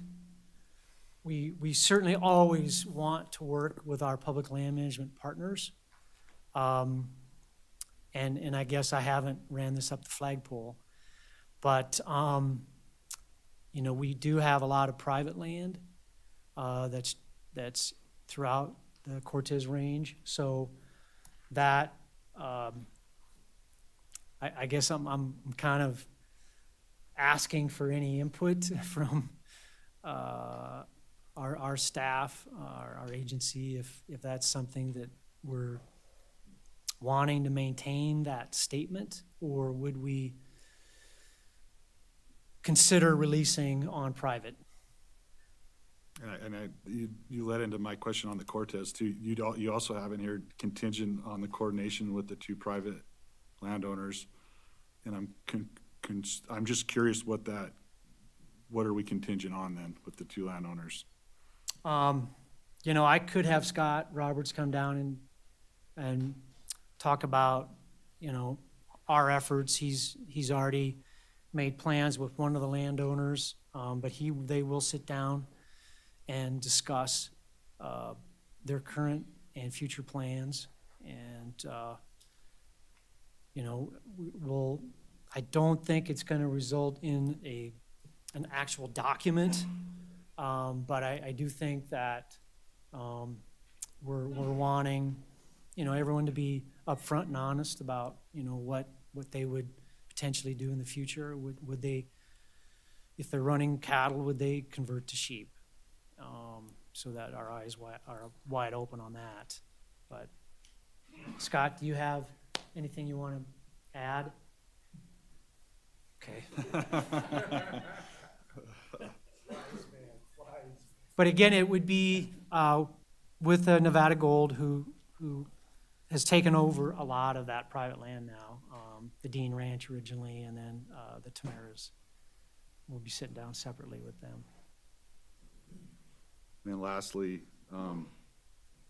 not necessarily with the mountain goats, but with all three of the sheep. You know, we talk about the predation management needs, and we talk about the, you know, pre evaluation release, you know, the survey and then the control. But what is going to be the control? 'Cause I know that some of the sheep, like we've given just to Utah, they got, from my understanding, they didn't bode well over there with old mountain lions. A couple of the different ones we've given Utah in recent history, right? So, and I think some of our inner past history in Nevada, the lions have kind of took their toll on some of these releases. So I'm curious, is the intent, if we send wildlife services in there and there are lions in that area, is the intent to get rid of those lions prior to the release? Or are we going to wait till the lions start predating on the sheep? Commissioner Caviglia, very, very good question. And we haven't always done our due diligence. And I could name several herds that we had high rate of predation. And those herds have yet to really take hold. And it's a new day, huge investment, not just monetarily, but I think a scenario is that would probably play out, let's say in the Cortez Range. You know, we'll be out there 6 months, 4 months prior. They'll go into many of the drainages within several miles of the release site. Look at sign, look at active sign. And I think if they were to find, you know, let's say 2 mature toms that they know they're in there now, killing deer, killing whatever, that they would be asked to remove those and lethally remove them. And then continuing as we have intensive monitoring of the collared animals. You know, we have not spoke about 1 strike, 2 strike, whatever, but I do think that when we get mortalities that are confirmed to be caused by mountain lions on the bighorn, collared bighorn, were, especially that first year, even the second year, when you only have a complement of 15 or so ewes, I think we need to lethally remove those lions, those first 2 years at least. Yeah, and that was gonna be my question too, the post-release, is it the 1 strike, 2 strike, or, I mean, are you thinking like 1 strike within those first 2 years and you're sending in the troops? Yeah, we or- haven't got down to that level. You know, for example, in some of our test and remove projects that I spoke about probably in the last couple of years, we had a subherd in the Santa Rosas that only had 5 ewes left. It was down in the Peterman and Dorno country. And we had a Tom Mountain Lion got in there and killed 2 of the collared ewes. We had 3 left. And we removed that lion, and then we found, subsequent to that, 3 more toms within 5 miles and ended up removing them. And, you know, we spent $250,000 at that point to clear that population of chronic carriers. And so every one of those last remaining ewes was worth gold. And so that's, we just, I think that investment is very important, as is reintroducing, augmenting these populations to allow them to get to that threshold so they can sustain the predation. But when they only have that number of animals in their core, they're very susceptible to blink out. And we have learned, and we do not want to make those mistakes again before they get to that level that they can sustain themselves. Okay. That's all I had. All right, this is, any additional commission questions or comments?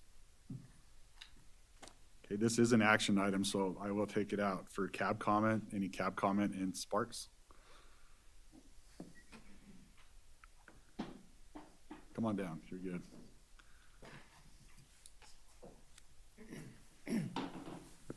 Thank you. Larry Allen, Humboldt Cab, for the record. So Humboldt Cab would like to see the release plan approved as written, and specific to 035 in the herd in the Montanas. Just like Mike said, you know, that area did well for 15, 20 years. It was one of the best California areas in the state for a significant portion of that. You know, I think our train of thought was, you've got sheep in the double H's. It's just as close as the Montanas are. It was probably a one-off thing, you know, and like Commissioner McNinch stated, it's a roll of the dice. There is risk, but I think we felt like it was kind of a fluke what happened to the Montana herd. So we'd like to see it go through, and we're in support of it. So thank you. Okay, thank you.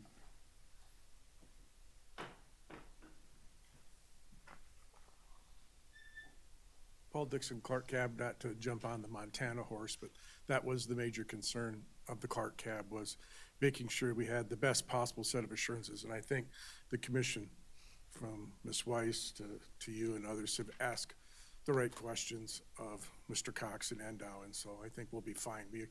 We're just wanted to make sure we had the best possible set of assurances, no guarantees, but best possible set of assurances. Thank you. Thank you. Any additional cab comment in Sparks? Okay, seeing none, any cab comment on Zoom?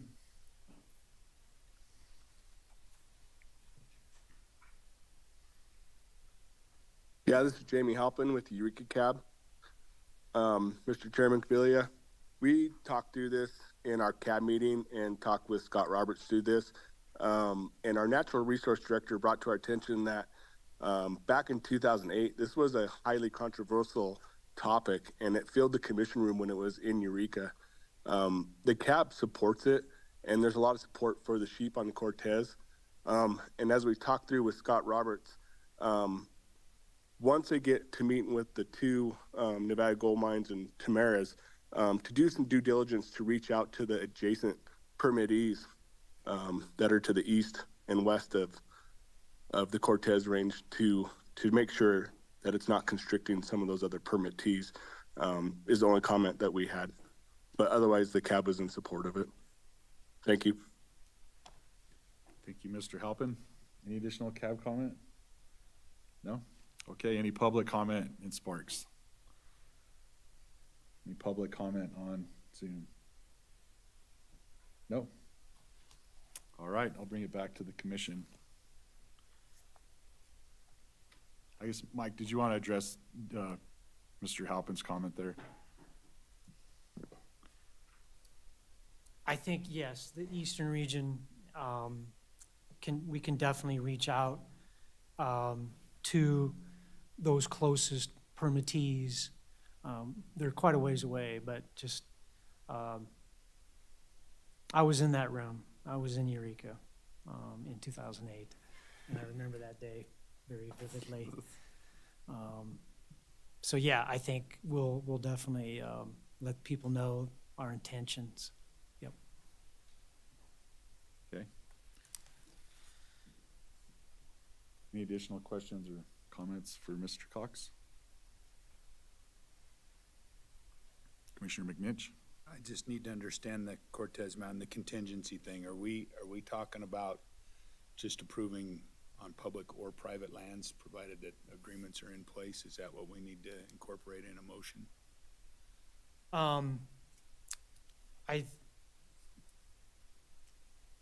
I would ask that the statement that it's contingent on receiving BLM NEPA document approval be removed. We're gonna do everything we can to get that, but if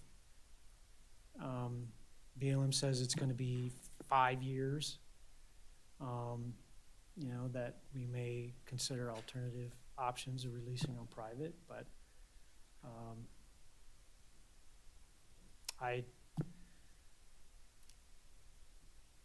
so, yes.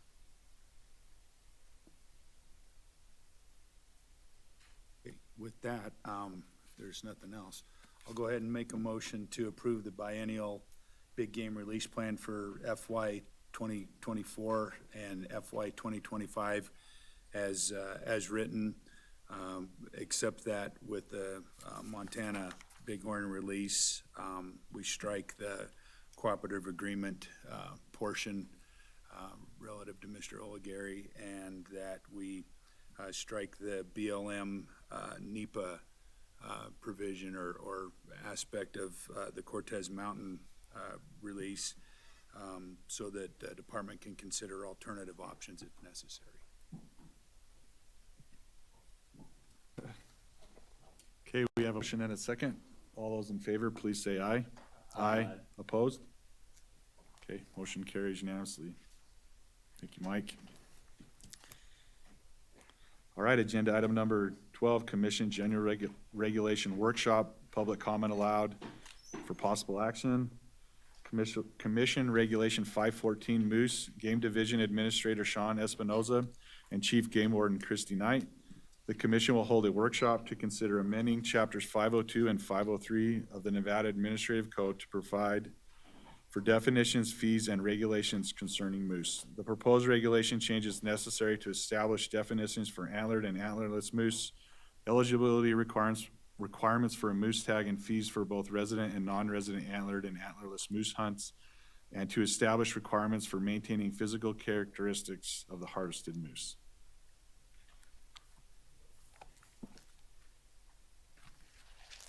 Thank you, Chairman Cavilla. Sean Espinoza, Game Division Administrator, for the record. So we have a couple of different staff that will speak on this. And then Staff Specialist Cody McKee does have a couple of slides with respect to further authority for this particular moose regulation. This is a workshop, but the regulation is being amended to include the definitions of antlered and antlerless moose in sections 2 and 3. Section 4 subsection 1 and subsection 2 essentially establishes that this hunt is a once-in-a-lifetime opportunity for both antlered and antlerless moose. And it sets the fee for resident antlered and antlerless moose of $120. And then for non-resident antlered and antlerless moose, it sets the fee at $1,200. And that is actually set in NRS, that we cannot exceed those fees for both resident and non-resident fees. And in terms of checking in moose, within 5 days after harvesting a moose, the successful hunter must present the skull and any antlers of the moose to a department representative for inspection. That's all I have. I think, Christy, you have something. Chief Game Warden Christy Knight for the record.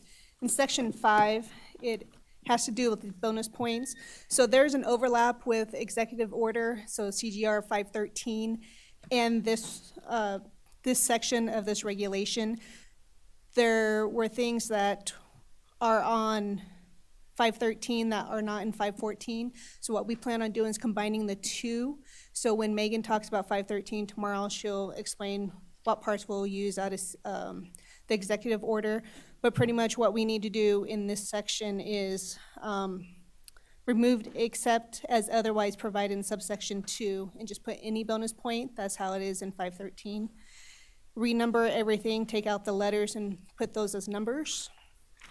And then it adds antlered moose, antlerless moose, and moose either antlered or antlerless. And then in this one, we'd also have to add wild turkey because the other one has wild turkey. So we'll, LCB will combine the two, we'll put it all together and let LCB know because they did write both of these up. We did not realize before coming here that there was an overlap. And then in section 6, for maintaining those portions of the head, physical characteristics, we had to add moose in here.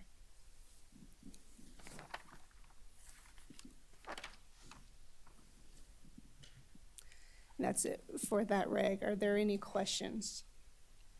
Commissioner McNinch?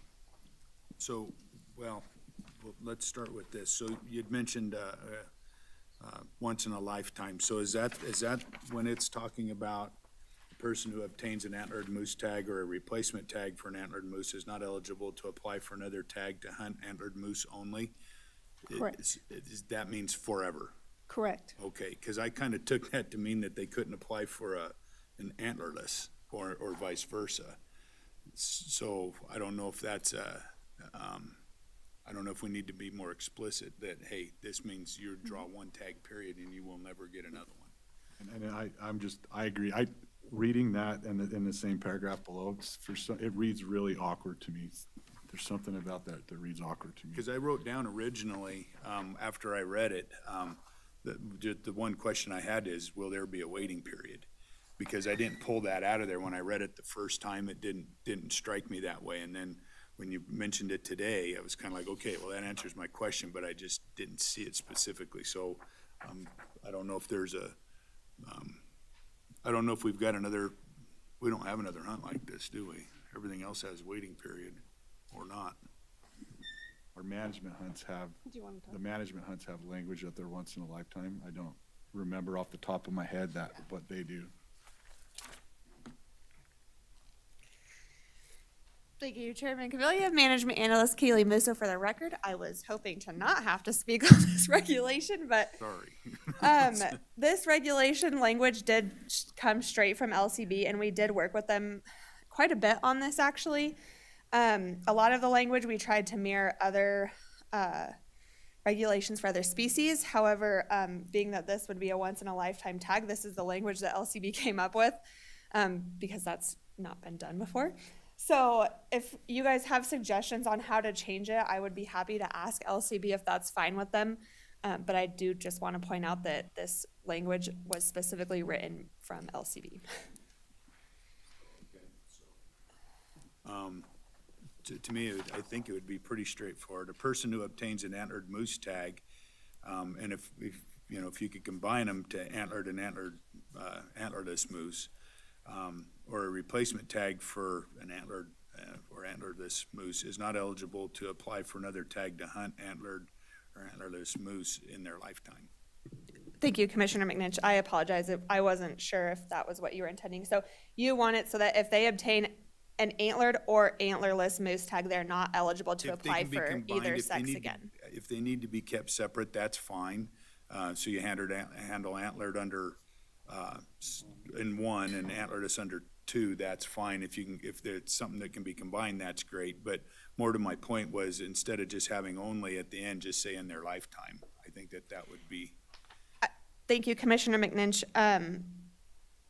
LCB did say we had to separate those two into different paragraphs, but I think there is a way to make it so that you can't apply for one if you've drawn either sex before.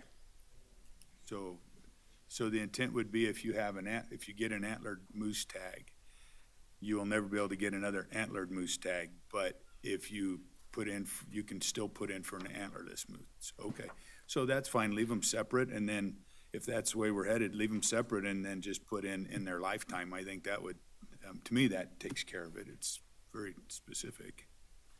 Thank you. And then I was gonna ask the question, Christie, if you could help us with that, section 4, number 2 again, I think is what you were referring to. That, could you go over that one more time real quick? I'm still thinking Montana's and sheep, and Section 4 or Section 5? the section 4. Start, if you could do that one more time for me. When you made the comment, under, I guess it's number 2 there, under section 4, to remove except as otherwise provided in this subsection, is that what you were suggesting? Oh, sorry, that's in Section 5. Oh, good thing I asked. And we would remove under, so 502.4188, number 1, except as otherwise provided in subsection 2, that would be removed. I'm having a hard time keeping pace with you. Can you just refer to it as a section, so it's under section 5? Section 5, All right, yes. so section 5, and then under, The first sentence, except as otherwise provided in subsection 2. I'm sorry, okay. I was looking for blue language, so we're doing something new here. This would be combining the executive order that already has it crossed out in blue and mending it with this one. Because in NAC 502.4188 is in the executive order, so CGR 513, and this one, and they weren't mirrored. We didn't catch it until Friday. Okay. So are we gonna see, like, is there a way to see the language ultimately, like tomorrow, if we could just see a sheet of it up on the board or something? Thank you. And I know, Kaylee, after talking with you earlier, I hate to even ask you to do anything right now. Thank you, okay. You want me to continue through or no? Yeah, let's go ahead, since you got me caught up finally. We got me Okay. in the right spot. And then with all the letters, so A, antlered mule deer, that would turn to 1. Antlerless mule deer would now be 2, and so on. And then anywhere that, so under J, which will be 10, the number 1 for Nelson Bighorn would be A, and then B, and then C. Okay. And then there will be a number 17 with added wild turkey. After moose, oh, sorry, after P. 16, that's Yeah, okay. after P, yes, sorry. There will be wild turkey.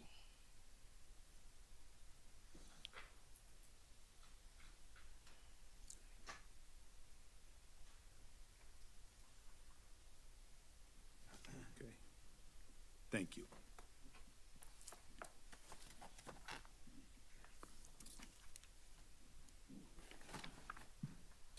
I do have one more question too, on that, on our last, the last sentence, the one we're gonna modify to say once in a lifetime, or, we say in there, a person who obtains an antlered moose tag or a replacement tag.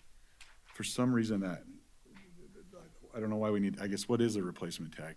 So that's defined under NAC 502.321, and it's a diseased animal tag, Okay. but that they're called replacement tags. Okay, so, and then so does that language kind of mirror our language for, okay. It just seemed a little weird, yeah. Yes.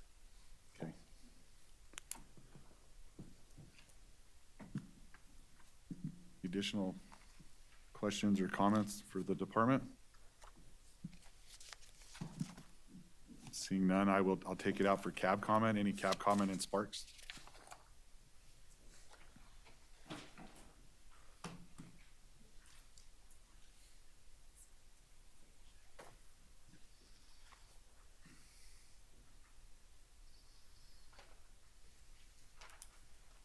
This is Ryan Brown with Washoe. The one thing that was brought up at our meeting was that we thought the prices were way too low. We looked at Utah, Wyoming, Colorado, Idaho, and they're like $2,500 to $2,700. So I know that's an NRS thing, but we just thought we'd bring it up and think that maybe next legislative session we can get that bumped up. That's it. Thank you. Thank you. Any additional cab comment in Sparks? Cab comment on Zoom? Nope. Any public comment in Sparks? Any public comment on Zoom? Okay.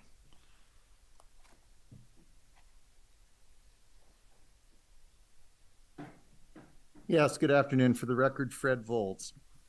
Despite the informational report in today's item 7C, the science and biology behind promoting a moose hunt lacks objective credibility and sound stewardship of the public's wildlife. In the September 18th, 2020 edition of Go Hunt, Ndow's McKee and two of his colleagues are quoted as saying Nevada has 40 to 50 moose total. Ndow is again cited in a June 2022 edition of Wildlife Informer, citing the same statistic, with the additional comment that multiple sightings may be of the same animal. We're now told that in more than a year and a half, the Nevada moose numbers have risen to over 100 in 2024. Omitted from the presentation was the fact that half of all moose die in the first year of life for various reasons. Thus, touting only adult survival numbers tells only part of the biological realities.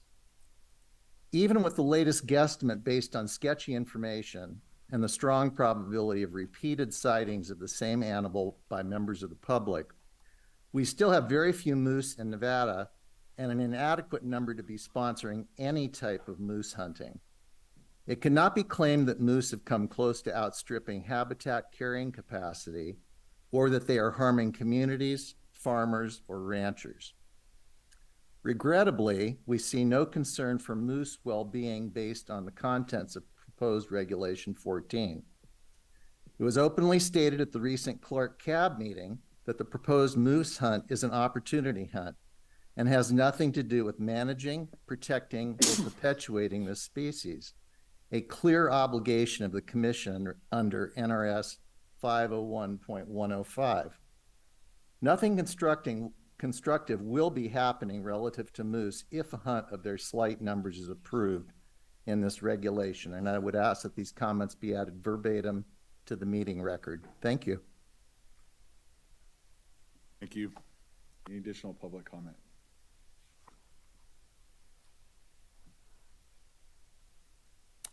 Any additional public comment, or are we good? Oh, yes, okay. Hello, Commissioners. This is Stephanie Myers in Clark County. The one and only question on this item is why a moose hunt at all? Where's the management plan, the science? And what are the real numbers of moose in Nevada? I hear Cody McKee saying that Nevada is experiencing a population eruption. What is an eruption? 2 more, 5 more than last year? Because of this eruption, Cody says it is unlikely to be sustainable. What is unsustainable? He predicts that it will take 3 years to even reach 200 moose. Is it unsustainable? Are you saying that Nevada is about to have too many moose? So we better kill a bunch of them to sustain their population? Really? The moose seem to be doing a good job of sustaining their population all by themselves, despite heat and drought. Even Cody says, our moose numbers are so low. We have heard that the moose hunt is an opportunity hunt, and we've learned your jargon. We know that when you say opportunity hunt, what you really mean is a trophy hunt. Yes, we know that you don't like that term trophy hunt, but that's what it really is. Or maybe you prefer for sport hunt. Same thing. Public opinion is moving away more and more from trophy hunts. Please stop this hunt before it begins. There is no good reason for a moose hunt. The general public does not want this hunt, and our numbers are really erupting. Please listen to the more than 90% of Nevada, 95% of Nevada residents who do not hunt or trap. We are the general public. We want to see moose, to view moose, not to kill moose. We beg you not to move forward with a moose hunt. Thank you for your attention. Thank you.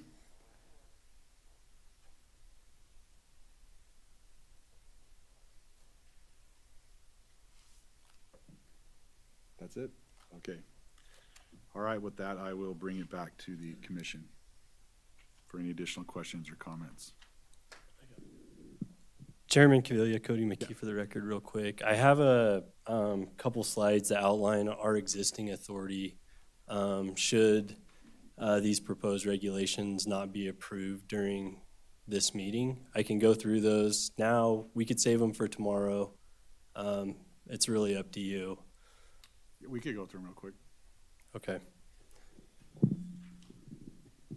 So currently, moose are classified in NRS 502.020 as a big game mammal, but we do not have a definition for antlered or antlerless moose. So the commission can use their broad authority to establish hunt seasons and special restrictions outlined in statute, including a requirement that any harvested moose must have at least one visible antler. And regulation does define antler. So we do have the ability to offer a season with some special restrictions outlined within the commission regulation. Further, our fees for a moose application and bonus point are $10 as outlined in regulation. And we also have a bonus point category of moose, standalone moose. Fees in statute 502.250, the fee for a tag determined to be necessary by the commission for other species pursuant to 502.130 must not exceed the highest fee for a resident or non-resident tag established pursuant to this section. Special tag classifications are outlined. If, for instance, we have antlered mule deer, antlerless deer, horns longer than ear, pronghorn antelope. Since moose are not specifically identified, they would be considered another species pursuant to this statute. So we have the tag fee structure of $120 for resident and $1,200 for a non-resident, should we reach that level. Finally, this one's, I may get corrected by Kaylee or Deputy Attorney General Burkett. We'll see. I actually never heard what the outcome was on this. 502.160, relative to mandatory harvest check-ins, the commission may adopt any regulations necessary relative to the manner of qualifying and applying for, using, completing, attaching, filling out, punching, inspecting, validating, or reporting tags. It is unlawful for any person to fail to abide by any such regulation. Should the regulations discussed today and tomorrow not pass, we would need to add some clarification about harvest check-in for moose, because that would be a valuable data for the department to collect relative to our moose herd pursuant to this statute. And with that, I can take questions on this if so desired. Commissioner Young. I don't have a question to Mr. McKee. I have a statement as to the Washoe Cab. I actually agree with the tag fees, and it's not something we're going to address here today or ever at the commission level. It's statute, situation, legislative, but it does seem to me personally $120 is pretty low for once in a lifetime tag. So just something for the future. Commissioner McNinch.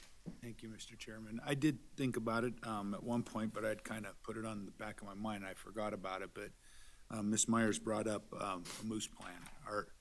You know, is there a plan to develop a moose plan, or, I mean, it's a good question. Yeah, Commissioner McNinch, we don't currently have a plan for a moose plan. Should the commission choose for us to pursue one, we could do that. Again, our populations are low, as Ms. Myers pointed out. However, we have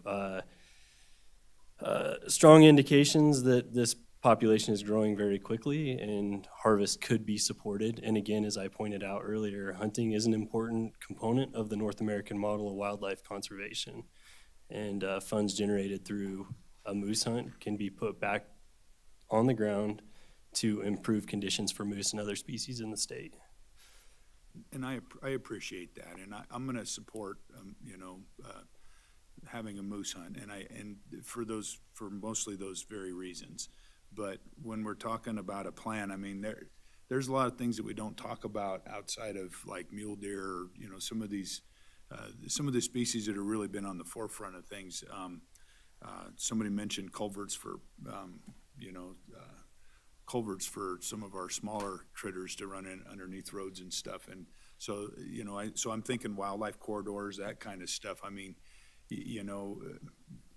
do they use the overpasses? Do they not use overpasses? Or do they need something else? I'm assuming that they do, but I don't know that kind of stuff. Maybe they use a different area than the deer do, so can you, you can't really walk them to the other one and say, no, you got it wrong all over here. You got to come down here and cross, so I mean, those things cross my mind. I think there's value in it. I do. And I agree, the conservation, that you gain from there's opportunity, and but I think there's opportunity in more than one way, and I think having a plan, we learn from that kind of stuff.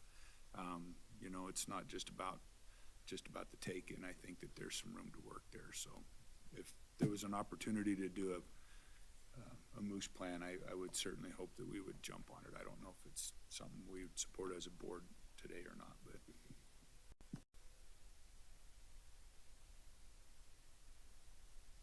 Additional questions or comments? Everybody's getting worn out.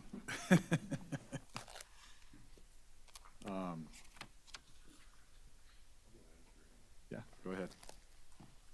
Yeah, thank you, Chair Cavilla. With that, I'd like to move Commission Regulation 514 to a second workshop as presented with the discussed changes to Section 4, Item 1 and 2, relating to clarifying language on making those tags once in a lifetime, and then also the changes to Section 5, striking except as otherwise provided in subsection 2, and then renumbering the list of all the animals and adding wild turkey to that section. Second. Okay, I have a motion, you got a question or? Oh, okay. I have a motion and a second. All those in favor, please say aye. Aye. Opposed? Okay, motion carries unanimously. Agenda item 13, public comment period, informational. Public comment will be limited to 3 minutes. No action can be taken by the commission at this time. Any item requiring commission action may be scheduled on a future commission agenda. Persons making comment are asked to begin by stating their name for the record. The public comment in Sparks.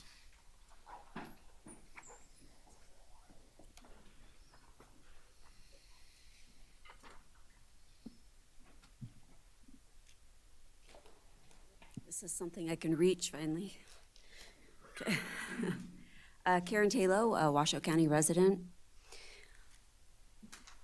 I appreciate Mr. McKee's presentation today. It was probably, in all my years of coming here, and it's been about, it's hard to believe, close to 20, one of the better presentations I've seen in terms of making a case for a hunt. One of the problems with the non-hunting community is that we we hear these presentations and we appreciate the wildlife. We love wildlife like you do. But once a hunt is initiated, there's very little taste to take that opportunity away, even when science shows that it needs to be taken away.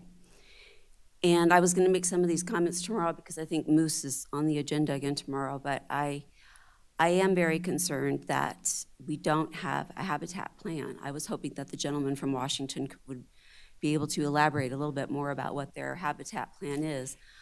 But it's not just about hunting the moose, it's about taking care of them. It's about what do we do with them during drought years. I saw the map, I've been here most of my life. Some of those areas have no water during drought years. What do we do with them? What do we do with the moose? And once again, I know that you guys have a lot on your plate, but we do have to have some sort of plan before we initiate a hunt, in my opinion. Also, when we have such a wonderful presentation like what we had today regarding the moose and the great questions and comments about how will they affect the environment, how will they affect other species, it affects me because tomorrow we're going to be talking about the bear hunt, and we had nothing like this in 2010, nothing. Some of you were still probably not even in high school yet back then, but we didn't have anything like this. So it shows the evolution of the board, it shows the evolution of the biologists, et cetera, but we had a bear hunt shoved down our throats, a political stunt shoved down our throats. And you're gonna hear about that tomorrow, believe me, if you haven't heard about it already. I just want to let you know that I do appreciate the care and the thought that's gone into considering moose, but we're not done yet with the moose, and I just wish that we could do this with all kinds of wildlife that we have in Nevada, including bears, mountain lions, and bobcats. Thank you. Thank you.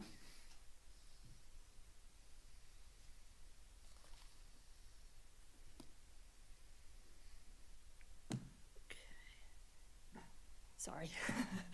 Kathy Smith, Washoe County, for the record. Thank you for the opportunity to speak this evening.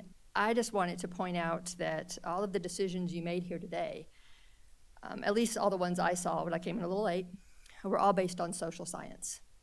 Biological science can inform decisions, but they can never make them. Having a hunt, not having a hunt, how animals are killed, when they're killed, if they're transplanted, all these decisions are social science.